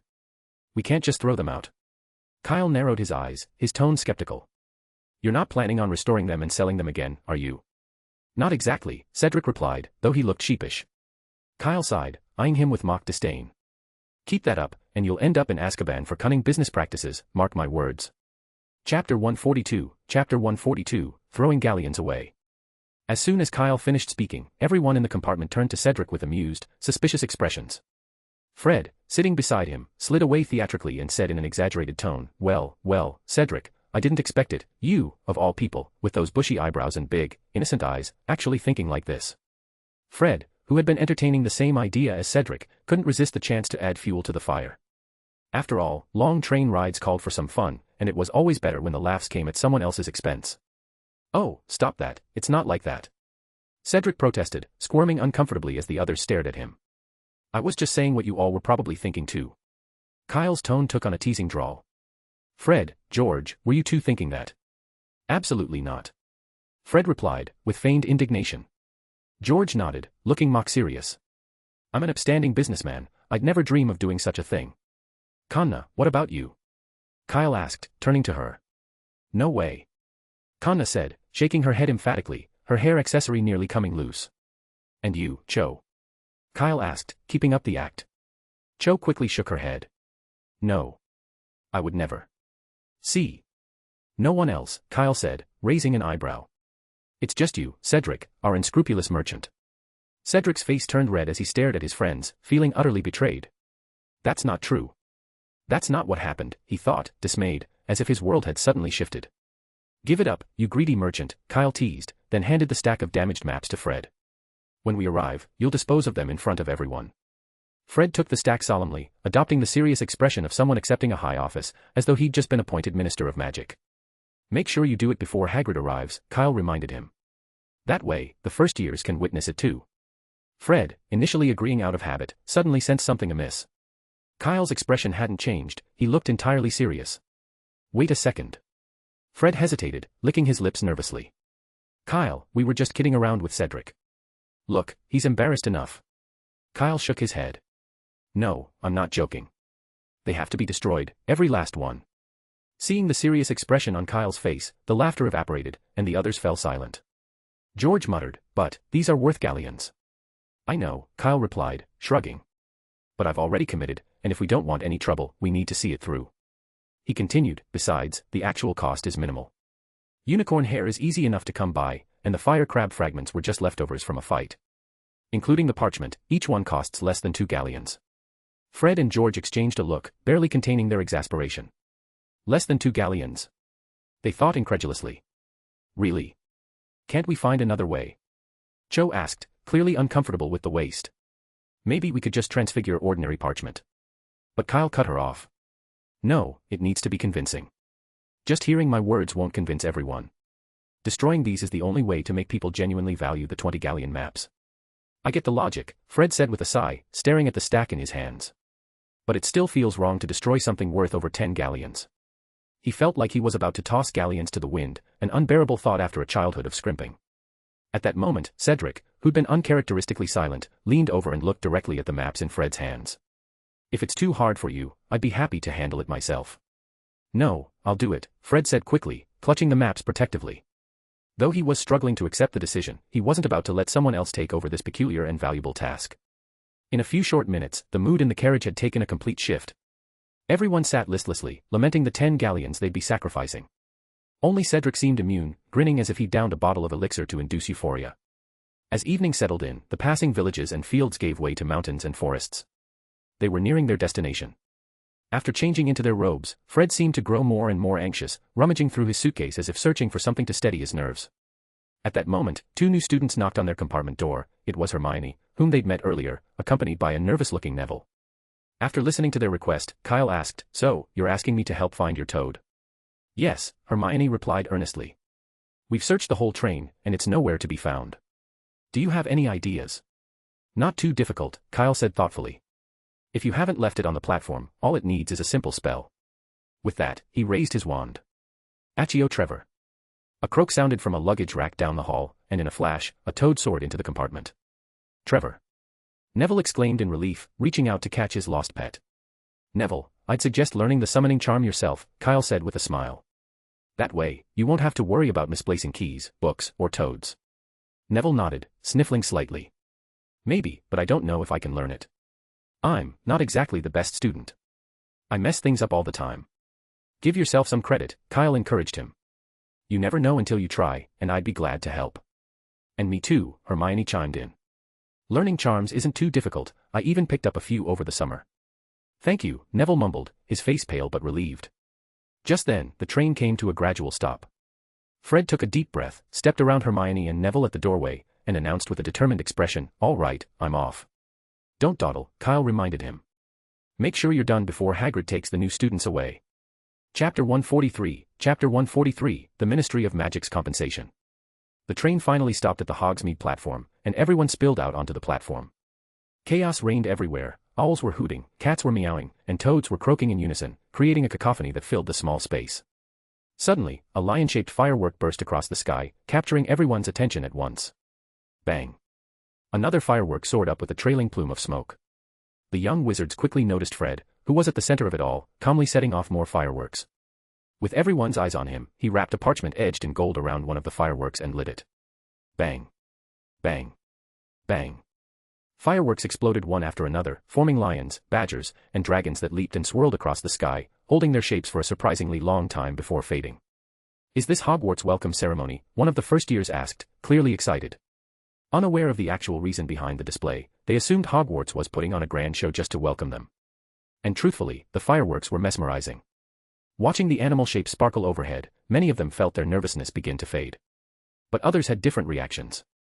"See, Zabini," Malfoy said with a smug smile to the other first years. "I told you Kyle would destroy the maps. You didn't believe me, huh?" He let out a mocking laugh, clearly pleased with himself. Next to him, a freckled boy stuck out his neck defiantly.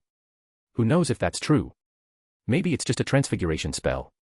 "Absolutely not." Malfoy scoffed. "I trust Kyle. He won the special award for services to the school. He's definitely not that kind of person." "Who knows?" the freckled boy retorted, smirking. "Don't forget, all those students were second years. It'd be easy for them to pull something like this." The two of them were firm in their beliefs, each refusing to budge. Just then, Crabbe, the tallest of the group, noticed something fluttering down and reached out to grab a fragment of parchment. "Draco, look at this." Malfoy, momentarily distracted from arguing with Zabini, turned around. His eyes lit up as he took the fragment from Crabbe. Aha. He held up the parchment, pointing excitedly at the faint gold lines still visible. Look at this, it's real gold. Do you still think it's just a transfiguration spell? And he brought the fragment closer to his face, inhaling near a burnt spot on the paper. I accidentally burned a hole in the unicorn's tail tapestry at home once, and it smelled exactly like this. Zabini's face flushed, as if he'd just been smacked. Seeing this, Malfoy became even more pleased with himself, his grin widening. I get it, you probably can't afford the 20 galleons for the map. That's why you're making excuses. No worries, though. I asked around, and they have a few maps left for a Scrooge like you. You can always buy one of those. Who are you calling Scrooge? Zabini's temper flared. He could handle losing an argument, but Malfoy's mocking tone was too much. 20 galleons, did Malfoy think he couldn't afford that? Just who did Malfoy think he was? Just you wait. I'll buy the most expensive map they have. Zabini declared, sticking his neck out defiantly. It'll be better than yours. Tut tut, that's impossible, Malfoy replied with a smug look. I'm buying the most expensive one, and Kyle promised my number would be at the front. So even if you get the same map, you'll still be behind me. You, humph.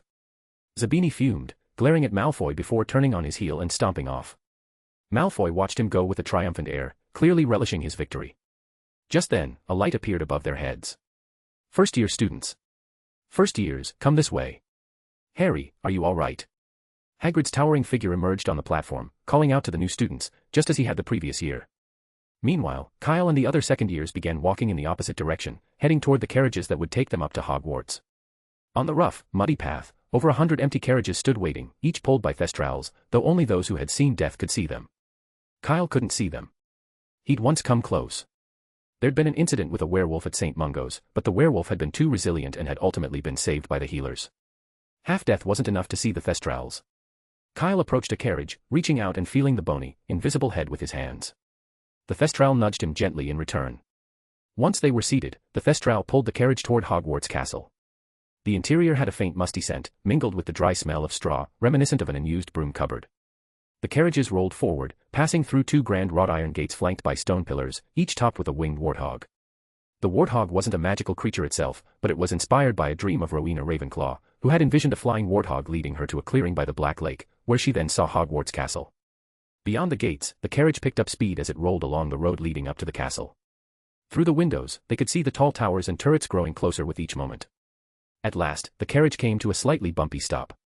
The young wizards climbed out, still chatting excitedly about their journey, and made their way up the stone steps toward the castle's great oak doors. Torches flickered in the vast, dim foyer. To the right, the doors to the great hall stood open, waiting for the students to enter before the first years arrived. Kyle followed the flow of students into the hall. After 2 months away, he'd missed this place, and he cast a fond look at the enchanted ceiling, which mirrored the clear night sky, dotted with shining stars. Just as he was reaching the Hufflepuff table and about to sit down, he heard a voice call out. Kyle, could you come here a minute? Surprised, Kyle looked up to see Professor Sprout, the head of Hufflepuff, waving at him from the VIP section. I'm coming, Professor, he replied quickly, weaving his way through the bustling crowd toward her. What can I do for you, Professor? He asked when he reached her. The Ministry sent something here a while ago. They said it was compensation for the incident in the Forbidden Forest 2 months ago, Professor Sprout said with a warm smile. I have a feeling it's meant for you. Chapter 144, the new Hogwarts rap.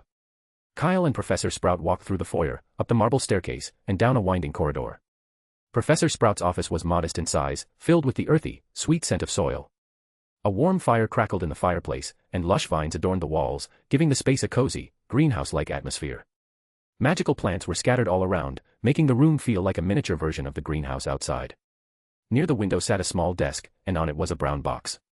Professor Sprout pointed to it. I received this package 2 days before the start of the school year.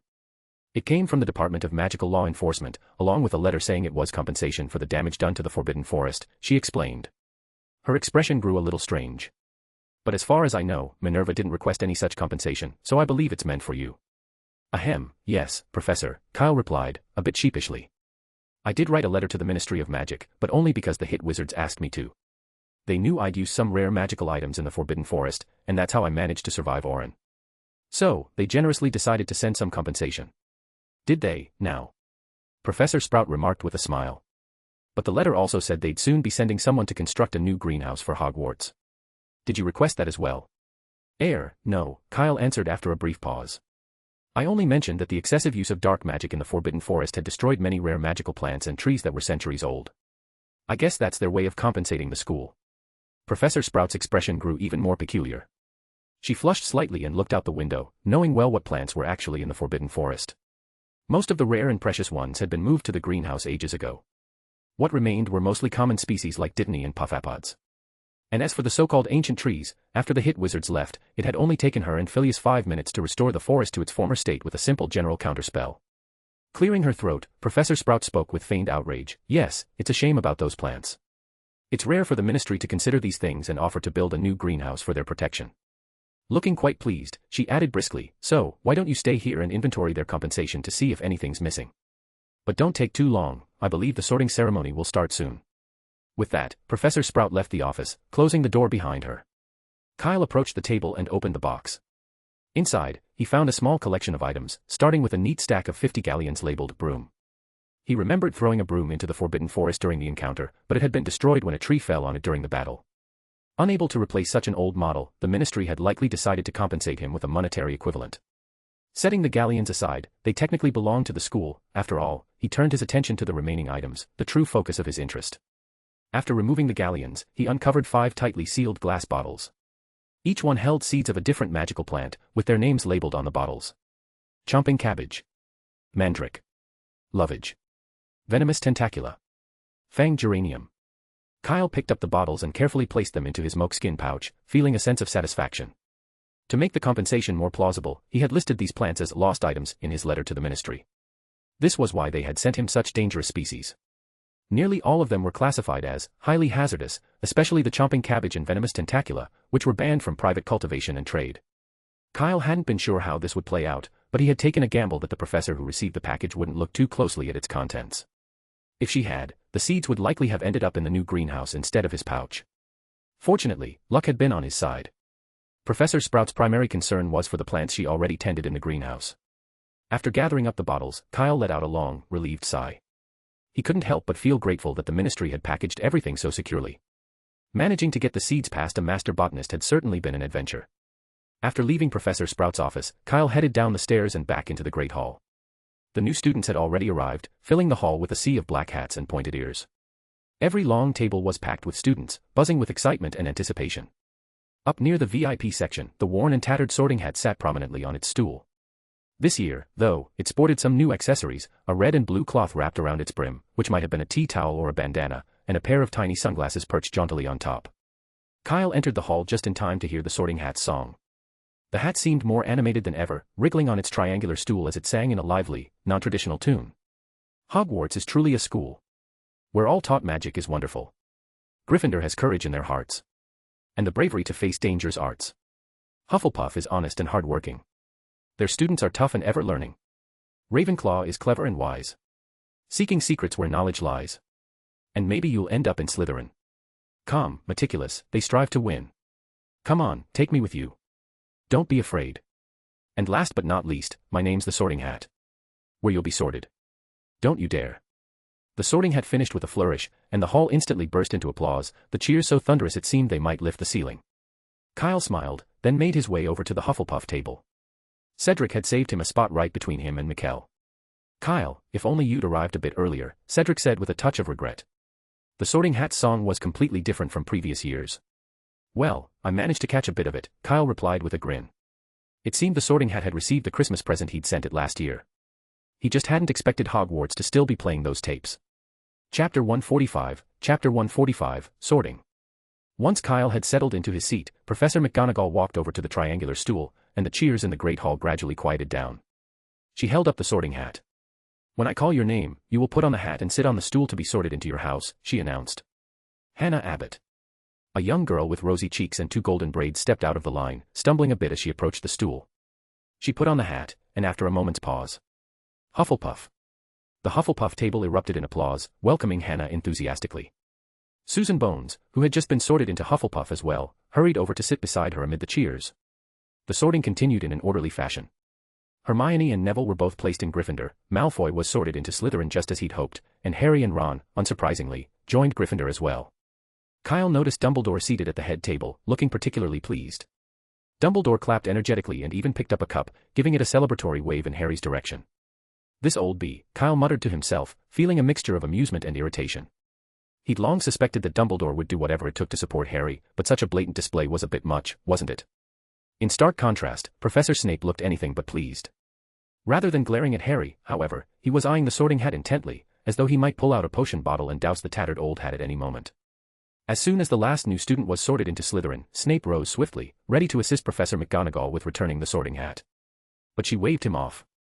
"Thank you, Severus, but the list of new students needs to be placed in a designated spot, and I don't believe you'd know where to find it," she said, giving him a mildly perplexed look before rolling up the parchment and leaving with the Sorting Hat.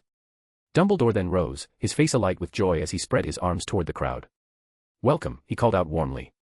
"Welcome to Hogwarts and the start of a new school year. Before we begin the feast, I would like to say a few words." He paused, then declared, "Nitwit. Blubber. Oddment. Tweak. Thank you all." With that, Dumbledore sat down, and the empty plates before the students instantly filled with food. "Oh, I hate carrots," Mikkel muttered, staring down at the vegetable soup in front of him. He turned to Ryan, who was gnawing on a corn cob, and asked, "Wanna switch seats?" Ryan, who wasn't a picky eater, shrugged and got up to swap places with Mikkel. "Kyle, do you have any idea what the headmaster meant just now?" Cedric asked, frowning slightly. Dumbledore's words had sounded odd, almost as though he were an eccentric old wizard on the brink of losing his mind. Kyle thought for a moment. "Not really," he admitted.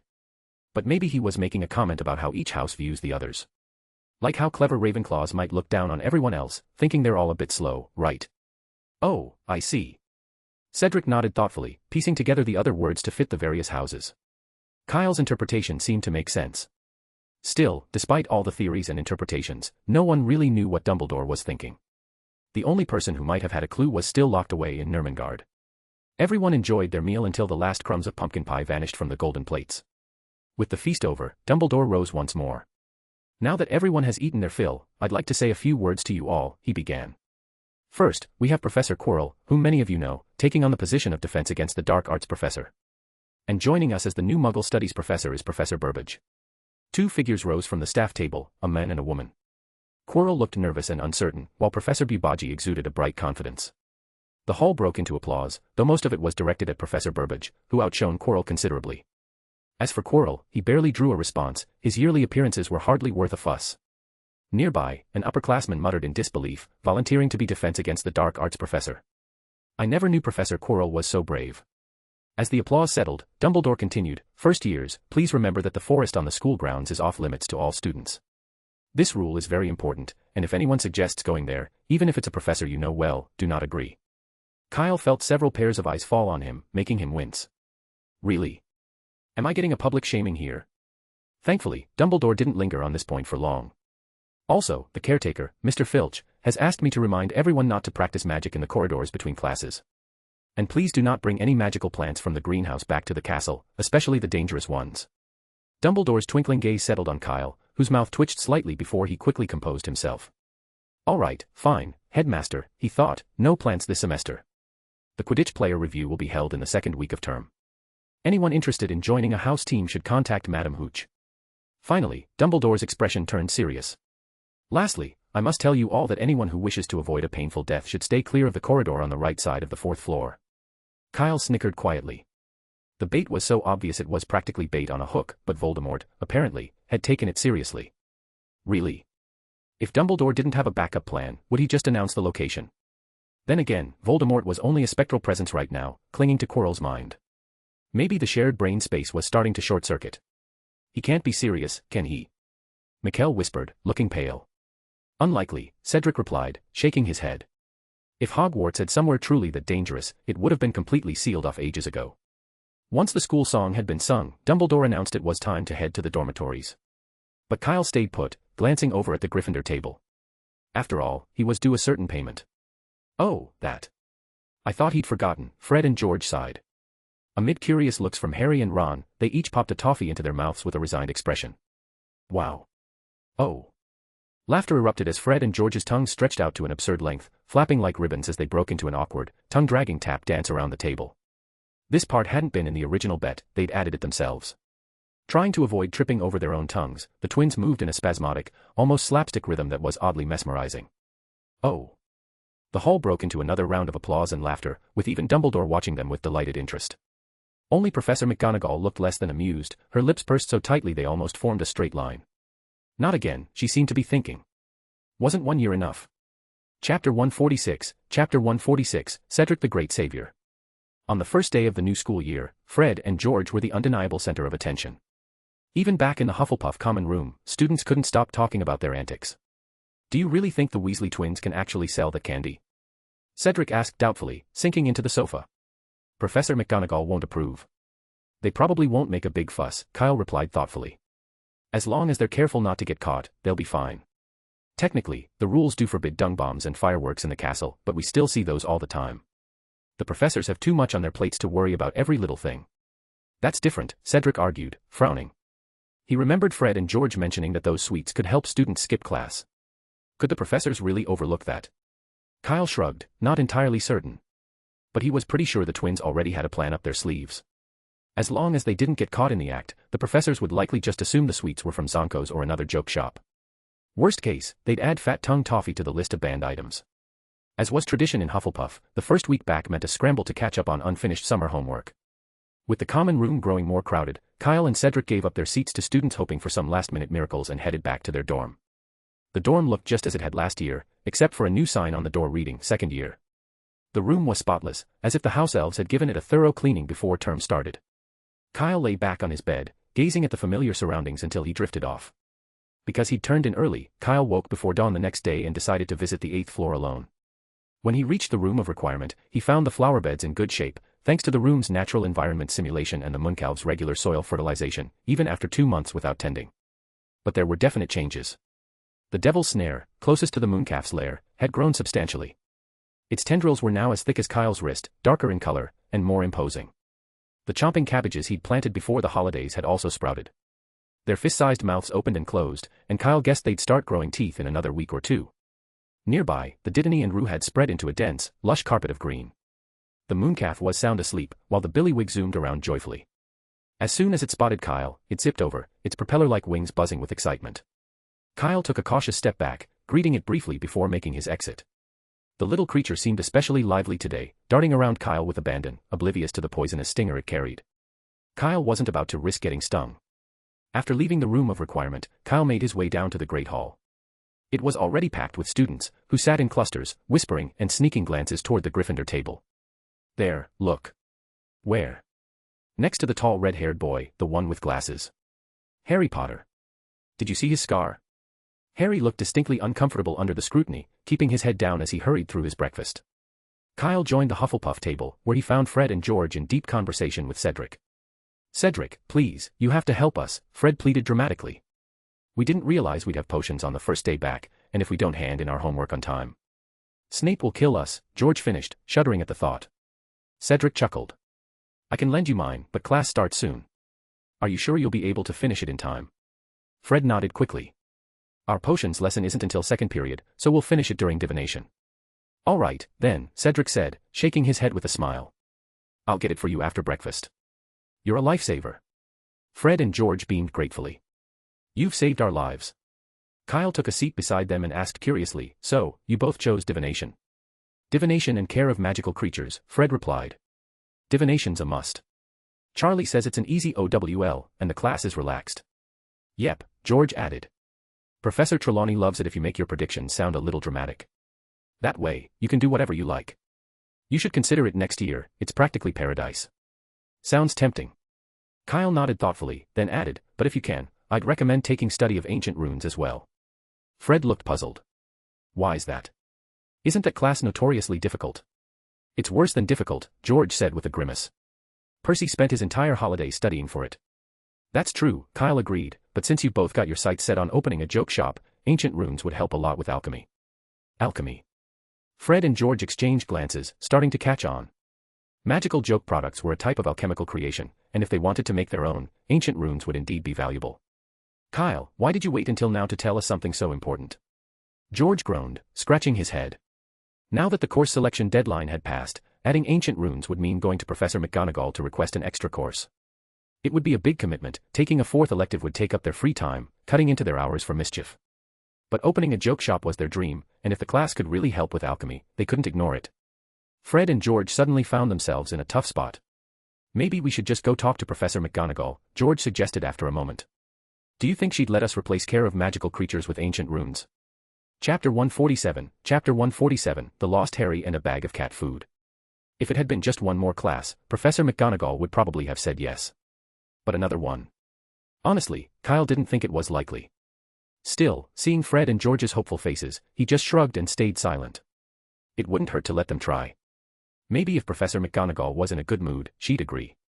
The first class of the year was Charms, and after leaving the lecture hall, Kyle said goodbye to the Weasley twins and Cedric, heading alone to the castle's 4th floor. While passing the 2nd floor, Kyle suddenly spotted 2 first-year students spinning helplessly on the stairs, Harry and Ron.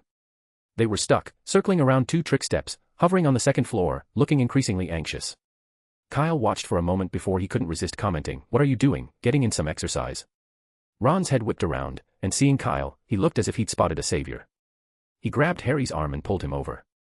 "We were trying to get to the Transfiguration classroom, but we got lost," Ron said breathlessly. "Could you tell us how to get there?"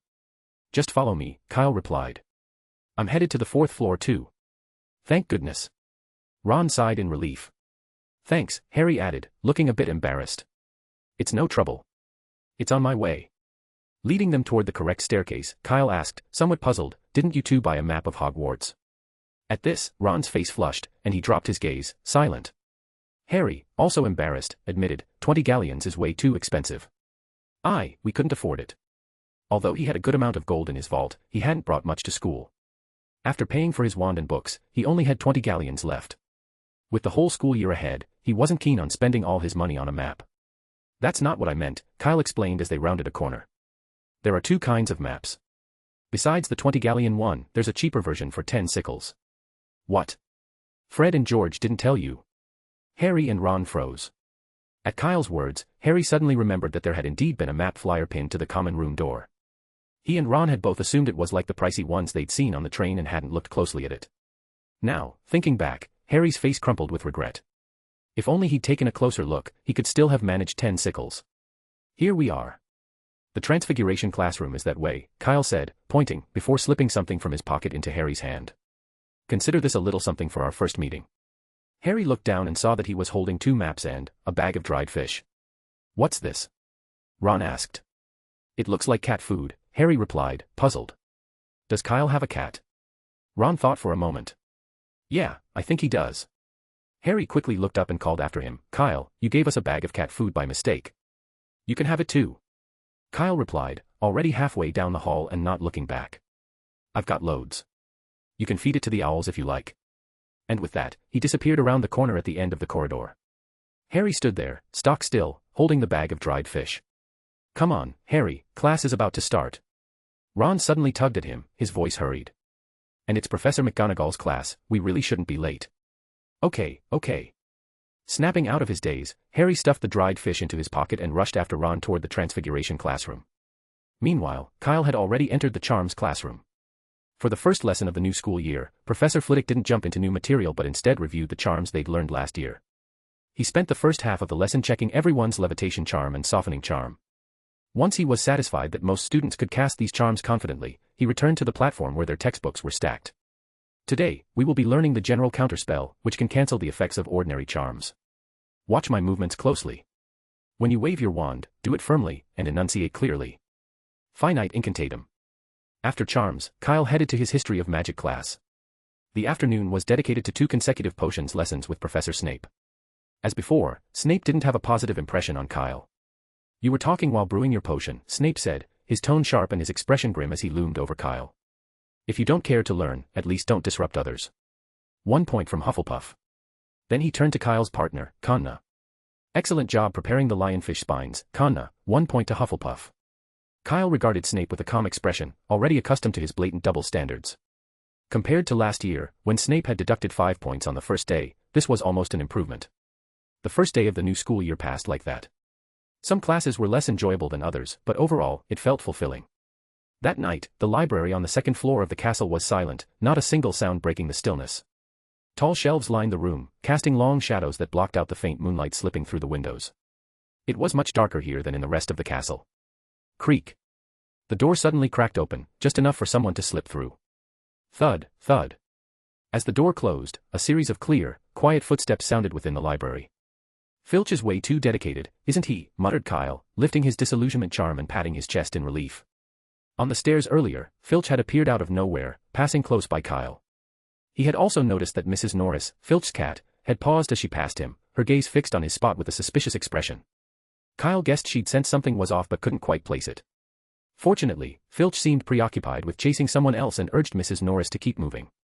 It seems relying solely on the disillusionment charm for night walking isn't foolproof.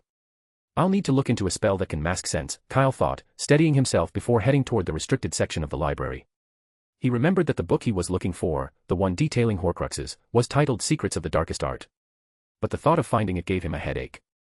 Though the restricted section only occupied a small part of the library, it still contained thousands of books. Without magic to assist him, locating Secrets of the Darkest Art would be no easy task. Hopefully, I can find it tonight, Kyle sighed, lighting his wand and stepping into the rows of shadowy bookshelves. Chapter 148, The Brave Savior. The next morning, Kyle entered the Great Hall with a yawn, faint dark circles shadowing his eyes. In his daze, he even headed toward the Slytherin table and almost took a seat there. Luckily, his friend Mikkel stopped him just in time. "Kyle, what's up with you?" Cedric asked, handing him a glass of milk. "Didn't sleep well last night." Kyle sighed. He hadn't just not slept well, he hadn't slept at all. He'd spent the entire night in the restricted section and hadn't even come close to finding Secrets of the Darkest Art. Not a single mention of Horcrux had appeared in any of the texts he scanned. The closest he'd come was a vague line in a book titled Stir the Soul's Depths. Find a vessel that carries your soul, and you will grasp the key to immortality. Other than that, it was a dead end. Some restricted section, he thought with annoyance. False advertising. Though he hadn't had enough time to search the entire section in one night, Kyle was already discouraged. It was clear that Dumbledore must have removed anything too telling about Horcruxes, leaving only scraps too vague to be of any use. Looking up, he saw the concern on his friends' faces. Forcing a smile, he shook his head. "It's nothing. I just had some weird dreams last night. Guess I'm just not used to them yet." "Weird dreams." Cedric's brow furrowed. "Hufflepuff has divination today, doesn't it? Want me to ask Professor Trelawney?" Cedric had also opted to take divination, thanks to some nudging from Fred and George. "No," Kyle said with another yawn. "I was just reading all night in my dream. I think it's just the start of term excitement. I'll probably be fine tomorrow." The others glanced at each other before awkwardly turning away. Reading all night, even in his dreams. This was a level of dedication they couldn't quite relate to. Even Cedric couldn't help a slight twitch at the corner of his mouth but chose not to say anything further. "Hey, let me tell you something interesting," Mikkel chimed in, leaning closer with a mischievous glint in his eye. "Last night, I heard from some first years that Harry Potter and Ron Weasley from Gryffindor actually tried to feed Professor McGonagall dried fish during Transfiguration class." "Feed Professor McGonagall?" Cedric repeated, intrigued and clearly amused. Seriously. He knew that Professor McGonagall liked to demonstrate her animagus form in the first class of the year, but he never imagined someone would be bold enough to provoke her. In Cedric's mind, it had to be deliberate. After all, who would just bring dried fish to class for no reason? They must have known in advance about her transformation into a cat. "Yes, really," Mikkel said, trying to keep a straight face. "It's all over the school by now. That first year, Justin Finch-Fletchley said they were practically chucking dried fish across the room like they were feeding strays." Professor McGonagall's face went green, and she made them, stand and listen to the whole lecture as punishment. Mikkel finally lost control, bursting into laughter until he was nearly doubled over, clutching his stomach. Cedric also couldn't resist laughing, though not quite as uproariously as Mikkel. Kyle, curious, glanced over at the Gryffindor table. There, Harry and Ron sat huddled in the corner, looking embarrassed, while Fred and George stood beside them, laughing heartily and clapping them on the shoulders. They seemed to view the incident as a legendary prank, one worthy of admiration. "These new first years sure have some nerve," Kyle remarked, turning back to his breakfast. He picked up a piece of toast, layered it with fried egg and ham, and took a bite. When he'd finished eating, he tapped his fingers on the table and said softly, "Could I have a cup of black tea?" As he finished speaking, a steaming cup of black tea appeared in front of him, accompanied by a small jar of sugar. Kyle lifted the cup, tested its temperature, and found it just right before taking a long drink. "Please, another cup." After downing 2 cups of black tea in a row, Kyle finally started to shake off his drowsiness. Just to be safe, though, he ordered a 3rd cup. Today was the first Transfiguration class of the term, and he knew that if he dozed off, his fate might be even worse than Harry's. After leaving the Great Hall, the group bid farewell to Cedric and made their way to the Transfiguration classroom on the 4th floor. Kyle couldn't help but notice that Professor McGonagall seemed even stricter than usual, maybe because of what happened yesterday. Unlike Professor Flitwick, McGonagall didn't allow time for students to review last year's spells. She dove straight into the new lesson, transforming a beetle into a button. This spell was more challenging than anything they'd done last year. Not only was it a detailed transformation, but the beetles themselves were constantly on the move, and not slowly, either. Mikkel gave it a go, waving his wand carefully, but after several attempts, all he managed to accomplish was making his beetle move around a bit more. Ryan, however, thought he'd found a shortcut and pinched his beetle between his fingers to keep it still. But just as he raised his wand, Professor McGonagall appeared beside him, her voice stern. "I already told you, didn't you hear me? You are not allowed to touch the beetle with your bare hands. Or are you looking to lose a few fingers?" The beetle, so small between his fingertips, would be easy to miss with the spell, and misfires could end poorly. Last year, a similar mistake had left one unfortunate student with fused fingers, resulting in a 2-day stay in the hospital wing. Ryan winced, muttering, "Professor McGonagall, I forgot." 3 points from Hufflepuff, she replied with a disapproving look before moving on. After witnessing that exchange, the others quickly abandoned any creative ideas, sticking to simply chasing their beetles around the table. They weren't having much luck, though. The beetles were far more nimble than expected, and as the students grew increasingly frustrated, their wand movements became sharper and more forceful. The classroom filled with the sounds of crackling spells and occasional misfires, and sparks shot off in all directions as impatience took hold. One by one, the beetles met unfortunate ends. Some were flattened by overly aggressive wand taps, while others were blasted into bits. Professor McGonagall's expression grew darker with every casualty, her displeasure palpable as the beetle casualties continued to mount. Chapter 149, The Dark Wizard and the Fraudulent Professor. Kyle chuckled at Kanna's transfiguration attempt, her beetle-turned button still sporting tiny beetle legs, making it look like a peculiar, stubby tortoise. Puffed. Kanna quickly covered the half-transformed beetle, scowling at him. "What are you laughing at? You're probably not any better than me." Kyle just shrugged and silently waved his wand over his own beetle. In an instant, it transformed into a neat, button-like shape, complete with a delicate turtle pattern engraved on top. A murmur of admiration spread through the class as other students noticed his success. None had expected anyone to master the spell so quickly.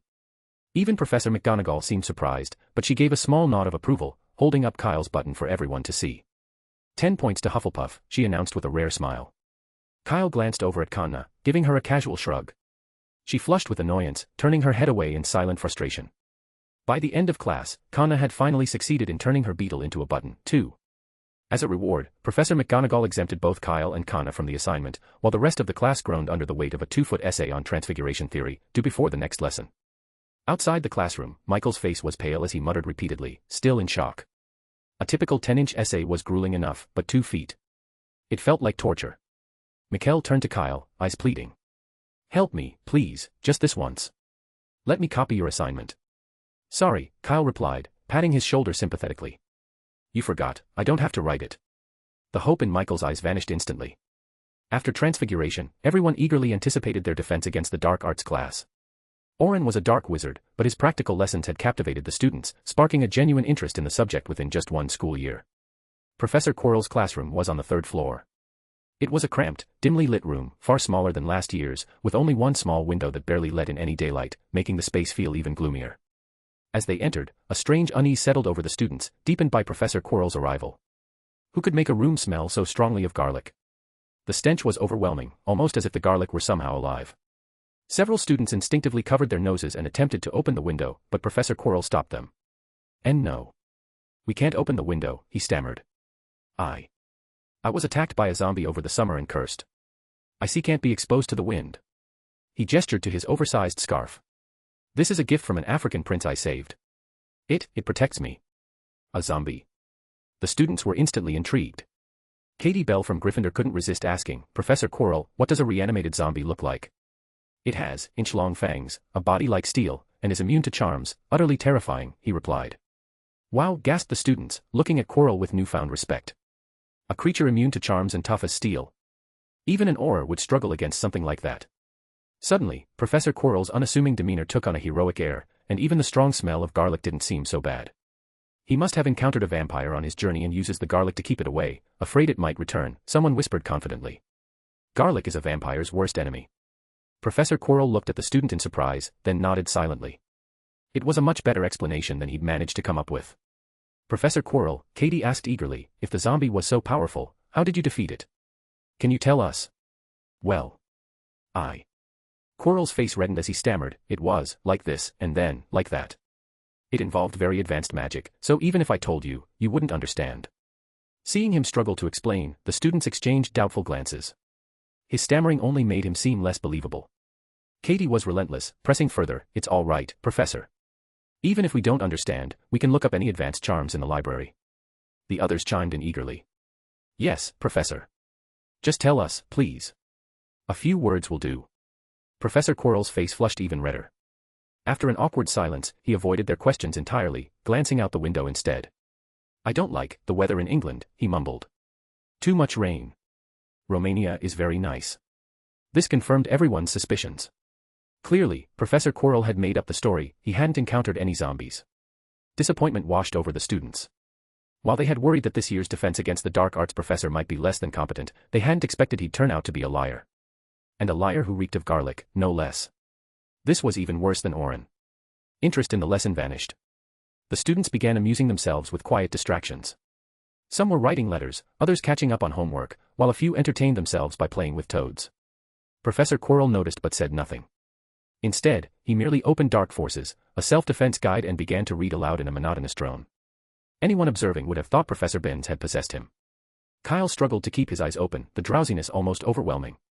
For a moment, he found himself actually missing Orin. Both had been dark wizards, but how could there be such a difference between them? Forcing himself to stay alert, Kyle finally made it to the end of class. "That was awful," Kana complained over lunch. "I really don't understand why the headmaster would let him teach Defense Against the Dark Arts." "Maybe they really couldn't find anyone else," Cedric suggested after a thoughtful pause. "As you know, it's always been hard to find professors willing to take that position." "But that doesn't mean they should just read from the textbook," Kana protested. "If that's all they're going to do, they might as well hire a ghost like Professor Binns. At least then they wouldn't have to worry about the curse." Cedric opened his mouth to respond, but paused, considering her point. For once, it actually seemed to make a lot of sense. Chapter 150, Cedric's Unbearable Memories. The incident with Professor Quirrell didn't keep them distracted for long. Cedric recounted that the previous Defense Against the Dark Arts professor, the one before Orin, was actually even worse than Quirrell. Back then, Cedric had just started at Hogwarts, a first-year student brimming with dreams and endless expectations. Unfortunately, that excitement faded in less than 2 days. In their first Defense Against the Dark Arts class, the professor cast a series of vicious jinxes on the students under the guise of teaching. There was the vomiting jinx, the horn-growing hex, the hair-thickening jinx, the jelly legs jinx, and the swelling head jinx. Cedric had experienced them all. While the professor always managed to reverse the effects in time, ensuring no lasting harm, the experience of being jinxed was extremely unpleasant. The swelling head jinx, in particular, left him with a dizzying discomfort he remembers all too vividly. To make matters worse, the professor pitted classmates against each other, dividing them into 2 groups from different houses and forcing them to duel with jinxes. For Cedric, each Defense Against the Dark Arts class felt like torture, leaving him needing days to recover afterward. Thankfully, these ordeals didn't last long. Cedric explained that on Halloween, a large group of heavily armed people stormed into Hogwarts and took the professor away. Initially, everyone assumed he was some dark wizard. But a few days later, the Daily Prophet revealed that he was actually an escaped patient from St. Mungo's Hospital, one from the psychiatric ward. After Cedric finished, Kyle and Kana stared at him in disbelief. "It's true," Cedric said, shrugging as he caught sight of their shocked faces. "If you don't believe me, you can ask the Weasley brothers. They know, too." Kyle shook his head, feeling a pang of sympathy for Cedric and the Weasley brothers. Truly, anyone bold enough to apply for the position of Defense Against the Dark Arts professor at Hogwarts had to be extraordinary. With Cedric's experience as a benchmark, Professor Quirrell's classes suddenly didn't seem so bad anymore. But by the time Herbology class rolled around in the afternoon, any lingering thoughts about Defense Against the Dark Arts had completely faded. The magical greenhouse number 3 was an absolute paradise for magical plants. Mandrakes, venomous tentacula, snargaluff, plants they had only read about or heard of before, were all right here. "Today, we're going to repot mandrakes," announced Professor Sprout, pointing to a row of deep-bottomed trays beside her. "Now, can anyone tell me the properties of mandrakes?" Cho, who was in their class, raised her hand first. "Mandrake is a powerful restorative," she answered confidently. "It's used to return deformed people or those under a charm to their original state." "Very good. 10 points to Ravenclaw," said Professor Sprout, nodding in approval. "Mandrake is indeed essential in many antidotes. But it's also quite dangerous. Can anyone tell me why?" "The cry of a mandrake root can kill a person," blurted out a boy in the middle of the class. "Exactly right. Ravenclaw, another 10 points, said Professor Sprout. At that moment, she glanced at Kyle with a hint of regret. This child is just too polite, she thought. In the classroom, just raising your hand isn't enough. Sometimes it's best to just speak up, like that Ravenclaw boy. What a missed opportunity for a few extra points. Just as she was thinking this, Professor Sprout noticed that Kyle's hand was still raised. "Oh, Kyle, did you have something to add?" she asked. "Yes, Professor," Kyle replied. "In addition to its cry, dried mandrake leaves are also dangerous for animagi." "Yes, you're correct," Professor Sprout said, though she quickly shook her head slightly. "But not as dangerous as you might think. In fact, the effects of dried mandrake leaves on animagi are quite weak and only cause irreversible harm if taken consistently in animal form over a long period, about 3 years, at least. And if the wizard reverts to human form during that time, the negative effects disappear instantly. Furthermore, there aren't many animagi in the wizarding world. Only 7 are registered with the Ministry of Magic. As far as I know, none of them spend extended periods in animal form, much less consume mandrake leaves. So, although mandrake leaves do affect animagi, the likelihood is extremely slim. In fact, aside from 100 years ago, there's no other recorded case." "Oh, I see," Kyle nodded thoughtfully. "I guess I was just being paranoid." "No, I'd say you've just been reading a lot," Professor Sprout remarked with a smile. "I remember only one rather obscure herbalism book that mentions that incident." "What was it called?" "A Selection of Medieval Herbs," Kyle answered. "I read it at Mr. Scamander's." "Yes, that's the one," Professor Sprout chuckled. Everyone knows Mr. Scamander as a brilliant magi-zoologist, but few realize he was also a master of herbology. 10 points to Hufflepuff, Professor Sprout added with a clap of her hands. "This is just a bit of extra information for you all. Don't worry about memorizing it." She then pointed again to the row of deep trays and began explaining the precautions for repotting mandrakes. 4 to a tray. "And remember, you must wear earmuffs," Professor Sprout reminded them. "While the mandrakes here are still young and their cries aren't fatal, they can make you faint for several hours. I don't think any of you want to miss the first day of classes, so make sure to wear your earmuffs while working. When it's time to pack up, I'll find a way to get your attention." With their earmuffs on, repotting the mandrakes wasn't difficult as long as they were careful to keep fingers and hands away from the plants' mouths. Though the mandrakes lacked teeth, their mouths were lined with hard keratin, making bites painful. Kyle grabbed a bunch of leaves and expertly yanked the mandrake out of its pot.